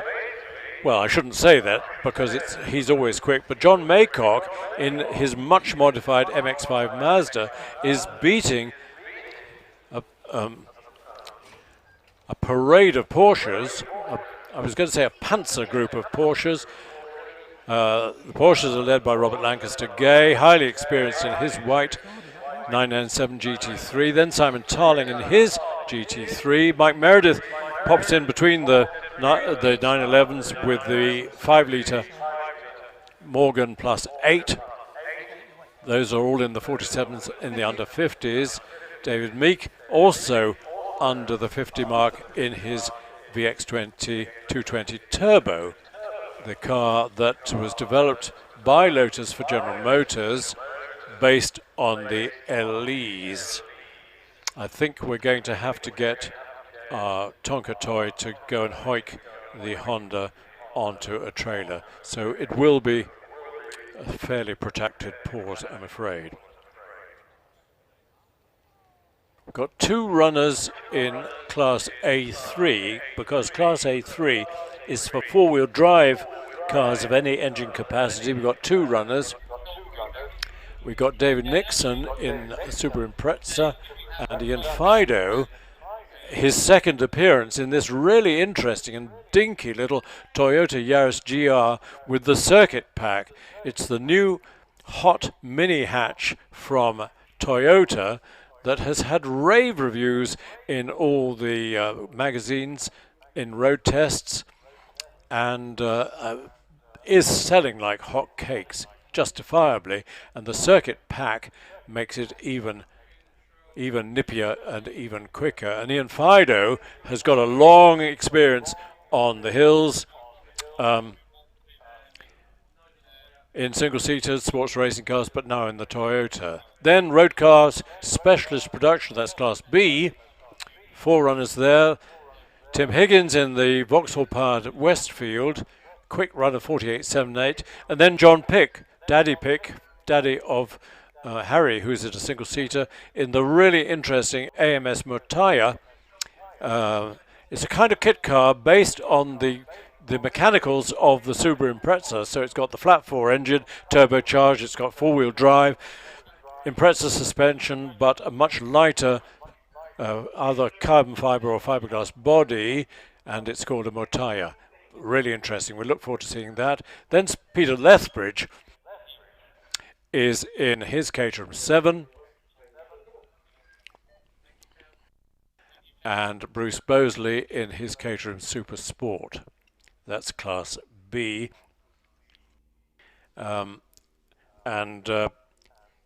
Peter Lethbridge actually is a late entry, so you won't find him in your program. Class C, modified series production up to 1400cc. That's a good mix of cars. Phil Tucker in a very rapid little Vauxhall Nova. That's a hot little hatch. 48.51 is extremely quick. Then the very fast Imp of Eric Moray. Again, 1 litre, but my goodness, it doesn't half go. And then Andrew Russell, if you've been to Prescott lots of times before, over the last 20 or 20 more than 20 years, you'll have seen Andrew Russell in the bright orange G15 Ginetta. Venerable car and driver combination, but still as quick as ever.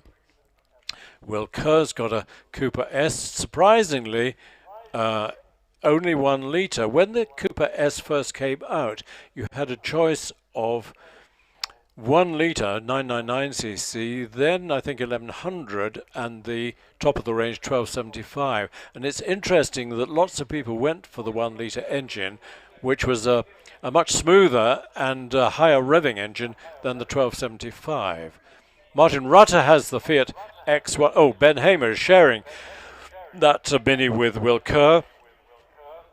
Martin Rutter is here with one of the few remaining Fiat X19s, the mid-engine little Fiat sports car, of which very few have survived the ravages of iron oxide on Russian steel, because Fiat did a deal with the Russians. Fiat established a big production plant in a city called Tolyatti in Russia to make a Russian version of the Fiat 124, and part of the deal was Fiat agreed to buy flat steel from Russia. Unfortunately, that steel, I think the Russians made out of old rusty nails, because it was of appalling quality, and Fiat and Lancia and indeed VW were a number of the car manufacturers whose cars just melted away in the rain. I had a I had a Lancia Beta. Do you remember the Lancia Beta? There aren't any left, I think, because they just rusted within 3 years. They'd rusted their engine mountings, so the engine fell out. I loved it while it was new. I had it as a company car, much to the envy of my colleagues up in Sheffield, but it was great, and luckily I got rid of it before the tin worm got it. Ross Lammers in the Spitfire wasn't slow. 99.98 implies that he crept up in bottom gear, but in fact Ross was going really well until he got to the S's, where he had a very neat and tidy spin and came to a halt without brushing the Armco or the barrier at all, so absolutely no damage. And Ross, in his wisdom, well, under the instruction from the marshals, then continued very slowly up the hill, and unfortunately the timing gear was still running, so Ross proudly received the wooden spoon for the slowest time of day, I think. So lots of exciting competition to come, and particularly in Class C2, that's not right, up to 2 litres. Class C2 is series production up to 2 litres, and it contains C3 as well. So this is actually C3 as well, which is modified and series production cars over 2 litres. And you can tell that by a 3.8 litre Porsche 911, Mike Turpin's turbocharged Vauxhall VX220. Those are quick. They're in the, well, Paul is leading the championship in his RSR. It's a fearsome device. Mike Turpin, his device, ex-Rallycross VX220, is equally fearsome, and he's a fearsome driver as well. But to pedal those up Prescott in 44 and 46 seconds is really good. Equally good, just about, is Peter Turnbull in his slightly less powerful 3.6 litre Porsche 997 Cup.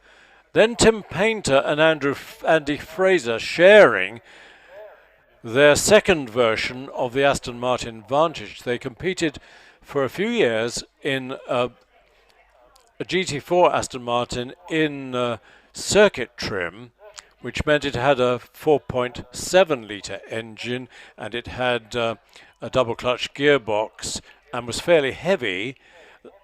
They sold that and found at ProDrive, they found a body shell that I think had been slightly damaged but was still usable, and they bought it from ProDrive along with all sorts of components, and they made lots of components with the idea of cutting down the weight. And their second Vantage, this one, is some 60 or more kilos lighter than the first one, and Tim Painter's engine size isn't 3.4, it's 4.3 litre V8 engine. The previous one had a 4.7, so it had a bit more power. And interestingly enough, they are now achieving very similar times to the previous car, so although it's lighter, it's probably giving away 50 or so bhp, but they're working on it to develop it even further.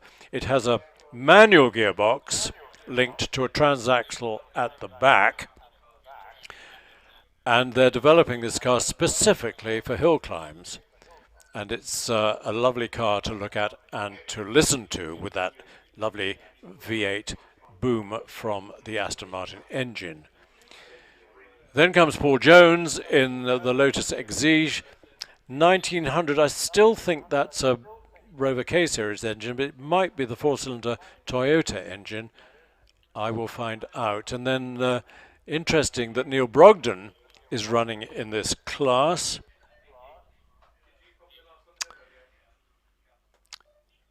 What's Neil in? He's in a 1600 Peugeot 205. So just the 1.6 205, not even the 1.9. And it's not showing a time. I'm not sure why, but he is in this class and should be running.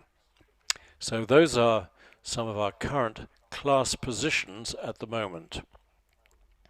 I can tell you that the crane is lifting the Honda onto the trailer, so it's going to be a fairly long recovery.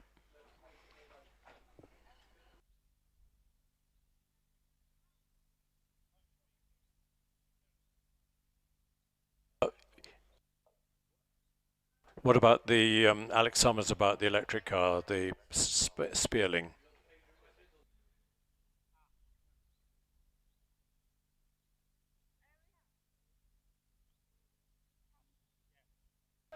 Earlier in the day, I interviewed Alex Summers, not about hill climbing, but about his experience with the incredible 1000 bhp electric racing car, the McMurtry Spearling, and we're finding that interview to play while they rescue the Honda.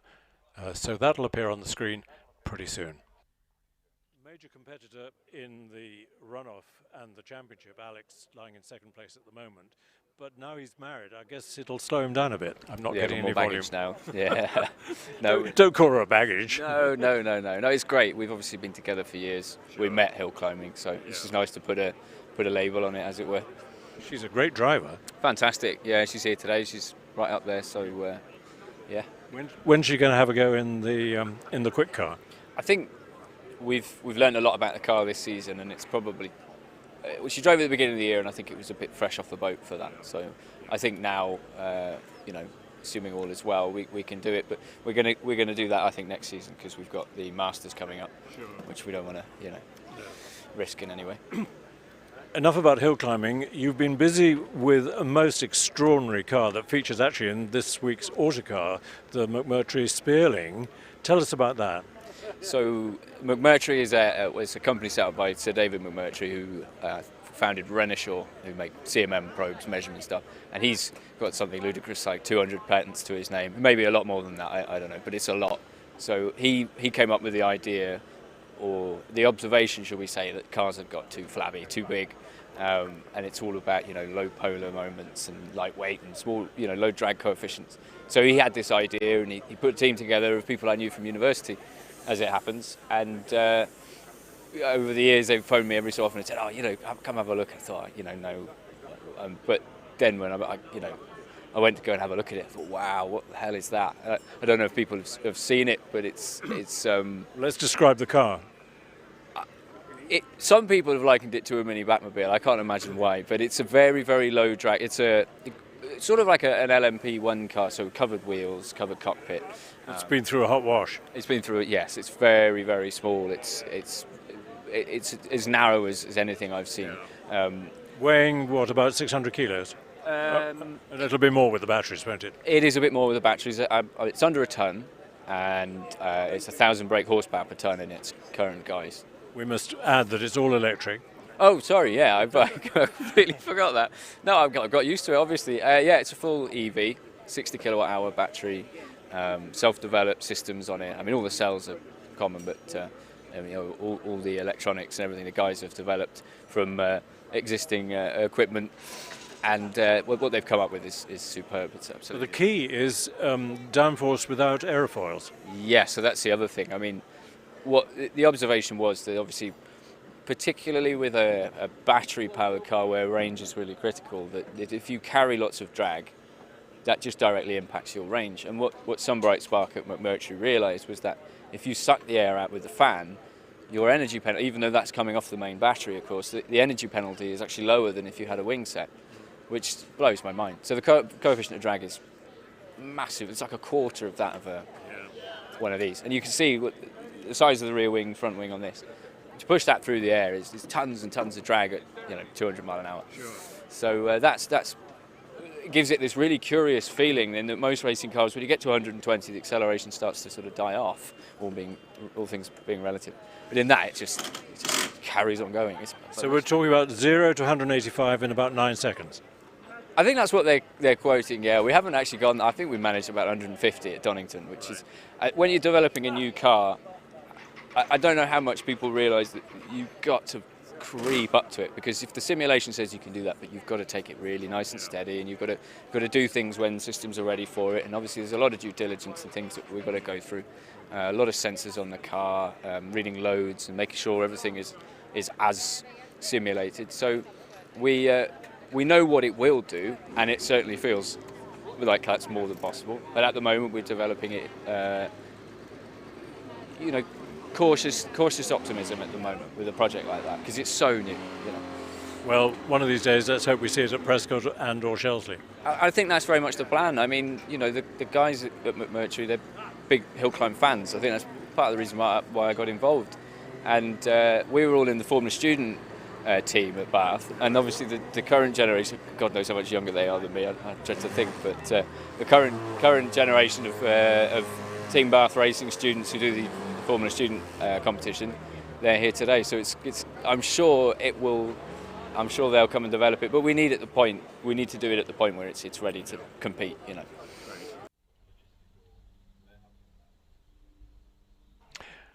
If you were at Goodwood Festival of Speed, you will have seen both Alex Summers and Derek Bell driving the McMurtry Spearling up the hill, and the general consensus was that when it's developed, Romain Dumas' record at Goodwood Festival of Speed hill climb could be under serious threat. It is an astonishing piece of engineering.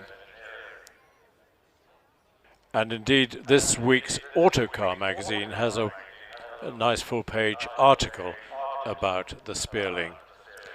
The idea, I think, is initially to produce more examples based on this one for a one-make series, just to publicize the incredible performance of this machine, and then the technology to be developed for road cars. But we'll see how it goes. Really fascinating. I was talking to Alex about the Catesby Tunnel. I don't know if you've heard about the Catesby Tunnel, but the Great Central Railway line went from Liverpool down to London and was closed in the 60s. But along that line in Northamptonshire is a tunnel below the village of Catesby near Daventry. And that tunnel is 2.7 kilometres long.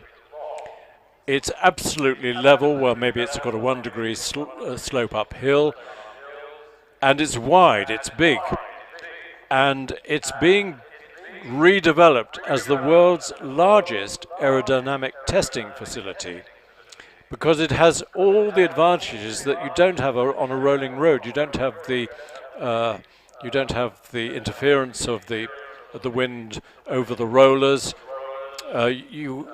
It's much more accurate than along an aircraft runway, for example, because then you have the wind blowing one way or the other. So it's a completely sterile and closed environment, and they are developing it for the motor industry and for the motorcycle industry, and indeed for bicycles, to develop aerodynamics under perfect conditions. And when I was telling Alex about it, he said, well, of course, you could drive the Spearling upside down along the roof, because it produces much more than its own weight in downforce. And I agreed that you could do that. You might not be allowed to do it.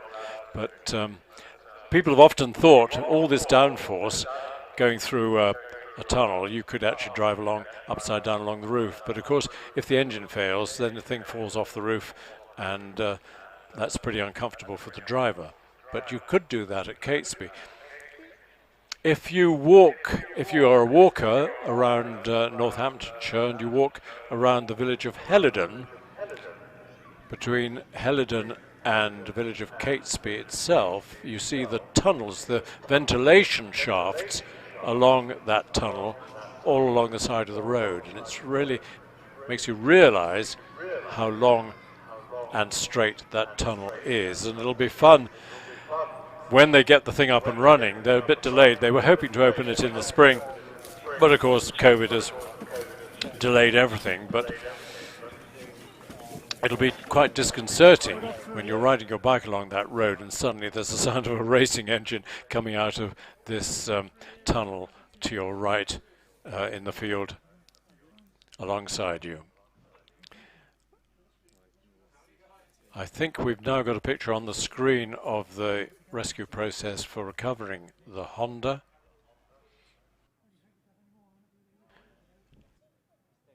But poor Mike went clattering into the barrier. The car is being hoisted away at almost undiminished speed, which struck me as either stuck throttle, brake failure, or foot slipped or didn't hit the right pedal. And it can happen to any of us.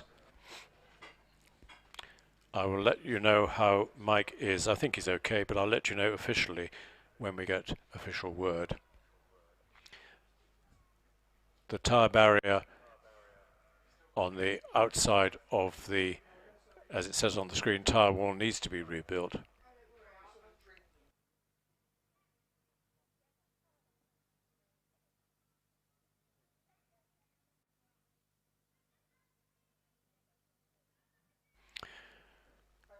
Yesterday the meeting finished at 4 o'clock. I think today the idea was that it would be a 5 o'clock ending, but inevitably, well not inevitably, but very often you have these long recovery periods, which of course delay things quite a lot. But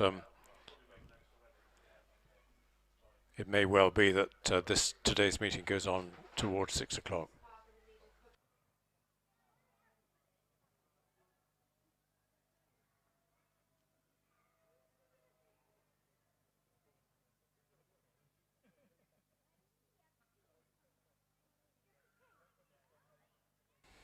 I was talking to you about this revolution in the development of hill climb championship competing cars, where in the 70s it really was modifying a circuit car, and you had various cars slightly modified. I myself hill climbed a March Formula 2 car, which just really needed the suspension softening a bit.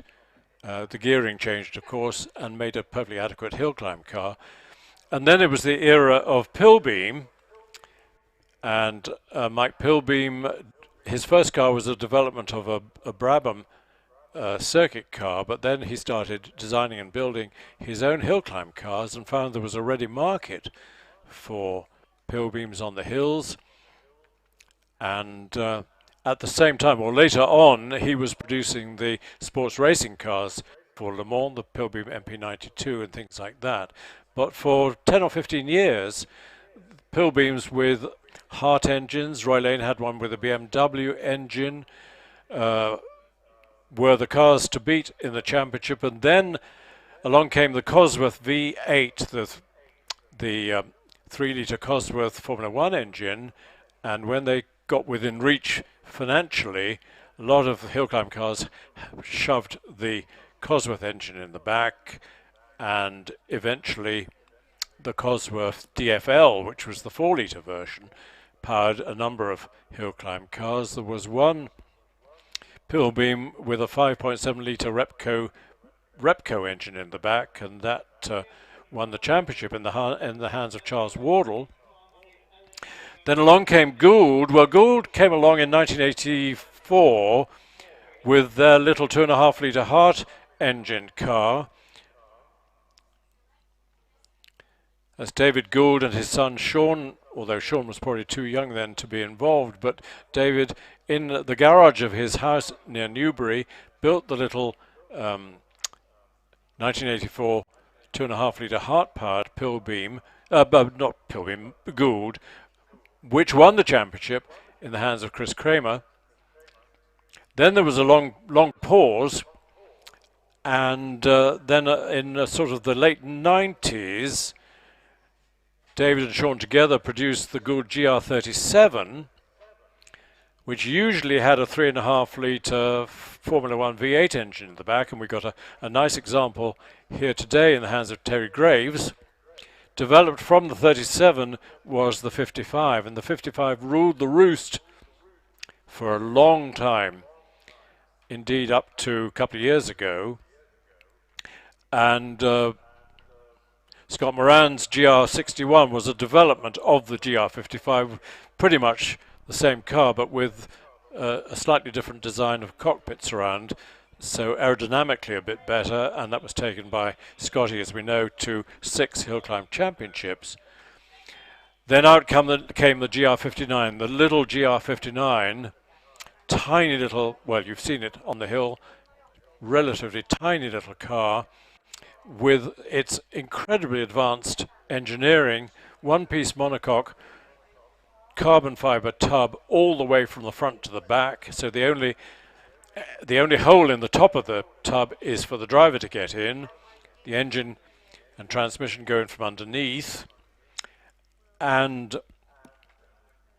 although it's a one-piece tub from front to back, actually it's composed of 3 different types of carbon fiber depending on the job it had to do. So the front nose cone, the carbon fiber is designed for crash testing, so for withstanding frontal accidents. The middle section is for driver protection, and then the engine cover has got to cope with a lot of heat. So although it looks like a single piece of carbon fiber, it's actually 3 pieces bonded together, each with its own role to play. And the GR59 is deliberately designed for engines from 1300 cc right up to the 4 litres of the Judd, so the different fittings to attach the engine to the back of the tub. But it's beautiful engineering. If you have a chance to look at all these cars, the Goulds, the Force, the Empire, the GWR, they're all beautifully engineered. A credit to the people who make them. The technology and the quality of the design is well up to Formula One standards. Indeed, Gould, the main part of David and Sean's business, is providing components for Formula One. Please don't tell me who won or who is winning at Zandvoort. I don't want to know yet. So the tire wall is, I think, rebuilt. A little bit of, it isn't cement dust anymore to cover any spilt oil. Yes, if you've got any questions for me during this short delay, I'll do my best to answer them. Please don't ask me questions that I can't answer, but your comments and questions are always welcome. What's his name and his motorsport background? Well, it's Chris Druitt. Motorsport background. I started hill climbing in 1962 with a Fraser Nash Le Mans replica. The following year, I went proper hill climbing in a Lotus 18 Formula Junior, and then I did some circuit racing in a Cooper Bristol and Bristol engine Fraser Nash. Then I got into serious hill climbing in about 1986 with a March 77B, the Formula Atlantic. And then I swapped the 77B for a March 782, the Formula 2 March, and had that for 14 years, during which time I won my class in the Midlands Championship 3 years, having a mega battle with the likes of Billy Morris, who I've just had the pleasure of catching up with this afternoon. And then when I gave up hill climbing in 2002, the president of the Midland Automobile Club, John Moody, said, well, why don't you try commentating? I thought, well, I can't do that. But I discovered that I could, and I've been commentating ever since, including, and to my great surprise and pleasure, commentating at Goodwood at the Festival of Speed, the Revival, and the Members Meeting, which is, like Prescott, is an annual treat. So that's me. Dave, thank you for your superb, knowledgeable... It's not knowledgeable, really. I make it up as I go along. And the superb camera work. Yeah, that's Steve on the camera. And Rich Danby, who's placed the static cameras. It is amazing how Rich and Steve have developed the live stream. And I think Rich told me... I mean, he and his girlfriend, Elle, and Steve on the camera are the only people involved in setting up the live stream. He told me that he visited Chelsea Walsh one time when they were filming, I think it was a car launch, and live streaming it, and I think they had 6 TV trucks, they had about 20 people involved. The cost must have been overwhelming, but Rich and Steve and Elle do a brilliant job with the live stream, and I'm very glad that Dave, you're watching from southwest France. I hope the weather's as kind for you as it is for us here at Prescott. Watching from Limoges Airport, waiting to fly to Manchester, Alison Bishop. Excellent coverage, thanks. Yes, a nice way of passing the time. Airports are such dreary places waiting for your flight, and I hope you don't have terrible delays at Manchester getting through customs control. Steve Darley, good luck to my teammates, James Kerr and Damien Bradley. Well, Damien had a terrific run this morning, had a terrific run at the Brighton Speed Trials yesterday. Well done to both on qualifying for Portugal. Yeah, Portugal means the Masters meeting at Portugal in October. Steve, wishing I was here attacking the hill with you all. Well, we wish you were here too, but thanks very much, Stephen, for your message, and I'm sure James and Damon will be watching the live stream when they get home and see it. So please keep the messages coming. I think the tyre wall has been rebuilt. Maybe there's some concluding work to be done on the tyre wall, but it's important, of course, that it's there. You don't want to thump into Armco or into a hard tree. The tyre does soften the blow a little bit. Clark the course on his quad bike coming back down the hill. It looks to me as if we'll be back in action pretty soon. I'm not sure how long this delay has taken, but it must be 40 minutes or so.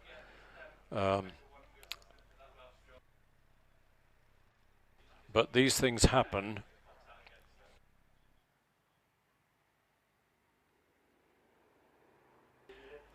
It's so funny listening to F1 teams talking about the track limits, exceeding track limits, which they do with impunity, because on most circuits you've got miles of runoff, particularly somewhere like Paul Ricard.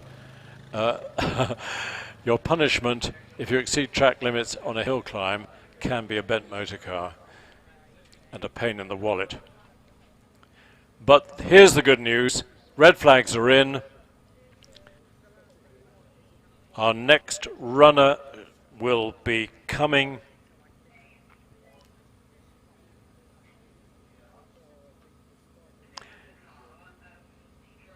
And it's David Meek in the VX220 Turbo, I think, waiting behind the exit from the paddock, waiting to be summoned forward. He can spin his wheels. You can see the tire rubber black marks between the pre-start line and between the pre-start line and the pre-start line, where people can spin their driven wheels, get some heat into the driven tires and clean them. And indeed, the VX is being summoned up to the start line. That'll be David Meek.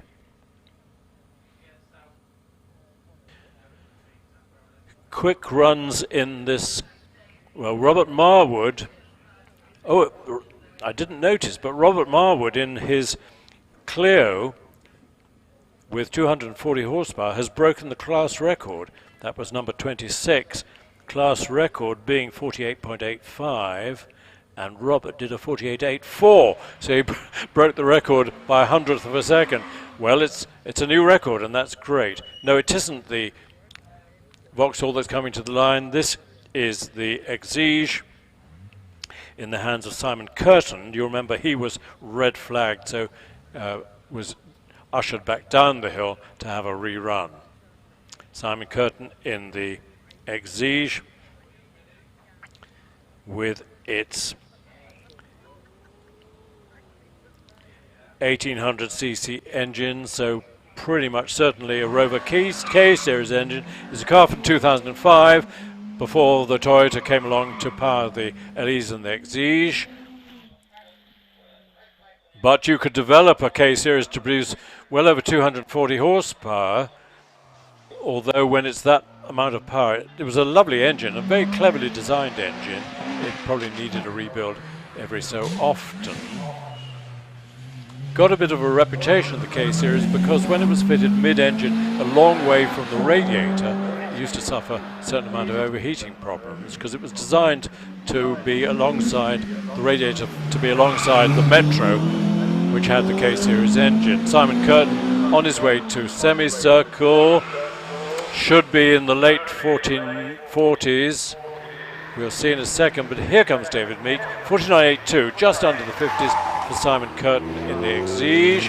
David Meek in the turbocharged VX220, which was a kind of slightly more civilized Elise. It was built by Lotus for General Motors. Slightly more comfortable, probably not as pretty as the Elise, but handled as a Lotus should and did. And David is followed by the +8 Morgan and Mike Meredith. We'll see in a second. Here he is, zooming round Orchard, 5 litres, and the famous, rather primitive Lotus Morgan chassis with its sliding pillar front suspension. Interesting nowadays that Morgan have a much more modern and more advanced all aluminium tub as a chassis and modern suspension, but still with the traditional shape bodywork. But they're doing fine. And I see this week that they are going to produce a new 3-wheeler, but not powered by the air-cooled twin in the front, but powered by a straight 4-car engine. 50.02 for Mike Meredith. Philip James in an absolutely standard Porsche Cayman, complaining that it's not quick enough. He's going to go for a GT3 Porsche next year, he tells me proudly. But this is absolutely standard, running on, well, track day tyres, but road legal tyres, but having a lot of fun. The Cayman is such a delightful car, brilliant handling. Similar chassis, of course, to the Boxster, but the Black 6 mid-engine, quite difficult to access when it needs repair or service, but you don't worry about things like that when you choose your Cayman. Time for Philip is a 49.92. First of our GT3 Porsches, smoking quite healthily is Richard York. So a nicely used engine. It's a car from 2010, so nicely run in. The GT3 always the quickest road legal car in the Porsche range.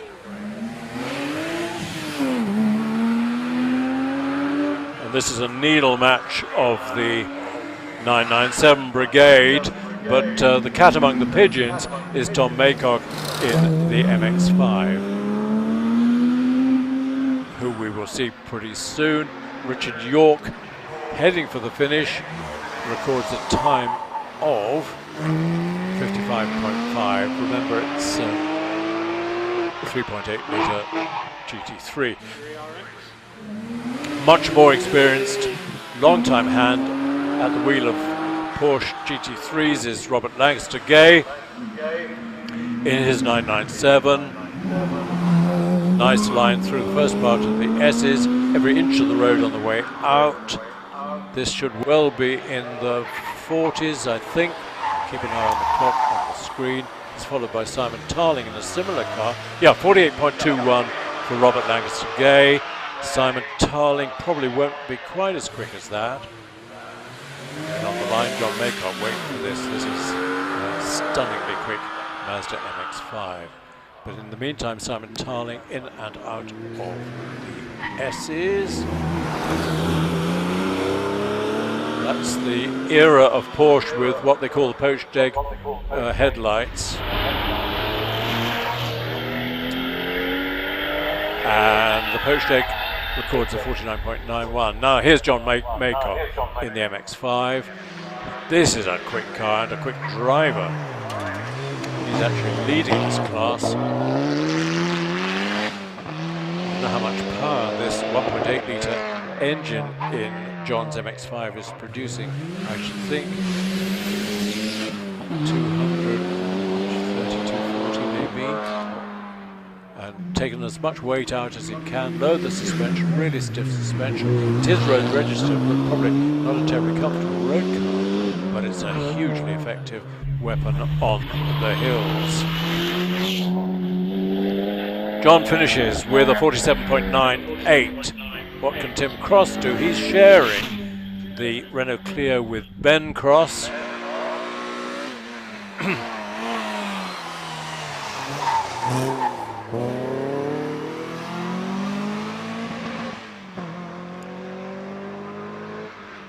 So here comes Tim. It's a family battle.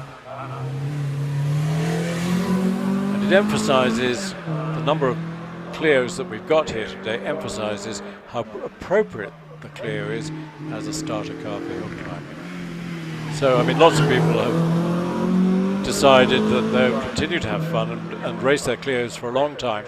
Other people will start on a Clio, perhaps graduate to a Caterham or a Westfield, and then maybe into a single-seater, small single-seater, until they end up in the top class with a 4-litre Judd in the back of a Gould.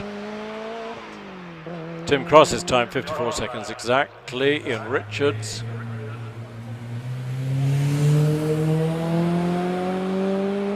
Another Clio. Then Rob Wilson will be following in his 205 GTI Peugeot.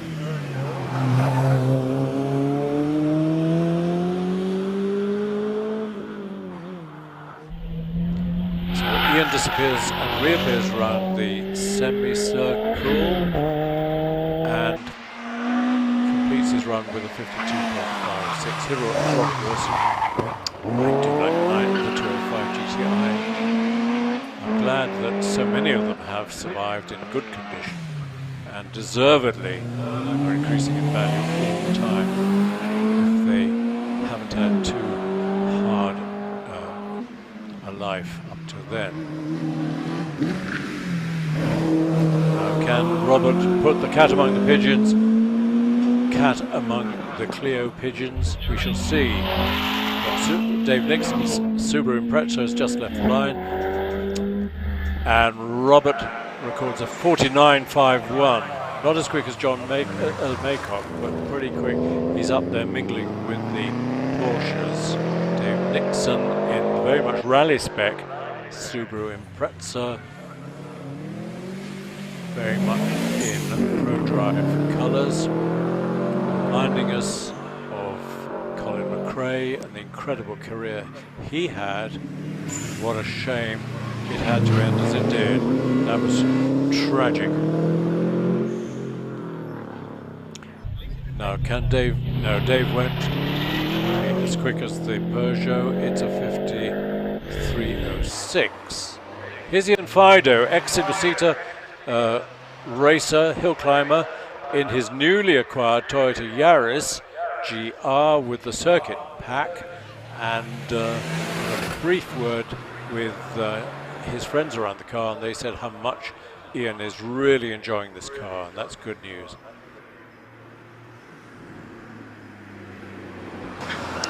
So lots of people have had a career in hill climbing that includes hot single-seaters, but then they get to a period in their life where they decide it's going to be much more fun to drive to the meeting in a little hot hatch, compete, and then drive home again. And Ian Fido is indeed one of those. 56.54 in the Yaris, which supposedly Caterham Supersport 1600 could have been made any time since 1959, could have been made last year. It's incredible how the Lotus 7 and Caterham 7 have gone on for, what, 62 years?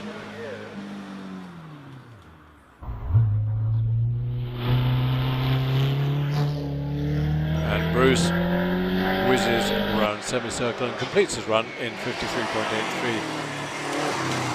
Here's John Pick in the Montaya.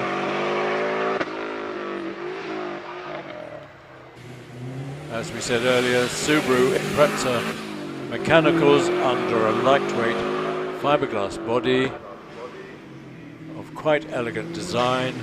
So I guess you buy it as a kit, you buy the body as a kit, and find an Impreza that's rolled on a rally or something, but still got good mechanicals, and use those to make yourself a nice little sports car. John's time, 49.54. Tim Higgins, Vauxhall powered Westfield.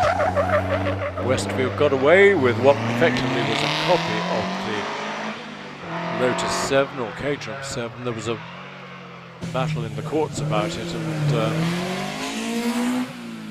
Chris, who ran Westfield, had to make a few modifications to make it slightly less similar to the Caterham. But Westfield's still in business. Westfield will be bought by a Japanese company.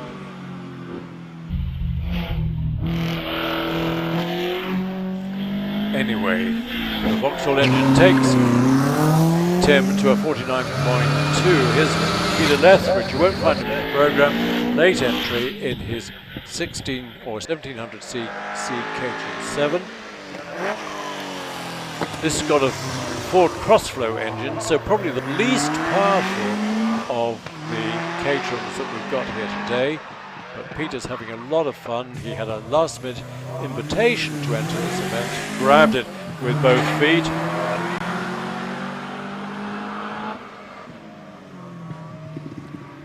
And having fun in the S's. He's followed by Ben Hamer, an incredibly quick 1 litre Mini Cooper S. We'll see in a second. Here it is.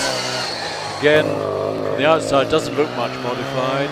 Slightly fatter wheels, but my goodness, it does not go with its 1 litre engine. This is Ben Hamer, and he's sharing this car with Will Kerr.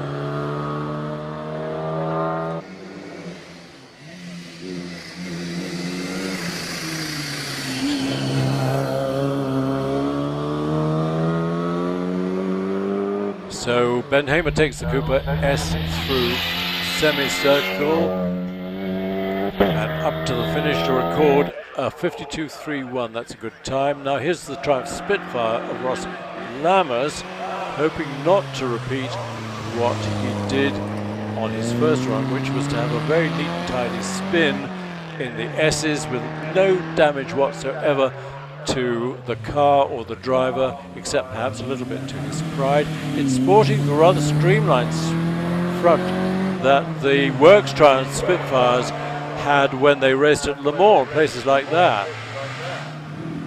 So a very much modified Triumph Spitfire. This time Ross slightly more circumspect in the S's, no dramas at all. And he's followed by Martin Rutter. Isn't it nice to see an X19 again? There aren't many left. I've been very rude about Russian steel, but with some justification, I think. I hope the Kremlin aren't listening. Otherwise, I'll have some burly characters on the doorstep tomorrow morning. It was a shame. It really almost killed the Italian motor car industry when they got that terrible reputation for rusting. And indeed, there was a period when VW Golfs used the same flat plate steel for the Golf, and they suffered badly, and VW very quickly, I think, changed supplier. Now here's this very quick Vauxhall Nova of Phil Tucker, Martin Rutter's time in the Fiat 55.58.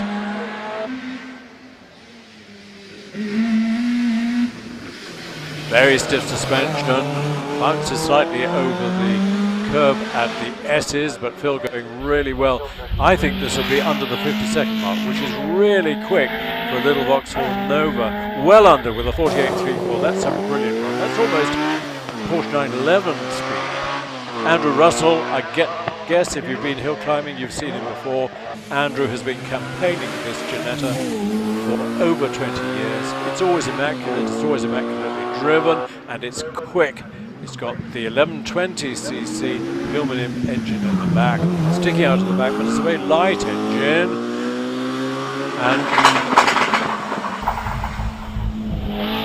And Andrew round semicircle. I think probably he doesn't need to drive it. The car knows its way up the hill in 49.81. Now this imp in the hands of Eric Maury, this is probably the ultimate imp. The engine has been developed to produce fantastic amounts of power. It's got launch control, pops and bangs on the start line. Lots of positive camber on the front wheels. I don't think it's road legal, it couldn't be. It is incredibly quick. Wow, lifts the front wheel into the first left-hander at the S's. So he's exploring the limits. Does he lift a wheel at semicircle? Not quite. But my word, that's quick. 49 seconds exactly for Eric. Turn our attention to this lovely Aston Martin Vantage in the hands of Tim Paynter and Andrew Fraser. This is Andy. Listen to the gear change. It's a manual gear change. Transaxle behind the driver. Every possible bit of weight saving has been done, so it's as light as it could possibly be. They spent a couple of years building up this car while they still competed in the previous Aston, the GT4, which had a bigger engine but had a double clutch gearbox, as all the GT4 cars did. So it was pretty much in GT4 circuit spec, whereas this one has been developed progressively to be effective on the hills, and it certainly is.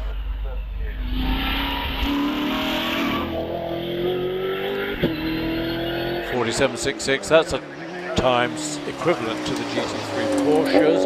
Paul Jones, long-time exponent in this Lotus Exige, engine bored out to 1900, but nevertheless I'm pretty sure it's still a Rover K Series engine rather than the four-cylinder Toyota, but I stand to be corrected. And I think this Exige has an absolutely fixed roof. You can't take I don't think you can take a bit of the roof out. Let's see what his time is. It's a 48.25. Back into Porsche territory with Peter Turnbull in the 3.6 litre Porsche 997. I didn't look to see if it's got poached eggs on the front. No, it hasn't. It's a newer version. They didn't last very long. People were rude about them, and I think Porsche, rather embarrassed, quickly changed them. Very wide out of the S's for Peter. Will have cost him a couple of tenths, I guess. 47.56. Another VX220, this one even more developed than the one we saw before. This is Mike Turpin's. He's been competing with this VX220 for the last 7 or 8 years. Ex-rallycross. So it was pretty scruffy when he got it, but always incredibly quick. Four-wheel drive. And now it's not only quick, it's immaculate as well.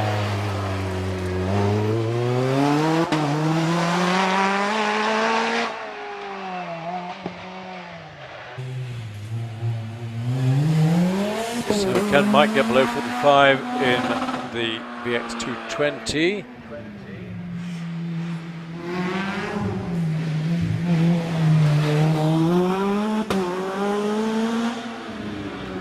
Disappears into semicircle, reappears,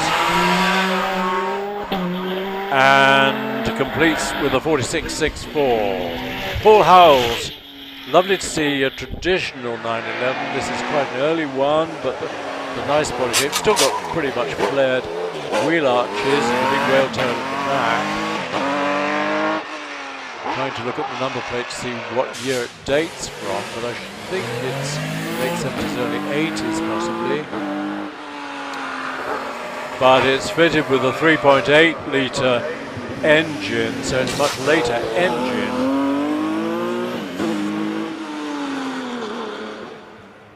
And Paul knows how to pedal this car round Prescott and completes in a 44.37. Followed by Will Kerr sharing this 1 litre Mini Cooper.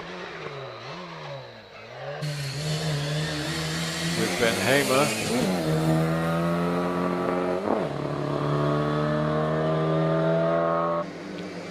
Ben's time has disappeared off my screen, but it's a needle match between Ben and Will. Will uses every inch, doesn't go onto the Dragon's Teeth on the outside of the S's. Fairly wide line around the semicircle, which is the bad thing. And it's a 52 seconds dead and leaves room for Damien Bradley. This incredible Subaru Legacy, developed to an incredible degree with about 800 horsepower, masses of power, four-wheel drive, strong gearbox, of course, to cope with the power. Damien was at Brighton Speed Trials yesterday and got into second place behind a 1200 horsepower V8 powered car. And Damien, 44.16, which smashes the record, if I'm right.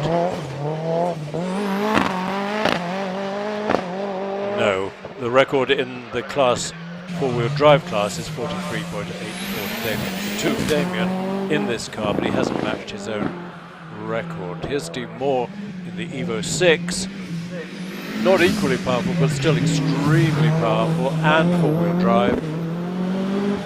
Slightly higher centre of gravity than the Legacy because it's an upright four rather than a flat four.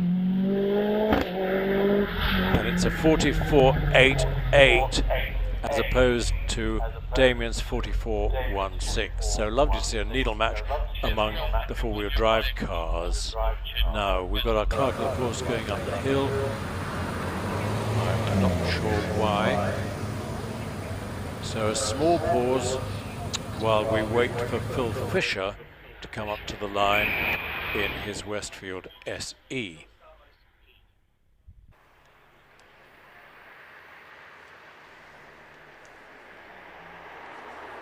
Hey, how about this? A message from Bellefontaine in Ohio, from Ohio Pete, who often watches this, where we just had our third revival hill climb in Ohio last weekend. Nothing as large as what you have in the UK, but hill climbing wherever you are is great fun. And it's good to hear from you, Pete. I hope you didn't have the torrential rain that New York and Philadelphia had. I think we are having a pause while one of our local residents returns from Tesco, or more likely Waitrose.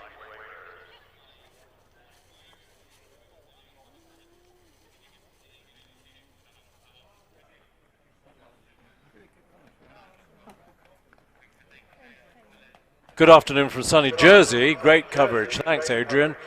It is good. It's the live stream has developed so much from its early days. I think when Rich first set it up, we didn't get pictures beyond, well, much beyond pun. Maybe we got a picture going into the S's, but it's lovely to have fixed cameras all the way up the hill, to have Steve on the camera at Ettores. It makes such a difference. And Rich has also spent a lot of time and effort producing video clips so that when there's a pause on the hill or when it's lunchtime, we can keep the live stream interesting. Nice picture of the bridge, and I can repeat again that we've got a speed trap just after the bridge as the cars go into the sweeping left-hander of Orchard. And I can tell you from first-hand experience that to hustle a racing car round Orchard is one of the great experiences in life. You grit your teeth and you go. There was a time when we had what was called the crossover course, and when we see a picture from Ettores, you can see that there was a crossover, which meant that you went round Ettores the other way round, in other words, left rather than right. You can see it now where that nearest bollard is. You used to come whizzing round Orchard, but you didn't complete round Orchard. You went straight on into Ettores the other way round, and then round Ettores left-handed, which Steve will show us, and then you crossed back over, did a bit of downhill, and then crossed back over where the track is in front of that bollard, and then a sort of right-hand curve. It didn't really work, I'm afraid. We ran it for 2 or 3 years. One of the meetings every year was a crossover meeting, but the cambers were all wrong, and cars used to go clanging into the Armco, blaming the camber for getting it all wrong, and so pretty soon it no longer was used. But it's convenient for returning cars back to the paddock if they go off at Tories. We're into Class D, modified specialist production cars, which is all Westfields and Caterhams, kicked off by Phil Fisher, who's sharing with Ben in this car, which is a Westfield with a 2-litre Vauxhall engine. Some of these cars with the car engine, Vauxhall or Ford, some of them with the bike engine, water-cooled bike engine,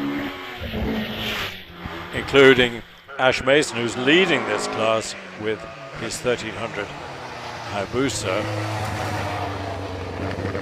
supercharged with some masses of power, and of course ultra lightweight. Richard Price comes to the line. Here's his bike engine, 1441cc. Takes a shaft drive off the Hayabusa gearbox to a differential on the back axle, of course, and gets off the line in 2.08, which is rapid. So Richard could well be in the 46s, I would have thought, 46, 47s. Time for Phil Fisher, 48.63. We've got the Aston back on the line to follow Richard Price, but we're following Richard Price as he zooms into the S. Is incredibly quick, almost locks a wheel, braking for the first left-hander. I thought crumbs, the old tire wall's going to get another battering, but it didn't. And up to a 42.94. That's a brilliant run by Richard Price. Fantastic. Tim Painter sharing the Aston Martin. Two gentlemen of a certain age having lots of fun in this lovely car.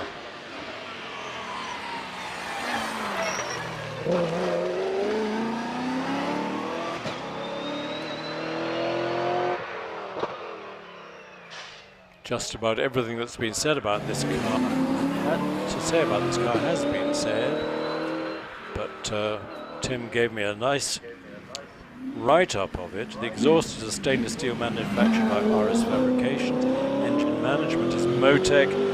M50 with launch control. C125 dash manager with data logging. Twin plate ceramic clutch.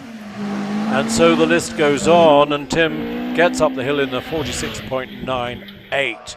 Ray Law in a Vauxhall-powered Caterham 7 Super Sprint. The Vauxhall engine, bored out to just over 2 litres, has a slight oversteering moment halfway around it. Torres has to lift off. Ray, visiting professor at Oxford University, teaching young students engineering, theoretical engineering. So Oxford, his team at Oxford are not producing a Formula student car, but his students, almost without an exception, walk straight into interesting careers in the motor industry. And so Ray really enjoying his professorship at Oxford.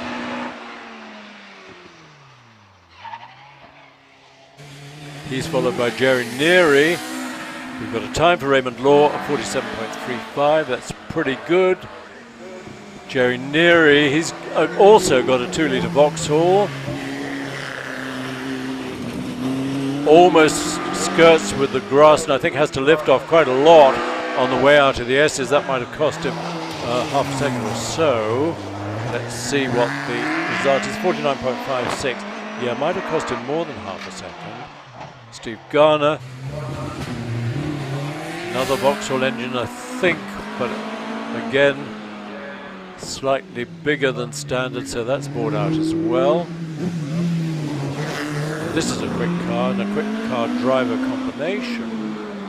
So I'm thinking about sort of 44 seconds or so. 43.55, excellent. Good run by Steve Garner. On the line, Simon Jenks. It's a 1600, but it's a bike engine. More than likely a Hayabusa. I think it's a paddle shift on the steering column. And it's 79 miles an hour through the bridge trap. I don't know what that roll cage does for the aerodynamics, but it certainly does for safety if you tip the thing up. Nicely out of pardon, just lining the car up, almost rally fashion.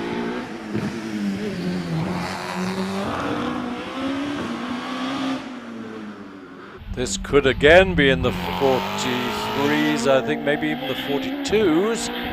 Yeah, 42.35. 42.35, 2/10 quicker than Steve Garner. So it's a mighty battle at the head of this class. Andrew Griffiths, what's he got?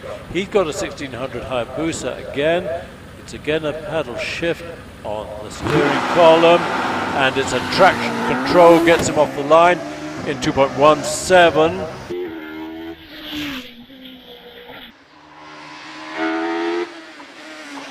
.82 through the trap and bridge. Inside curb at Ettores. Advertising cats on the back. I'm not sure whether that's the musical or catalytic converters. But anyway, Andrew very nicely into S's. Just trimming the bollard on the inside. I don't think it'll be in the 42s. Might be in the 43. Wow, it's not in the 42s. It's in the 41s, a 41.95. Pops in the top of the queue in this group now, but Ash Mason holds the record here in 41.27. He'd love to break his own record, which he set this year in July. Conditions today equally good. 41.2, exactly the same. He's matched his record time of 41.27. Wow, there's consistency for you.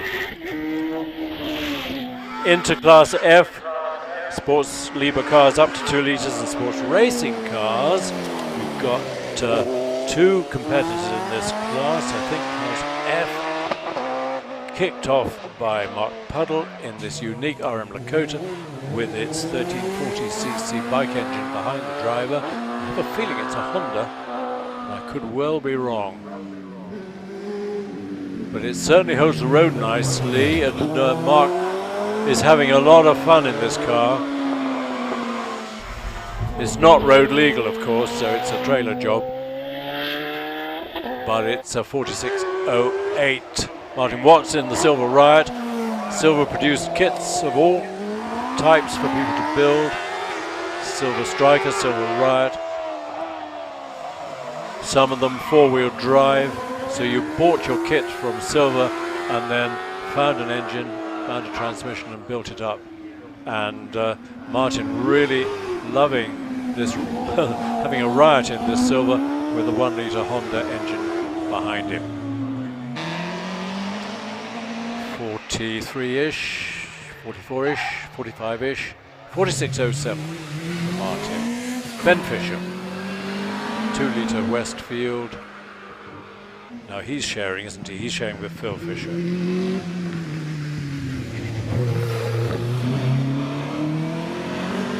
As is Tom Price, who's just left the line. But here he is around Orchard. This will be quick. It's not bike engine, it's car engined. But one of the fastest of the Vauxhall powered Westfields. Have we got a time for Ben Fisher? We have. 48.15.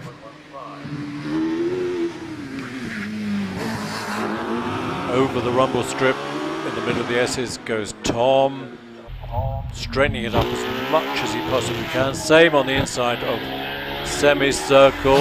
That's a good run, 42.31. Doesn't quite match the 41.27 of Ash Mason. But it brings us to Alan McDonald in the Class G. I think he's the only runner in Class G today in this really interesting so-called Mini, but it's actually a space frame with Mitsubishi Evo Mechanicals four-wheel drive and a kind of mini body, but it isn't really, but it's fun and it's quick and it's 42.74. First of our single-seater drivers, Chris Howard Harris leads away in Class H for racing cars up to 600 cc. Nice to have three entrants in this class, one of them of course being a shared car between Chris and Lynn Gilbert. Chris is followed by Richard Walker in the Jedi, but we're focused on Chris rounding semicircle, and 44.57 is a very respectable time for 600cc. What can Richard Walker do about that? Don't think he'll match it somehow.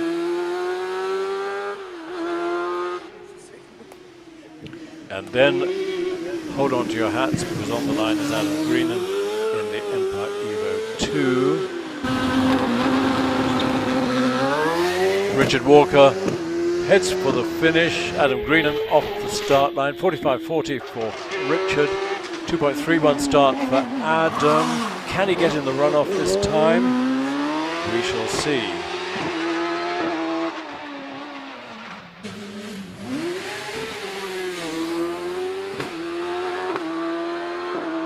He's quick. He's quick into the S's. Lovely line through the S's, just straightens it up. This could be in the 37s. Slightly oversteer around semicircle now, 38.22. I think it must have cost him a tenth or so in semicircle. We'll see what his brother does pretty soon. Meantime, Mark Lawrence in the OMS 3000M with its distinctive air intake in front of the nose cone. Just over 1 litres.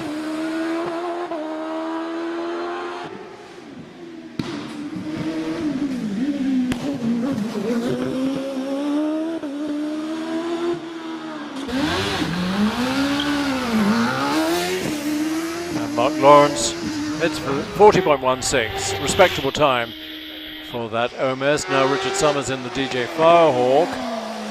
DJ produced by Del Quigley, younger brother of the Firestorm, shared by Lindsay Summers and Alex Summers, who got fastest time in our first runoff this morning.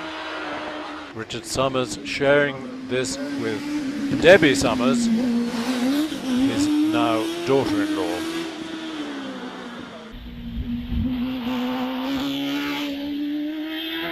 Time for Richard, 40.11, that's a good time. Here's Richard Matosian, who's now got the ex-Robert Kenrick GWR Raptor with its little 1-litre BMW engine that produces massive power. Robert got this car up Prescott in the 35s. He is an amazing driver. He's having a bit of a layoff in the hills for the moment, but we hope Robert comes back bigger and better. Meanwhile, Richard is really getting the hang of this Raptor. Can he be under the 40-second mark? No, 41.79. Clive Austin back on the hills with the Empire Wraith with its rebuilt engine. Gradually getting the hang of the car again. It's easy to get out of practice. He's had almost a year's layoff while the engine was being rebuilt, and said to me what a surprise it was to get back in the car and realise how unaccustomed he was to it, but he's getting more accustomed to it, and would be very pleased if you get under the 40-second mark. Not quite. It's going to be a 42.85. David Tatham in an experimental OMS Hornet. This was the first, well, it was a prototype car that OMS produced with new front suspension. And David and his brother Pete are both OMS drivers. But this one with a little Suzuki engine. He really enjoys it. Lifts a wheel into the Tom Road corner, the exit of the S's. Let's see what his time is. That's a very good time, 40.13 for David. James Moore, Empire 00, produced by Bill Chaplin, up in the Peak District. He takes a wide entry into the final left-hander at S's. Does it pay off?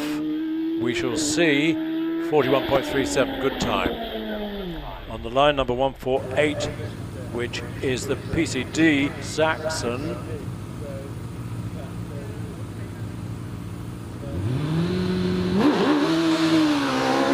Designed by Martin Ogilvy and the inspiration of Graham Wright Jr.'s Predators and Raptors. So technically very similar to the Raptor.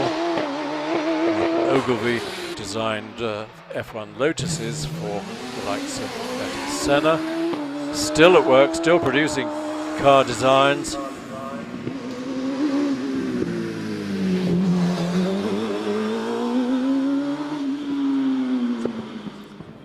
So Steve in the PCD would love to be under 40 seconds and is well under with a 39.05. That's a brilliant run. Richard Weaver, Dad in the Van Diemen, will be followed shortly by son Tom.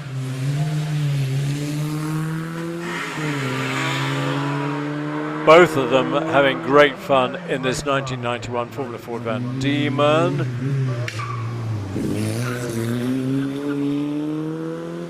And Tom has had the honour of being invited to participate in the European Masters in Portugal in a month's time or so. Meanwhile, there's Buck, very familiar car and driver combination in the Formula Ford coming into Mistral.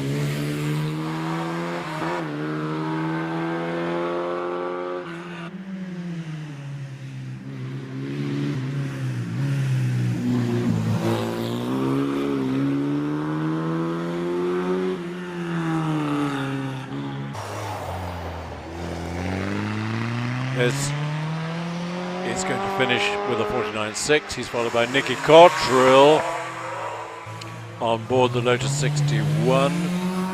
Remember, the Lotus 52, the predecessor of the 61, was a production racing car for Lotus, as was the 61. And indeed the 69, well, wasn't really a production one. That was for Formula 2 and Formula 3. Nicky is followed by Steve Morgan in a slightly earlier Van Diemen.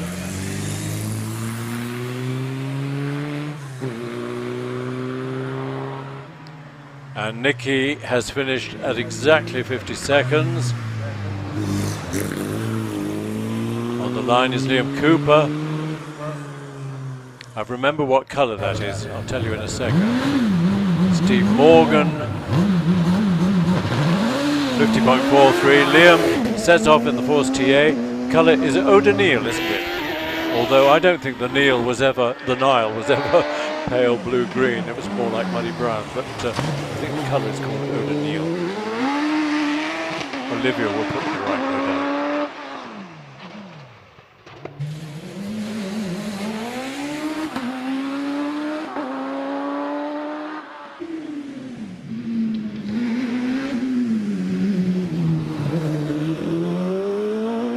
No dramas for Liam, through the S's and up to semicircle. It'll be slightly over 40 seconds, I think. It is, it's a 40.62. Here's Ben Stevenson having his first weekend run in this lovely Empire Wraith that belongs to Zach Zammit. Bill Chaplin's here, who runs Empire, advising Charles and Ben on this car, helping them sort out the suspension. But Ben really grabbing it with both hands and producing a time that could no, I was going to say could have qualified for the runoff, but it's a 38.99. It's respectable, to say the least. Here's Andrew sharing the Empire Evo with Adam Greenan. Fraternal conflict.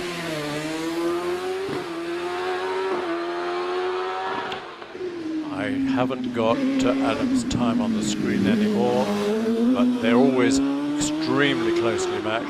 And wouldn't they love to qualify for the runoff, but with only 1,000 cc, not easy. 39.3 for Andrew.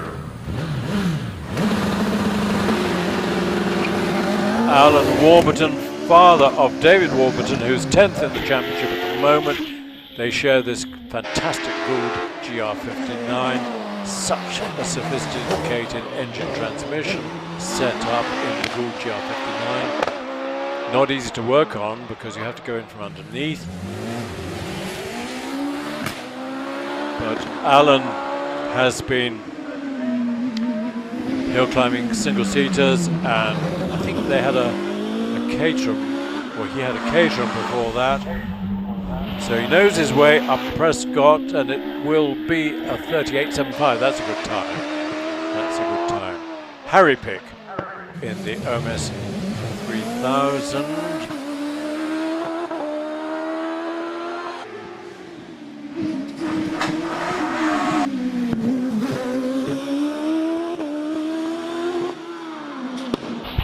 And Harry is always quick.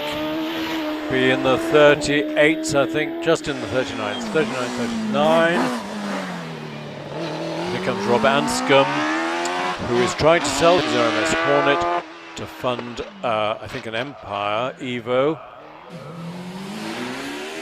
So if you're interested in acquiring a competitive single-seater for hill climbing, Rob's the man to talk to.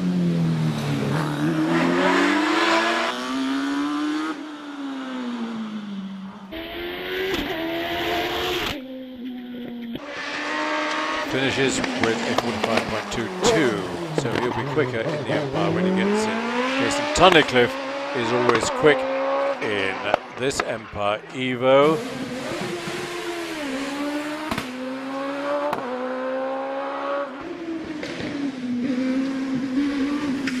He's entered for the Hill Climb Championship, the Cup, and the Midlands Championship, so could well score points in the Midlands and in the Cup.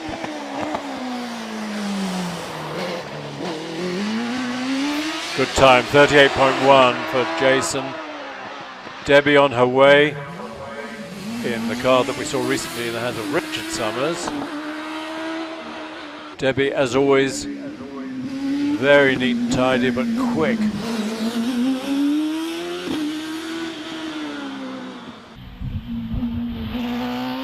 Might have a go in the firestorm later on, but records a 39.56. Should be pleased to be under the 40-second mark. That's good. John Stockley is always quick in the Force. 94 under the bridge with a 1600 is quick. It was probably, in actuality, over the ton because they're still accelerating through the beam.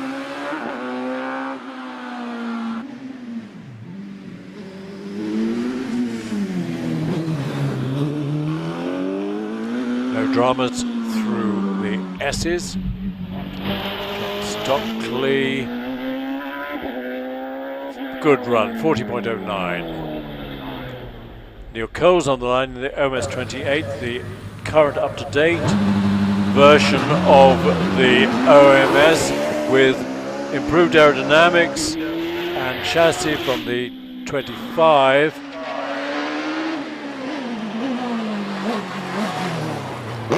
And Steve Owen has built a number of the OMS 28 for export. I think Australia is a particular market. for his cars. Lots of hill climbs in Australia. In fact, Prescott has a relationship with the Rob Roy hill climb near Melbourne. Unfortunately, of course, poor Australia is suffering a terrible degree of lockdown. 40.12 for Neil Coles. Darren Gumley should be in the 30s. He's always quick. 96 through the speed trap. 1.96 off the start is absolutely brilliant. Darren was in the runoff before.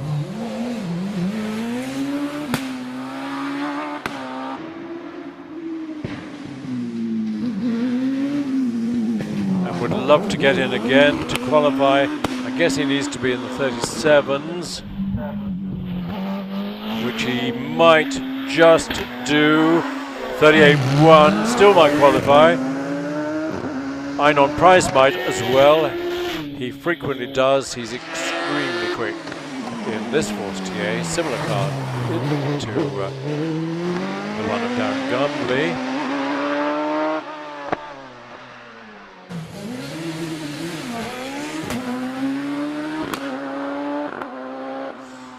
Halfway point and then into the S's for Einon. Visibly quicker through the S's than many.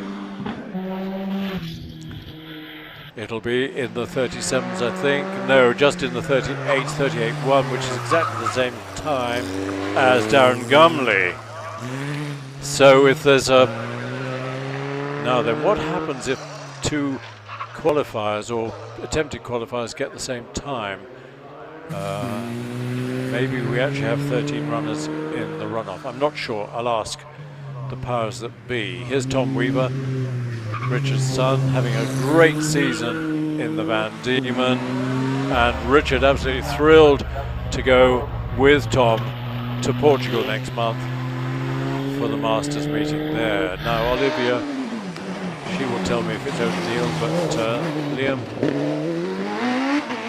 and Olivia have a fierce match. Well, it's marriage, isn't it?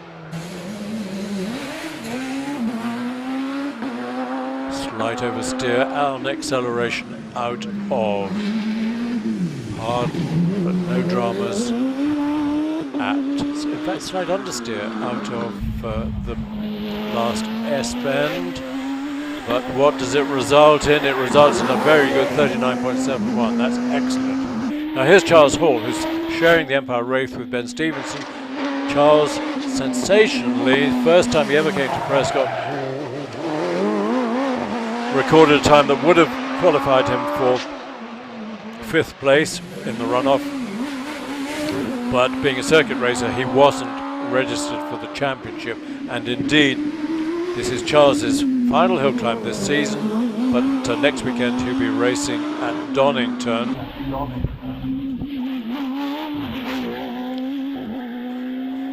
37.83. He is registered for the championship this year, so could well qualify. David Warburton. We saw Alan in this car just now. David is currently lying 10th in the championship, same as he was the last time a championship ran. In the 1600cc unblown Hayabusa powered good GR59. Good line for David through the S's. And it's a 37.6, should qualify David for the runoff. I think there's some sweeping being done somewhere, or was. The red flag was out, but it's back in again for Paul Alexander in the 1300 Force PC to take his run. Car number 180, which is a Class K2 for forced induction cars up to 2 litres, and this Force has a 1300cc engine with either a turbocharger or a supercharger. Wow, it's quick though, 2.103 off the line.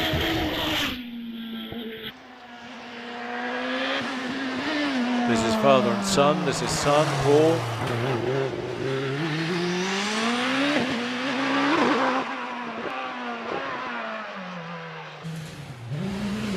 chucks it into Ettores, chucks it out of Ettores as well. Just about 100 miles an hour along the top and into the S's. My impression was that he slowed a bit in the S's, but I might be completely wrong. Now I think 42.11 isn't really representative for Paul. Let's hope there isn't a technical problem with the car. Meantime, we've got Jonathan Evans showing the Swallow.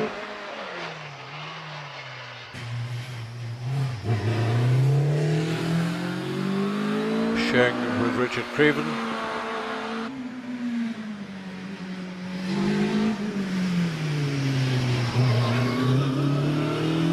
Please keep the comments coming if you're watching online. We welcome them all, even if they're uncomplimentary. So Nicola Dearden follows Jonathan in the early Formula 3 Dallara. Hard to believe it's 27 years old. Well, the tub is 27 years old. But this one powered by a 2-litre Vauxhall engine. So Nicola safely runs semicircle, and it's a 46.11 to be followed by Trish Davis. Lovely lady, very quick, very sensible, and very hard-working, and enjoying this ex-Formula 3 Reynard with her husband's TKD 2-litre V8 engine in the back, based on a couple of Yamaha bike engines. It's a masterpiece of engineering to create a 2-litre V8 to 1-litre motorcycle engines. Trisha is always neat and tidy and crisp, and crisp, and records a 43.53. Another rare car is the Van Diemen RF02, especially when fitted with a 2-litre Vauxhall engine. But this is Andrew Colborne.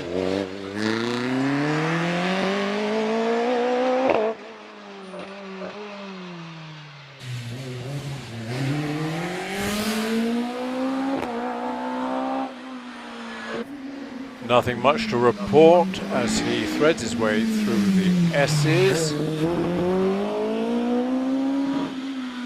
and up to semicircle. No one has gone off at semicircle today. Touch wood, nobody will. And it's a 42.34. Josh Moss. Quite difficult to distinguish these orange cars between Dallara's and the Empire Race, but this is Dallara based, but with a 2-litre Vauxhall in the back. And a good use for 1999 Formula 3 car. Makes a very effective hill climb car, and Josh Moss has had lots of fun in this.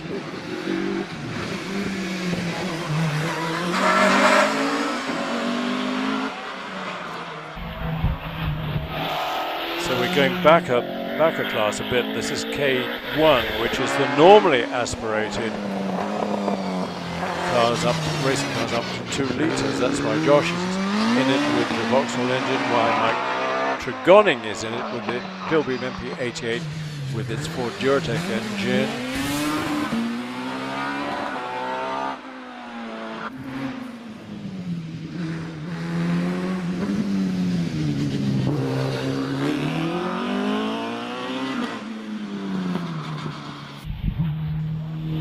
Actually, I think I'm wrong. I think it's a Vauxhall engine in Mike's car.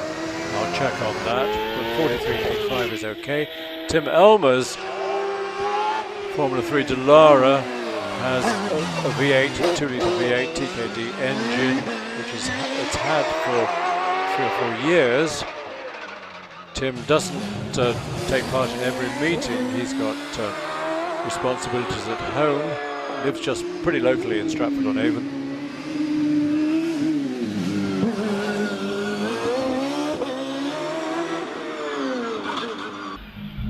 But it's a great car to go hill climbing with, to record a 41.1, which is a very respectable time. Now Jonathan Varley, tragically, his Raptor with its 2-litre TKD engine has sprung a leak of oil, and very kindly Richard Spedding has offered him a shared drive in Richard's supercharged 1340cc GWR Raptor, whose little engine produces some 450 horsepower. So Jonathan relishing the chance to try a different engine, probably with a bit more power, maybe not as much torque as the 2-litre V8. But anyway, he's not hanging about. The question would be, if Jonathan's time qualifies him, which is 38.56, does he get to run in the runoff even if it's not his own car?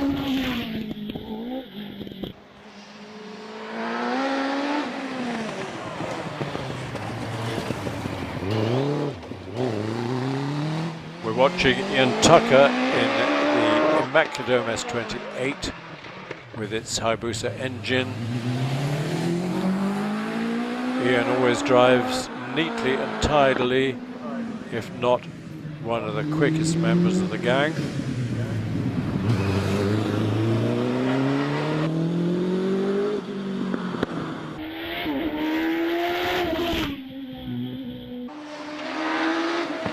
And Ian's time is a 46.18. Now, one of the quickest members of the gang is Lee Griffiths, who qualified in our runoff this morning in his 1660cc MS28. That's a Hayabusa engine. He's the last runner in Class K1. They're mingling the Class K1 and K2, so they're running in different order. But Lee, 38.4. Don't think that might qualify him, but I suspect not. On the line, John Chalmers in the Formula 3 Rort, the last Formula 3 Rort. Sad story.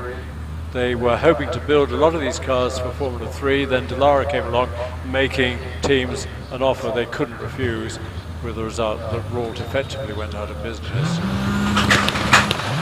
This car's got a unique engine based on Hayabusa head and barrels, but a special crankcase directly leading the drive to the transaxle at the back.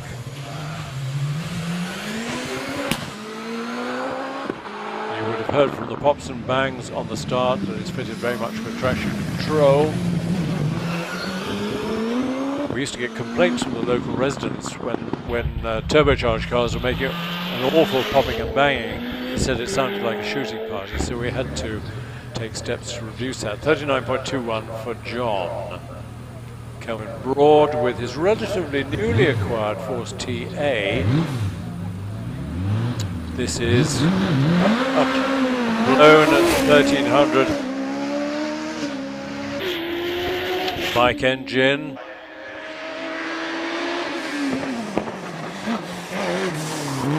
Slightly earlier version of the Force TA.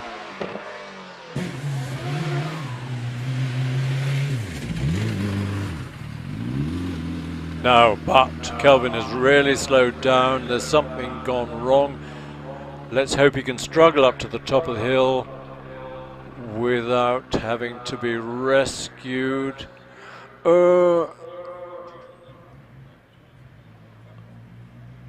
Held on the line is Paul Hames. And it's great to see that Paul, whose car had a technical difficulty and didn't qualify for the first runoff, is okay now. And Kelvin is struggling up the hill. That's very sad because he made a very quick time this morning. But the good news is that he will get to the finish. I hope the clock is still running.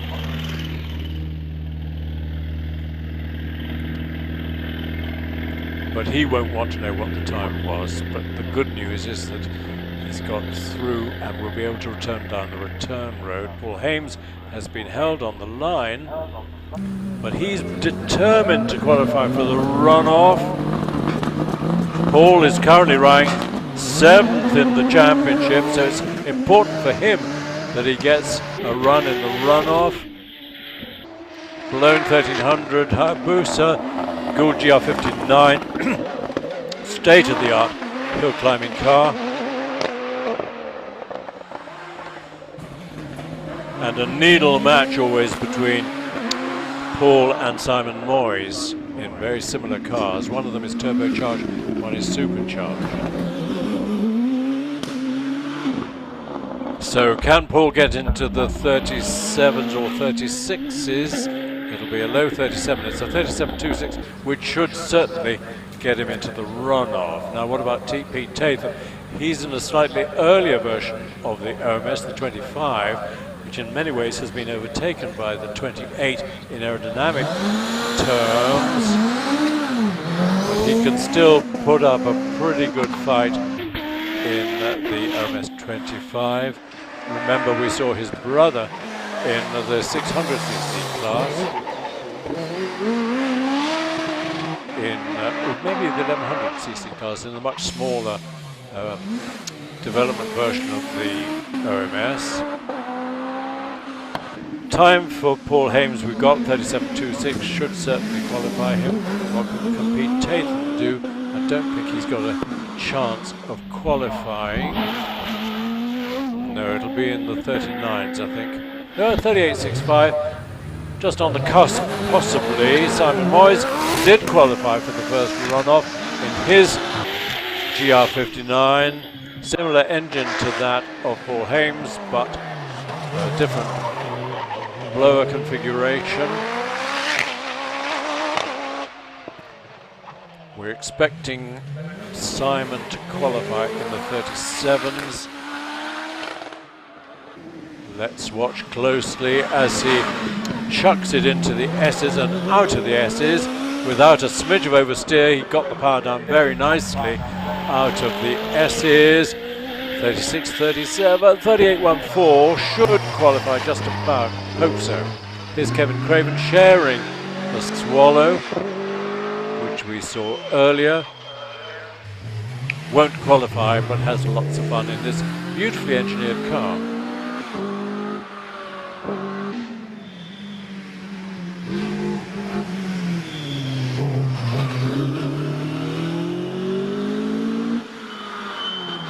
And off the line goes Andrew Hansen. We're watching Kevin getting to the finish in the Swallow. It's a 44.68. Now Andrew Hansen in the 26-year-old Delara tub with his 2-litre Vauxhall engine that he shares with Nicola Dearden. And Andrew always takes the long journey down from Lancashire for pretty much all the Midlands hill climbs. Now Terry Davis, wouldn't he love to qualify the Reynard with his own engine in the back, Yamaha based, 2-litre V8. So it doesn't have a huge amount of power. I would say probably 300-ish horsepower, which is quite a lot, but not when you're faced with 4-litre jugs and the like.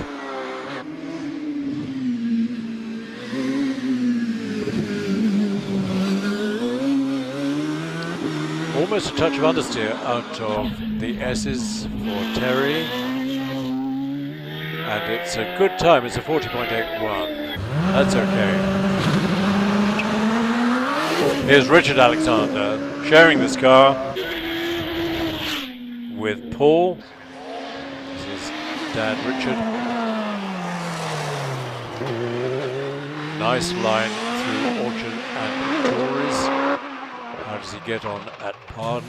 Hugs the inside curve at Pardon, which is one of the ways to get round.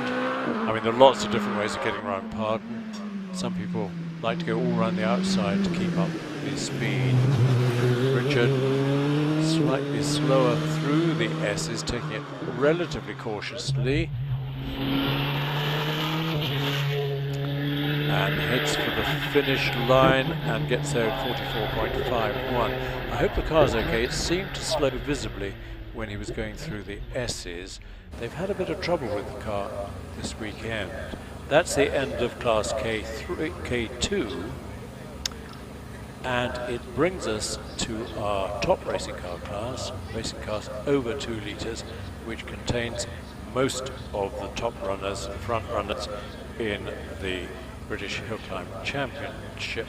And we're heading, of course, towards round 24 of the championship. And we're looking for the fastest 12 runners in the class runs who are registered for the championship. So I don't think, for example, Ben Stevenson, who was quick, I don't think, because it's his first hill climb in the Empire, will be a qualifier. But we'll keep our eyes on this class. It's kicked off by Graham Wynne in the 4-litre Judd-powered GR59, which he shares with Scott Moran. Article in Autosport says, just like many men in his position, Dr. Graham Wynne OBE is a proud grandfather. Happily admits that he's 71 years old and counting, and has 9 grandchildren and counting. What marks Graham out as a grandfather, with the difference, is that every couple of weeks he straps himself into a Gould GR59 and competes at the very top of British hill climbing, with more than 600 bhp on tap, bolted on the back of a 420 kilo chassis. It's an absolute projectile, and the cockpit is no place for the faint of heart. Well, Graham is certainly not faint of heart. Meantime, we've got Richard Spedding. Remember, Richard was sharing this car with Jonathan Varley, so I think actually Richard will be the last runner in Class K2. This incredible GWR Raptor with its tiny 1340 Hayabusa, but supercharged to the extent of 450 bhp in a car that probably weighs less than 400 kilos. So power to weight ratio over 1,000 bhp per ton, which shows itself in a 1.96 kickoff through the first 64 feet. This should definitely, if everything goes all right, to be a qualifying run for Richard, who is currently in 11th place in the championship. Look at the way he rushes this car into and through the S's. Absolutely on the limit in the S's, rounds the semicircle, 35, 36, 36.9. Brilliant run. Well done, Richard. That will certainly get him into the run-up. Here's our grandfather, Graham Wynne, 9 grandchildren. But Richard, even at 72, is having the time of his life sharing this incredible car with Scott Moran. Really relishing the massive power from the 4-litre Judd V8 of the type that would have powered an LM2 car at Le Mans. So if it can stand 24 hours of flat-out racing at Le Mans, it can stand a few hill climbs between rebuilds. Graham is getting quicker and quicker as he and Scotty sort out this car, get it to their liking. It's a 38.41. That's a good time indeed for Graham Wynne. We focus on Lindsay Summers in her own DJ Firestorm, sharing it with son Alex, who's lying second in the championship. So Lindsay has a great responsibility, A, to have fun, but B, to warm up and get the car ready for Alex. Whether they, I don't think they'll change the tyres for Alex's class run. He'll qualify without, but probably when it comes to the run-up, they slap their newest tyres on the car. Lindsay would love to get below the 42nd mark.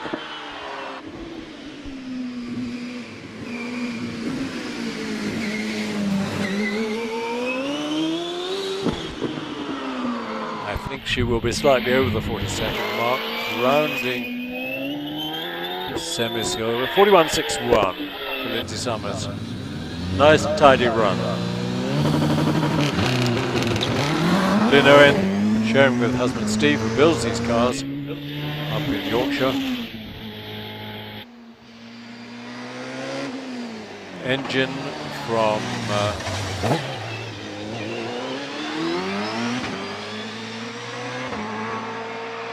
RPE, PowerTech engine.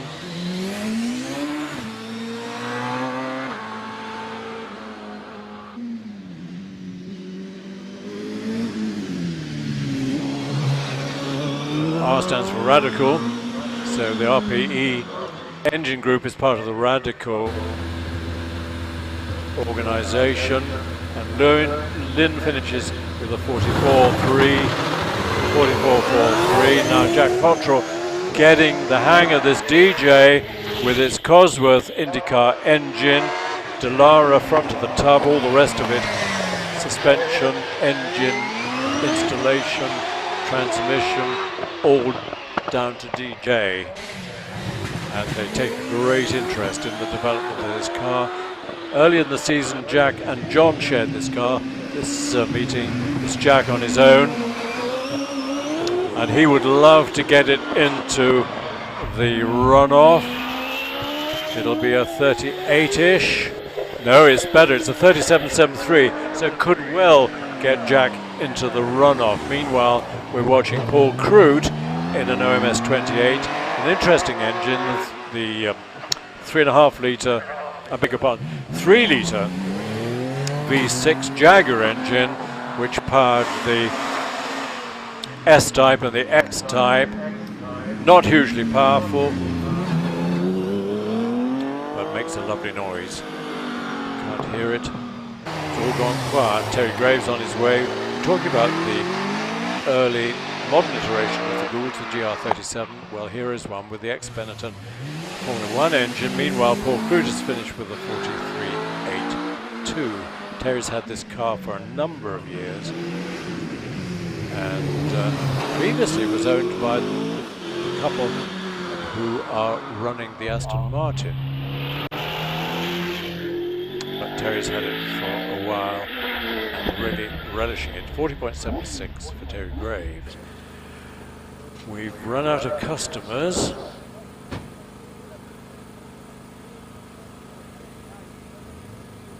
Next should be Scott Moran, but of course Graham has just been up the hill in the Gould, so to get Scotty into it might mean a change of seat, but it does take a bit of time for double-driven cars to swap driver. TSVA Racing, watching along from sunny Aberdeen. Well, I'm very glad it's sunny up there. Go Team TQ. Yeah, indeed, well, Team TQ is going like crazy. Although Wallace didn't win the first runoff. Neville Weeks, thanks from Neville in West Wales. Wonderful coverage from this wonderful hill, enabling me to watch from home as I'm less able to make it now. I'm sorry to hear that, Neville. But I hope you're getting all the value from the live stream. Wow, hello from Indonesia, Rossi Kusindratmo. I really enjoy hill climb. Well, we really enjoy your message all the way from Indonesia. Is that Jakarta? Could be. Only been there once on business. Stephen Williams, that's the great thing about the internet, is now we can see great events like this live anywhere. Great coverage. It is indeed. When I was in Indonesia, I stayed in a hotel, skyscraper hotel, and there was an earthquake, or an earth tremor anyway, and the thing swayed from side to side, which was a bit disconcerting, to say the least. Thanks, Stephen, for your message. You're absolutely right. Saucepan Clanger Club again. Wonder at what time of day most hill records are set across the country's venues. Is it the earlier or later runs? That would be quite an interesting stat. Well, I think it's later in the day when the hill is rubbered in, giving extra grip. Maybe when it's a little bit cooler, so the engine breathes better. But wow, we might. I don't think we've any way of finding out historically what time of day the record was set. But I know that the current record was set by Sean Gould in September. Was it September 2019?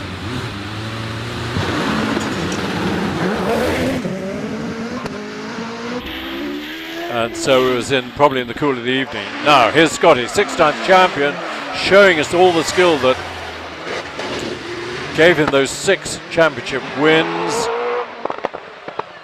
taking him a little bit of time to get really settled into the GR59. I think he lost a little bit of time at Pardon, but we shall see.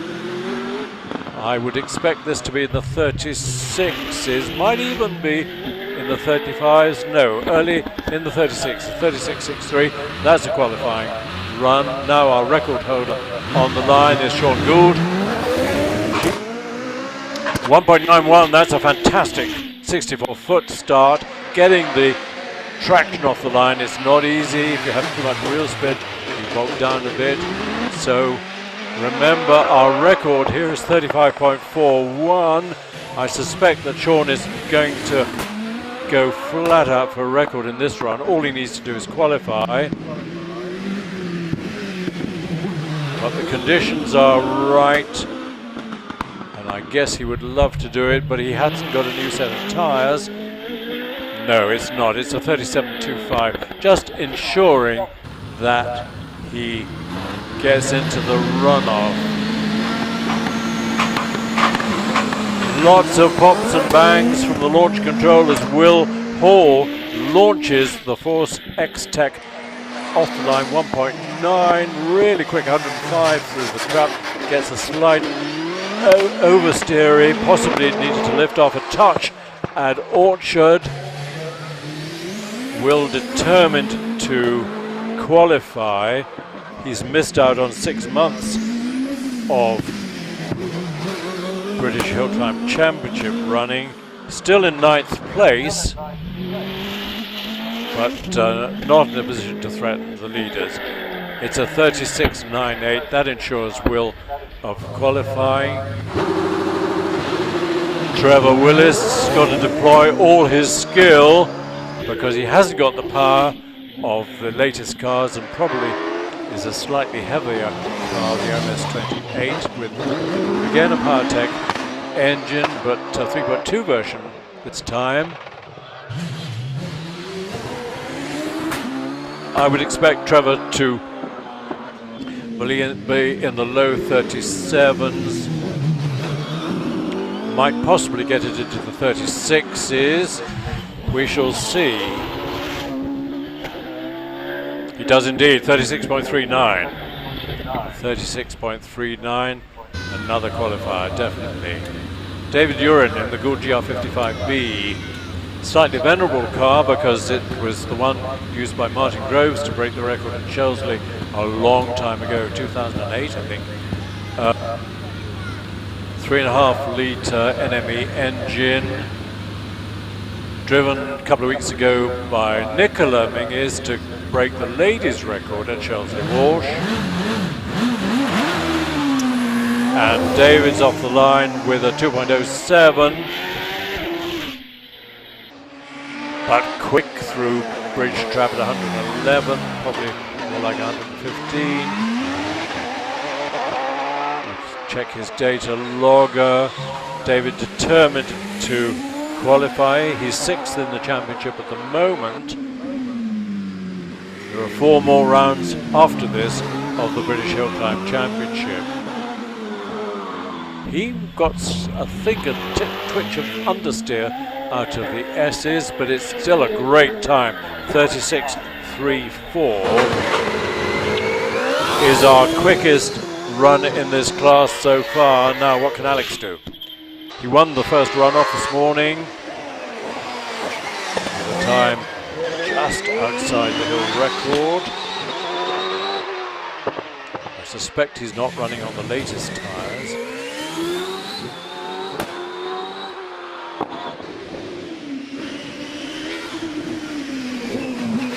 As always, neat and tidy through the S's.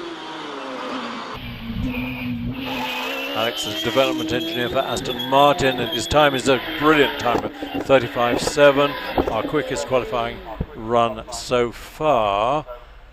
And we've just got Wallace Menzies to come before we have our double driven cars. 3 of them, I don't think any of them are likely to threaten Alex and Wallace and Scotty.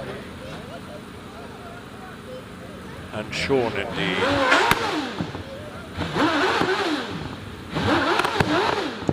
So Wallace, a couple of wheel spins to really get some heat and some cleanliness into those rear tyres. He's on Pirelli P0s. He's got 3.3 litres of IndyCar engine, which gives him a bit more power and a bit more torque than the engine that Alex has got in the Firestorm. And he's leading the championship by a net 9 points, so it's going to be very difficult for Alex to actually steal the championship away from Wallace this year.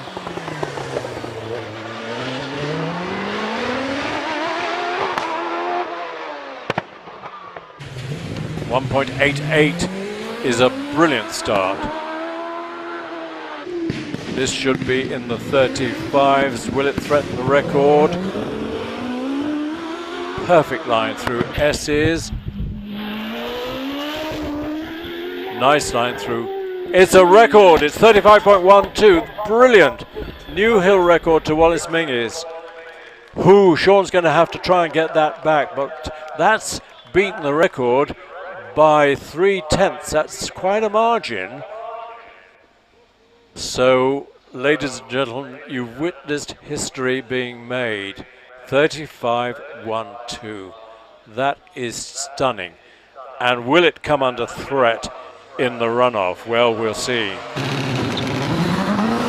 Steve Owen off the line in the Works OMS.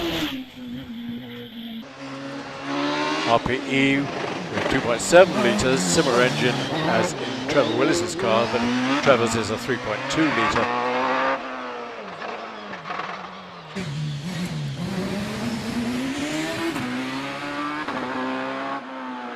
Steve would love to be in the upper 30s.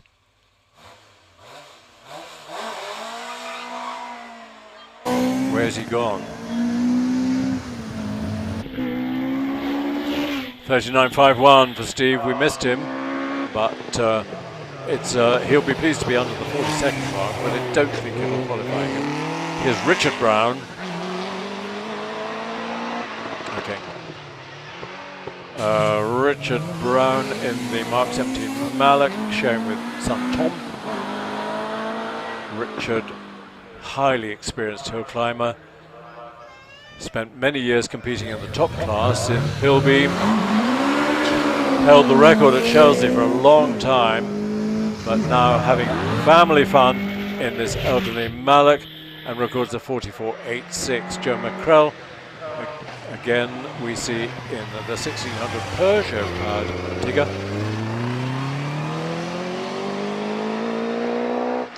Howden Ganley, who was the GA of Tigger, written a brilliant book about his career, came over from New Zealand, rather like Bruce McLaren did, and got into Formula One.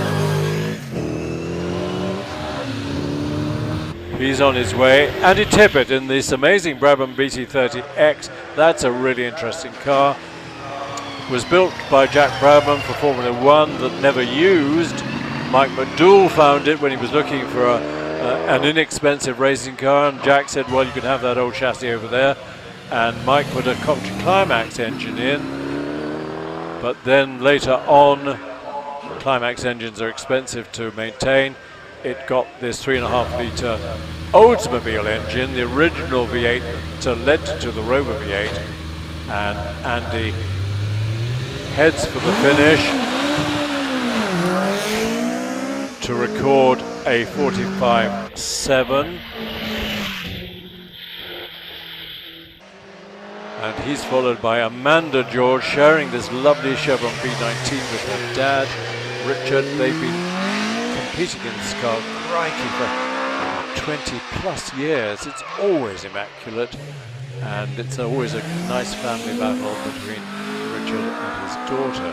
This car came from Switzerland. It belonged to the Eggenberger team in Switzerland. It was owned by Joe Siffert, the great Formula One driver who tragically lost his life at Brands Hatch in the British Grand Prix in a Lotus.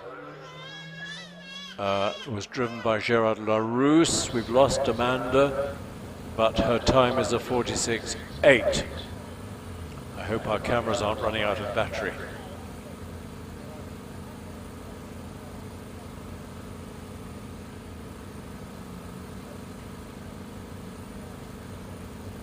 Have we got any more to run before we get to the runoff? I suspect not. So there'll be a bit of a pause while cars are prepared for the runoff. Oh yeah, we got some classics still to come. We've got the MG Special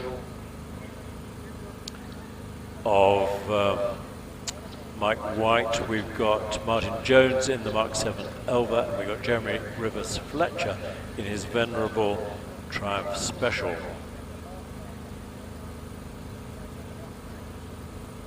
So I'm not sure why we are pausing at the moment, because those cars are lined up waiting to come.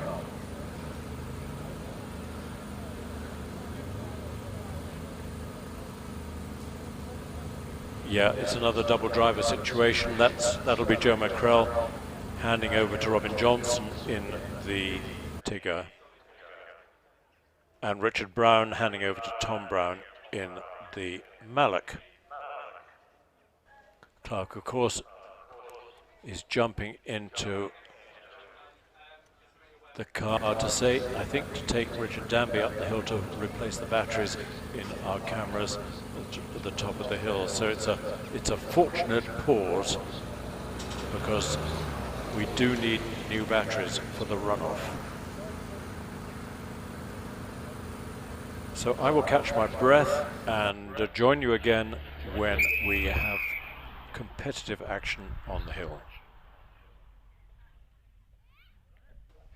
No, I won't, because I've been handed the runners in round 24 of the British Hill Climb Championship, and if you would like to write them into your program, you might find space on page 8 of your program. Yes, you've got room on the left for the first one, on the right of the page for the second runoff. So pens at the ready, lick your pencils, and they are going to run in this order.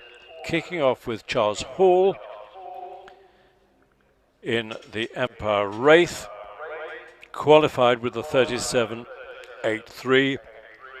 His number is number 863. Second up, good to see him qualifying is number 203, Jack Cottrell in the DJ with the IndyCar engine in the back, orange car. 37.73. Jack will be thrilled with that run. Third runner is number 10, David Warburton.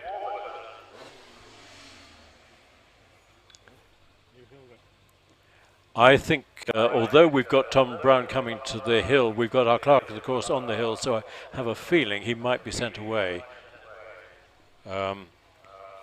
Hill control is sorting things out. Third runner will be number 10, David Warburton in the GR59, qualified with a time of 37.6. Fourth runner will be number 183, Paul Hames. Great to see Paul in the runoff.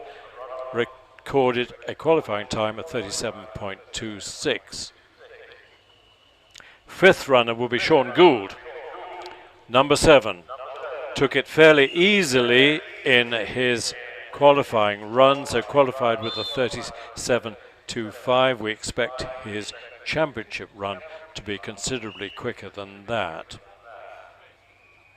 6 to run is number 6, Will Hall in the Force XT.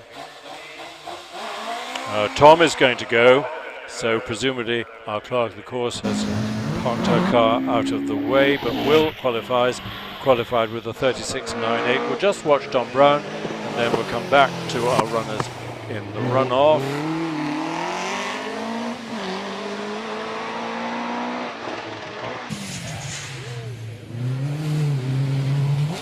Here's Tom into Pardon. So that camera's working, this one is working. Is our S's camera working? No, that needs a new battery. We will fix it. Here's Robin Johnson taking off in the Tigger. And Tom finishes his run with a 43.98. That's okay. Mike White is on the line in the MG Special.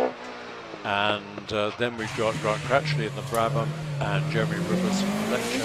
And we've got the Elva Mark 7. So a few more runners to come before we take a bit of a pause while our championship runners get ready for the runoff.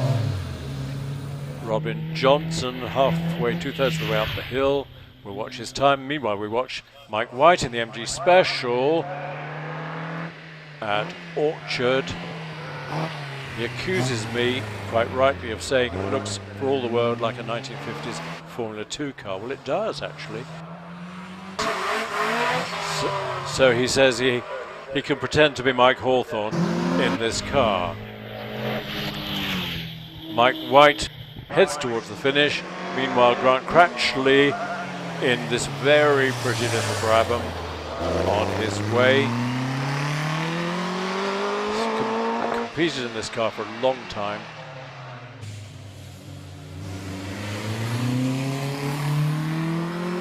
No dramas. Mike White heads towards the finish in the MG Special. 61.99 for Mike.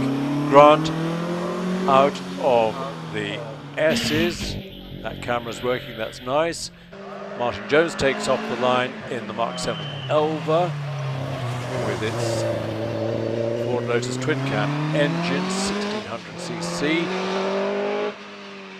I don't know if this car came back from the States, but a lot of them went to the States. We've got a time for Grant Cratchley in the Brabham of 47.81. We're watching Martin Jones. Jeremy Rivers Fletcher leaves the line. We'll catch up with him in a second, but in the meantime, we're celebrating new batteries in our cameras to watch Martin Jones heading for the finish, which he reaches with a time of 50.92. His Jeremy Rivers Fletcher, great surname in hill climbing. His dad, Rivers Fletcher, as a teenager, was a passenger in a Bentley racing at Brooklands, which must have been quite something. And then he went on to be a prolific author, PR man for BRM, which can't have been an easy job. And Jeremy in the Triumph Special finishes with a 53.26. Brings us to Mark Maynard in the Imp. Here he is. Slight lock up of the brakes into Pardon.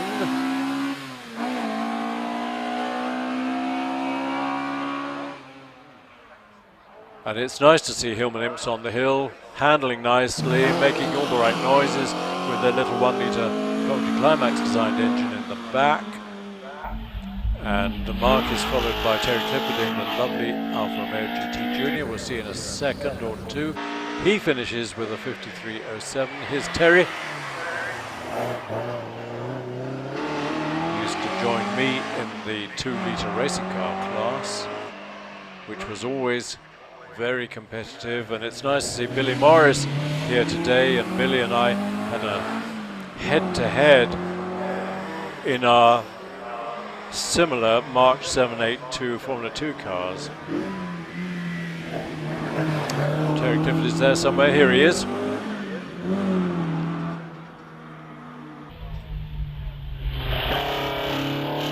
Really enjoying his time competing in this pretty little car. 53.83. Nigel Moss is on his way into Pardon.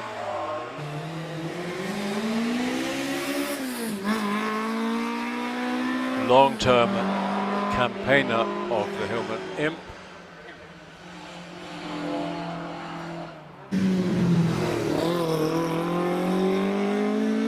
And he's followed by the Escort Mark II, the red one of Mark Hobbs, Nigel Moss. safely around semicircle and records a 53.37. That's a good time for him. What can this Rally Spec Escort Mark II do for Mark Hobbs?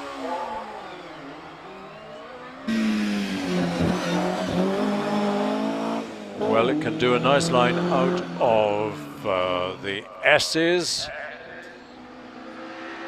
and he's followed by Andrew Carney in the Hillman with the engine board out to 1020. Big silence across the back of the car. I think it's G registered, whatever G was. It was. Well, IMS go back to the 70s, don't they? We've got a time for Terry Clifford of 53.83, for Nigel Moss of 53.37, for Mark Hobbs in the Escort of 51.87. Andrew Carney heads for the finish round semicircle. And we've got a couple of Mark I Escorts and a Mini to come. Hillman Imp of Andrew Kearney, 54.45. Simon Braithwaite well on his way in the RS 1600 powered Mark I Escort, heading for the finish. He's followed by Martin Saunders in another 2-litre version of the Mark I Escort. What's Simon Braithwaite's time? 49.79. He'll be pleased to be under the 50 mark. Mark Saunders out of Pardon. Matt Clark in the incredible Mini with its board-out engine. You'll see rounding Orchard. We'll keep an eye on Martin Saunders' time. He must be heading for the finish about now. Yes, he is. 53.83. Matt Clark. Innocent-looking Mini, but it's by no means innocent at all. It's got a 1460 engine producing something like 130 horses. Straight cut gears in the gearbox, so it's very much built for racing, but you wouldn't know it. It would win the Traffic Lights Grand Prix, I'm sure. So Matt, well, he just over the 50-second mark, 50.53. Ryan Emer in the Frog Eye Sprite. Have we seen Allison have a second run? I don't think we have. So Ryan will have to quickly jump out of the car and hand over to his mum. He heads for the finish with a 50.97. Here's Chris Jones in the Arkley bodied Sprite with a 1275 BMC engine.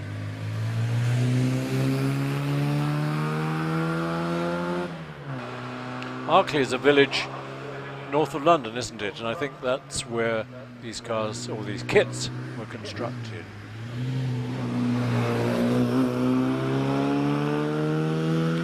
Chris Jones said he didn't intend to buy this car, but all of a sudden he found it and thought it was a great idea, which it was.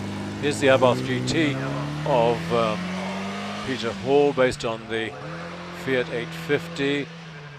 As tradition dictates, it's got to have its engine cover open. Whether it makes the slightest difference from an aerodynamics point of view, I don't know. What it may help to do is cool the engine. But it looks funny, it looks good as well. We've got a time for Chris Jones, 60.98. 60.98. The Fiat is followed by Robert Orford in a much modified MG Roadster. Lowered suspension, splitter at the front for aerodynamic purposes, and suspension tied right down tight. 2-litre engine, so engine board out to 2 litres.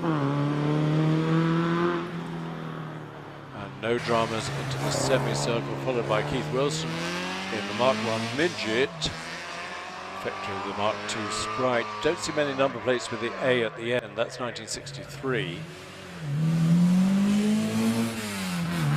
But although many of us regard the Mark II Sprite body as less interesting than the Frog Eye, certainly it outsold the Frog Eye by quite a margin.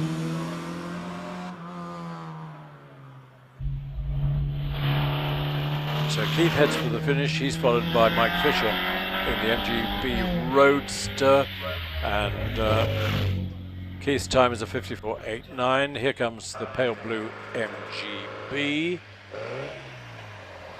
with its unpainted fiberglass bumpers each end. C-Reg, that's 1965. So a relatively early MGB. That went on, well, the MGB well into the 70s, even into the 80s. Ended up as that abortion with rubber bumpers front and back to cope with American legislation. Mike makes a bit of a nonsense of the S's, but no harm done.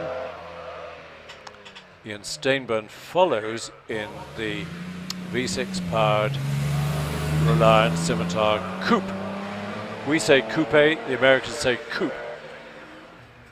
I don't know what Reliant say.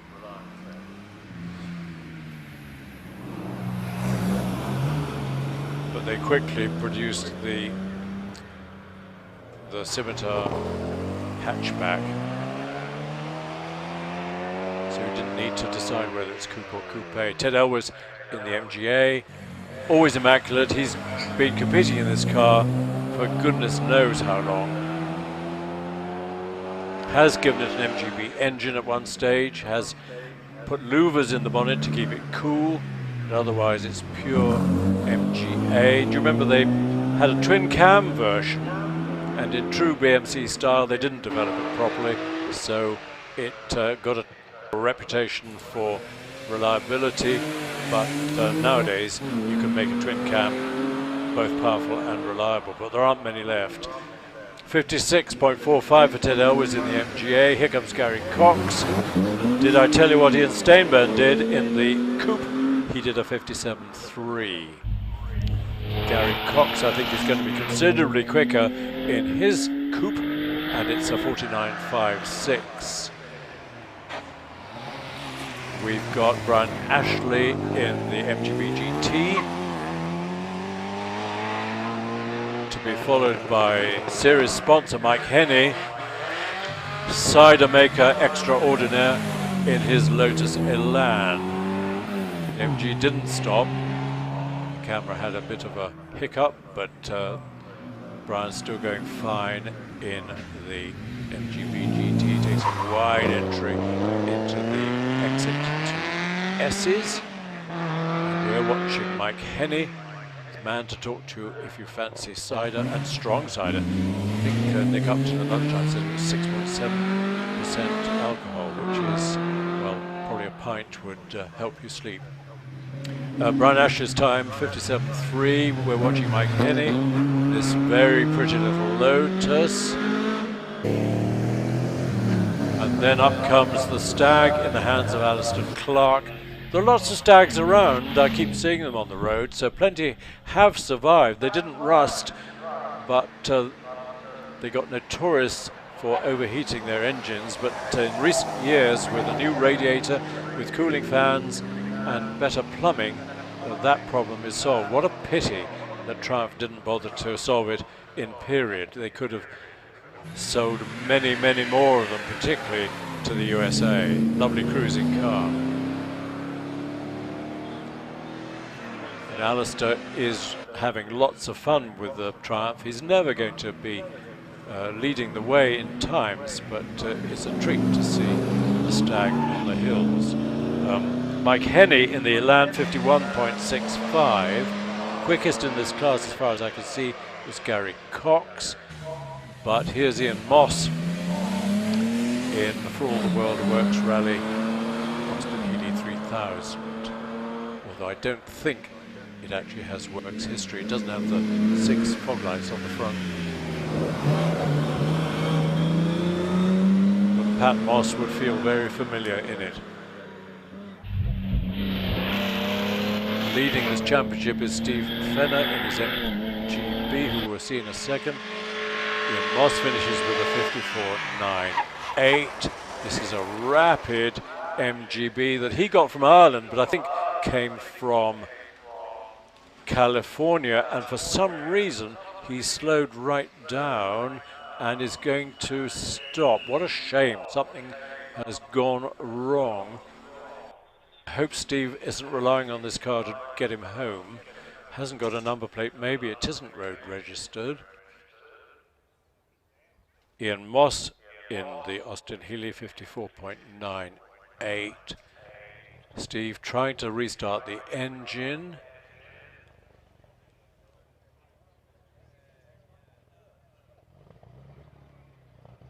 Luckily he stopped in a reasonably sensible place, so he could be pushed and sent to coast back down the hill to the paddock, so that we don't have too long a delay.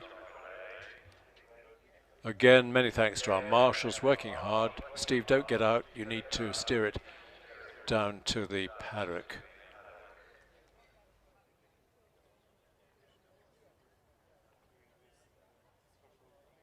Yeah, just in case it's dripping oil, but it isn't. Shake of head from our marshal, so it's okay to give it a shove. Willem, nice to hear from you. Thanks for the great coverage. Watching from Switzerland. Well, Willem, working for Sauber. We're moving back to England in 2 weeks and hope next year to come and watch some in person. Well, Willem, you ought to come and compete because you were a fearsome driver and a fearsome aerodynamicist. Willem was chief aerodynamicist for Ferrari, for Benetton, for Sauber. So what he doesn't know about aerodynamics couldn't be written on a postage stamp. Thanks for the message, Willem. Lovely to see you again. Australians here watching the live action today under the beautiful oak trees. What a great day it's been. Heather, you don't say whether you're watching in the UK or in Australia. Beautiful oak trees. Do you have beautiful oak trees in Australia? We empathise with Australia for the awful series of lockdowns they're going through. Tom Reedinger, again, one of our regular watchers, saying thank you from Munster in France. So there's a Munster in Germany, there's a Munster in France as well. And I'm glad to say that the MGB has returned to the paddock. Let's hope it isn't too serious. And Alison Emer, sharing with Ryan, takes the frog eye off the line. And is Alison our last runner before the run-up? I suspect she is. So there's a bit of time while our run-off runners get ready, but meanwhile we're watching Alison, much modified frog eye, looking really good with the cutouts behind the front wheel arches, roll cage, opening in the boot, which is unusual for a frog eye. My brother had one, 850cc. When you were going 60 miles an hour, you felt as if you were going about 95. And that was the fun. You could have lots of fun in a strike without going terribly quickly.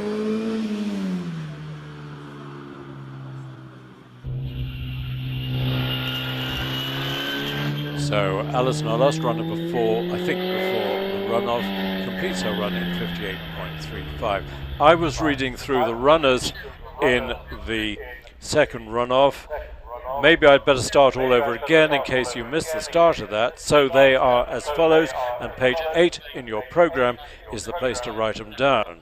We kick off with number 863, Charles Hall, who qualified with a 37.83. Second runner, 203, Jack Cottrell, qualified with a 37.73 in the DJ with the IndyCar engine in the back. Third to run will be David Warburton, lying 10th in the championship, bearing number 10 and qualified with 37.6. Fourth runner, Paul Hames, number 183, Gould GR59, 37.26.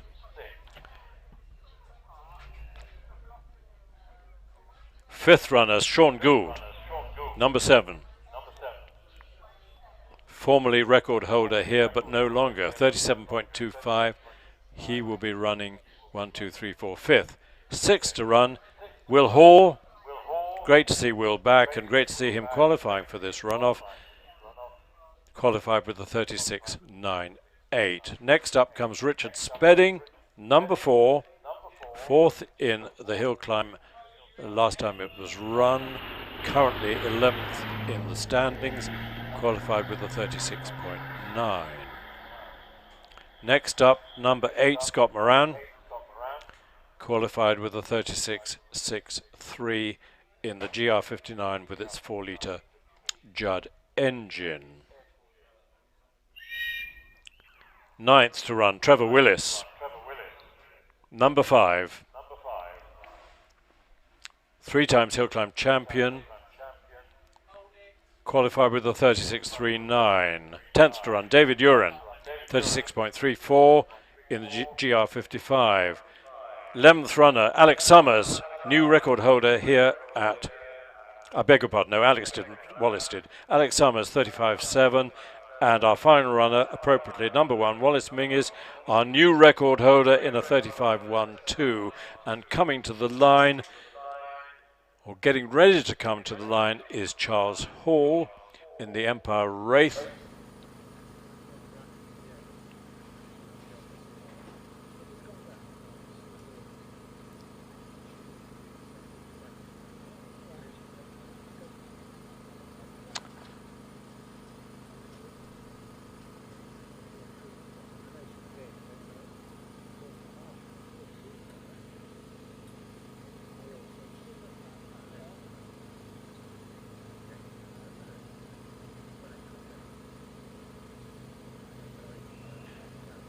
Which Charles is sharing with Ben Stevenson. Ben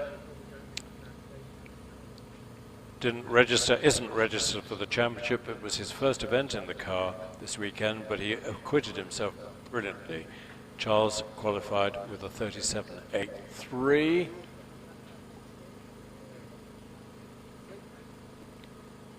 Waiting for the track to clear.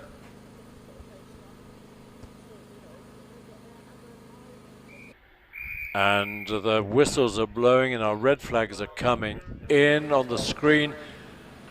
Read from the bottom up for our running order, but first to run and coming to the start line is Charles Hall, who burst upon the scene in the spring in this car. First time he'd seen a hill climb, first time he'd sat in the car and recorded a time that would have qualified him 5th. He qualified with a 37.83. He's on Pirellis. They don't look brand new. I hope they've got plenty of grip.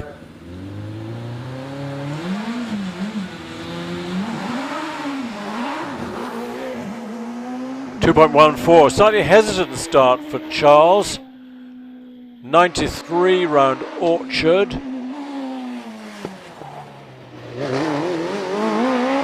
Qualified with 37.83. I hope he can get into the low 37s.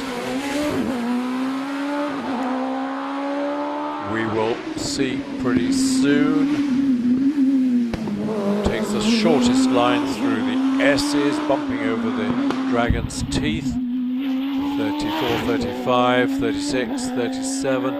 Yeah, 38.25. I think he lost that at the start. 38.25.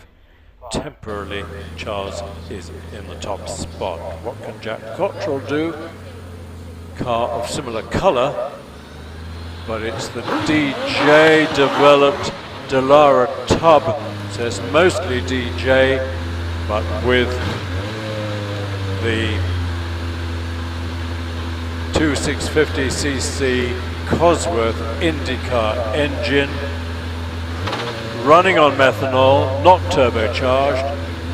When run at Indy in qualifying, probably would have produced about 1,000 horsepower.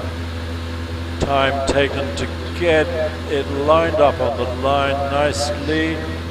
Now it is, and Jack gets the green light and records a 2.14 start, exactly the same as Charles's. But he's a bit quicker into and through Orchard. It's great that he's in the runoff. They've spent a year developing this car, getting used to it. Now he's up by nearly 4/10. What about at midway? More than half a second up. think Charles LaRue, I think he wasn't happy with his run, but it's coming back down a bit to 3/10 at the semicircle for Jack Cottrell, 37.58. 37.58. Now then, David Warburton in the GR59.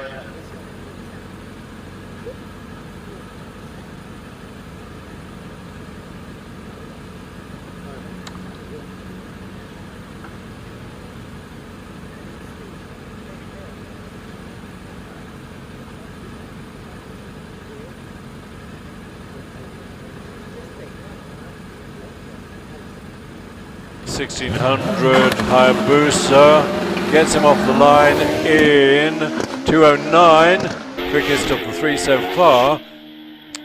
98 miles an hour through the track, immaculate line, David, into Torres. Quick squirt downhill, then up into Pardon. Now he's dropped it by 3/100ths.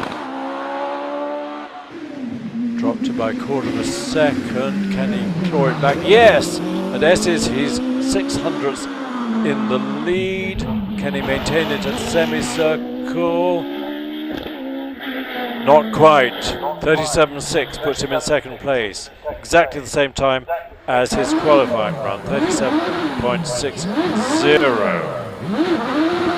Paul Hames comes to the line. Qualified with the 37.26. Similar car to David Warburton, but with a 1300 blown engine rather than the 1600 unblown. Really demonstration what a revolution in recent years, these tiny cars with lots of power and featherweight. Paul is on Avon tyres. Avon sponsor the championship. Traction control, got to get it right, launches with no wheel spin at all, 2.04 and 101, Paul's going well. No dramas at Orchard, even fewer, well none at Torres. How does he get on at Pardon? Excellent, gets the power down early, he's ahead by, well, at Pardon, quarter of a second. He's dropped a little bit at Midway, got it back again at the S's, 3/10 ahead. So this, and it's improving 4/10 at semicircle. It's a 37.18, pops him into first place, 37.18. Good run by Paul, quicker than his qualifying time. Now Sean Gould, who's coming to the line, previous record holder with a 35.41, qualified, took it easy, I think, on his qualifying run to record a 37.25. He'll be determined to get this into the 35s if he possibly can. Did tell me yesterday that he hasn't invested in new tyres for this round. He is currently lying in third place in the championship, some way behind Wallace, so I don't think he's got a chance of overtaking either he or Alex Summers, who's in second. Judd power, 4 litres of Judd power at the back of this works. Gould GR59, let's watch. Sean off the line, 1.85, that's a terrific start, and 103 into Orchard. Gets the line at Ettore, absolutely right, and a burst of power down to Pardon. Nearly a second ahead of the field at Pardon. Appears at Midway. It's dropped a bit, quarter of a second. Maybe lost a bit getting the power on the out of ground out of Pardon at semicircle. He's 4/10 up. And he finishes with a 36.45. 36.45. It puts him in top place, but I don't think he will stay there. maybe Sean's tyres really didn't help him this time. What a treat to see Will Hall back in the Force XT with its 4-cylinder AER engine after his horrible experience at Gurston Down back in May. Car beautifully rebuilt. And a beautiful start. 1.98 for Will. 106. Slightly smoky tyre at Orchard. He's 4/10 down. I hope he hasn't got a puncture. I'm slightly worried by the smoke coming out of apparently one of his rear tyres. It might be exhaust, of course, but now he's ahead. Quarter of a second at the S's. What happens at its 300ths at semicircle, and it's second place so far with a 36.66. 36.66. Talk about nip and tuck.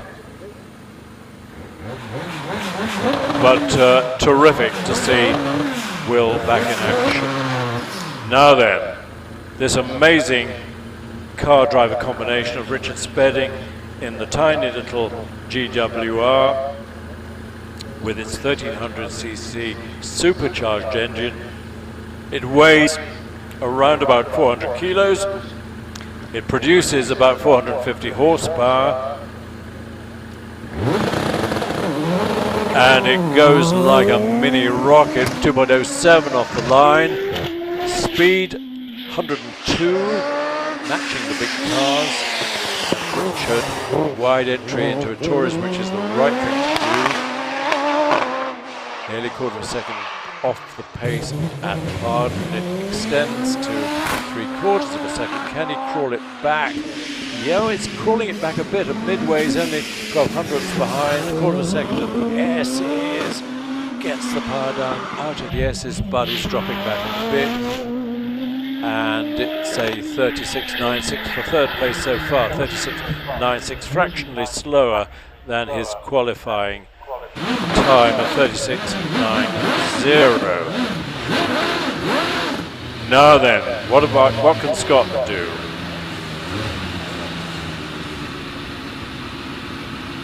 Well, wouldn't it be great if he threatened the record? He's not fully tuned into this car yet. Remember, he had 6 years or more of the GR61. He's only had 6 months or so of this car. 2.04. And then 108 miles an hour. Hugging the inside of a Tories. Nearly 0.2 behind at the moment. Crawls a bit of it back, but I think he was a bit slow coming out of Parden. Let's see. No, he's ahead by 6/10. Fantastic. Keep it going, Scotties. Increased his lead at the S's. What about and more at the semicircle? Will it be in the 35s? Yeah, it's a 35.75. Brilliant. Well done, Scott Moran. 35.75. That throws down the gauntlet to Trevor, David Uren, Alex Summers and Wallace Menzies. Here comes Trevor Willis. He qualified with a 36.39. Wouldn't he love to get into the 35s? Conditions, well, he's got the sun in his eyes, which might be a little bit disconcerting until he gets to Bridge. He hasn't got the ultimate power of the likes of Scott Moran, but he's got massive skill. Good start, 1.98, quickest so far. 96 miles an hour is enough. Tiny braking, perfect line at Tories. Oh, poor old Trevor, he spins it at Parden. He was really going for it. No damage, no harm, except to his pride. What a shame he won't score points in this round of the championship. But it's worth trying, isn't it? Jack Villeneuve said, if you ain't spinning, you ain't trying. And he goes in really quick, still on the brakes, and it just lets go. What a shame. But that's the learning process, isn't it?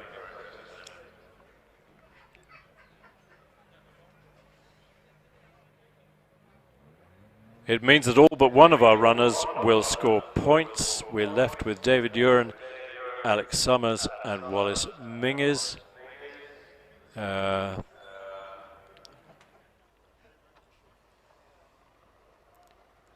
David Warburton was 37.6, I think is, no, 38.25 was Charles Hall. So he might well end up pointless. How are they getting on? Trevor's coming back, coasting it back down the hill. Give him a round of applause for a brilliant effort. And he'll go in the side gate into the paddock, making room for David Uren, who's waiting on the pre-start line to bring the GR55 up to the line. David qualified third with the 36.34. Always determined, but he's in a car which is older technology than Alex and Wallace are driving. Clonk into gear and up to the start line with a couple of wheel spins, getting some heat into the Pirelli rear tyres.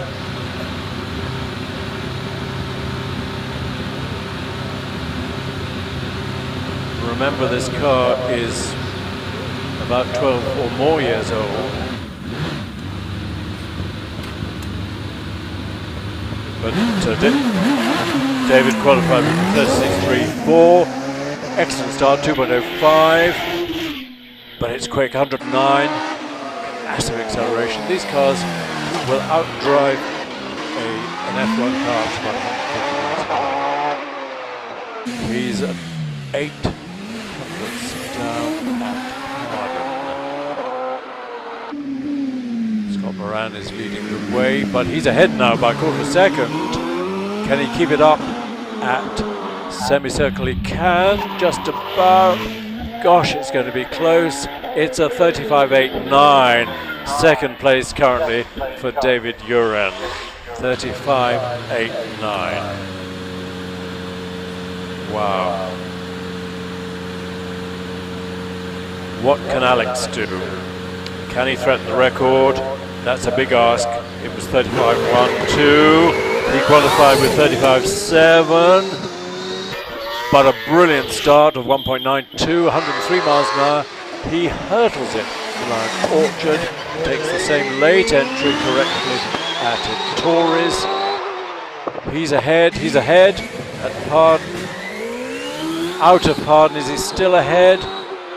Yes, by 3 and a bit tenths. What about at the S's? Even more at the S's. Crumbs.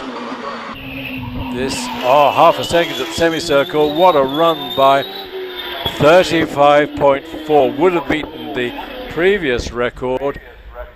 Pops Alex into top spot, 35.4. That, I guess, is probably the quickest run that Alex has ever done at Prescott.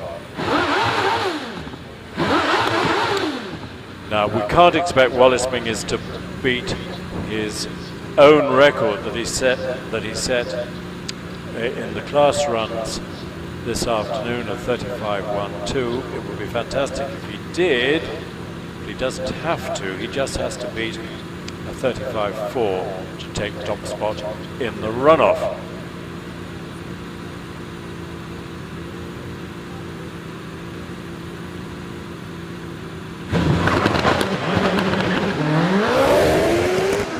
.89, excellent.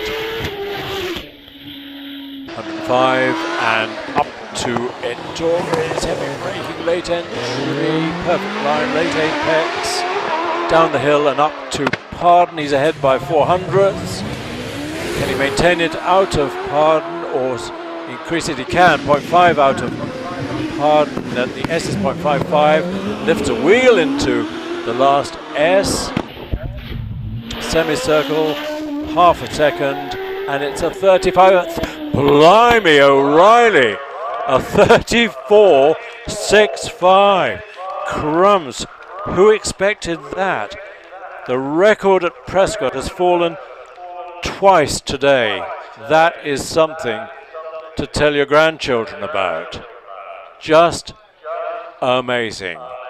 So on the screen, our winner, Wallace Menzies, 34.65 and a record. So he gets an extra point for the record. Second, Alex Summers would have beaten the earlier record, but 35.4, brilliant run. Third, Scott Moran, 35.75. Fourth, David Uren, 35.89. Then into the 36s with Sean Gould, 36.45. Will Hall, 36.66 in sixth. Seventh, Richard Spedding, 36.96. Eighth, Paul Hames, 37.18. Ninth, Jack Cuttrell gets a couple of points for his 37.58. David Warburton gets a point for 37.6 in 10th. Charles Hall, 38.25, out of the points, 11th. And Pro Trevor Willis spun at Ettores, a failed run. We've had a fantastic day at Prescott. The weather has been so kind to us. I hope Wallace gets a climb d'honneur if he wants to, and I hope we've still got some spectators to give him a wave and a cheer and a clap. So please don't go away until Wallace has taken his tour d'honneur up the hill for an incredible 34.65. I didn't think I would see into the 34s this year. Our thanks go to our organising team, Gemma and Beth and co in the office, to all our marshals, to our clerks of the course who've had a lot to do, hard work, and done it brilliantly as always, to our timing team in the start line box, and to our hill controllers, and a special mention for Richard Danby and Elle, who've done a fantastic job together with Steve to bring you, if you're watching on screen, this brilliant live stream. What a championship meeting at Prescott. Just stunning. I'm looking to see future dates at Prescott in the program, but I'm struggling at the moment to see where we go next. But that's the last visit of the British Hill Climb Championship to Prescott, and here comes Wallace to take a well-deserved tour d'honneur in the fabulous GR59. Give him a cheer and a wave. It's well-deserved. You won't often see a record broken twice in one day at any hill climb, let alone Prescott. It has really lived up to its billing as being such a beautiful venue and the cradle of incredible motorsport. And if you haven't seen speed hill climbing before, now you know what it's all about. And I hope we've hooked a number of people to come and watch hill climbs here and at other venues in this country in the future.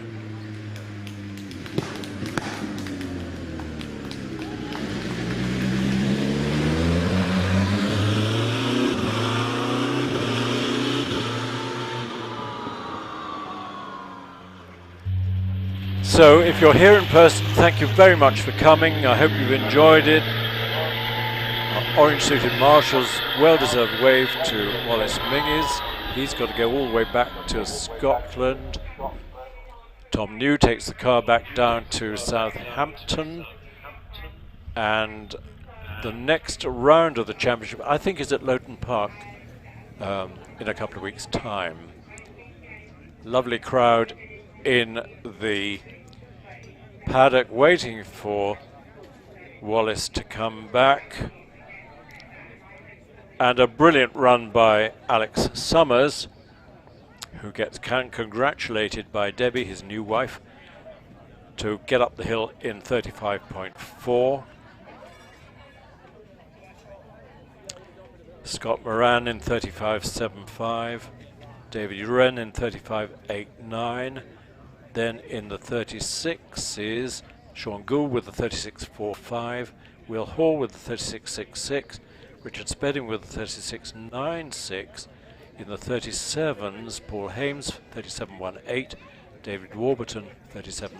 I beg your pardon, Jack Cottrell 37.58, and David Warburton 37.6. Then Charles Hall with a 38.25, which he won't be pleased with. I think he lost quite a lot of that at the start. So Wallace back to his slot in the paddock. This is Chris Druitt saying thanks very much for watching, whether you're here in person or watching online. This live stream will be on YouTube and other pages on the internet for a long time, so we can watch it over and over again and relive the excitement of this fabulous weekend at Prescott Hill Climb. See you next time. Good night.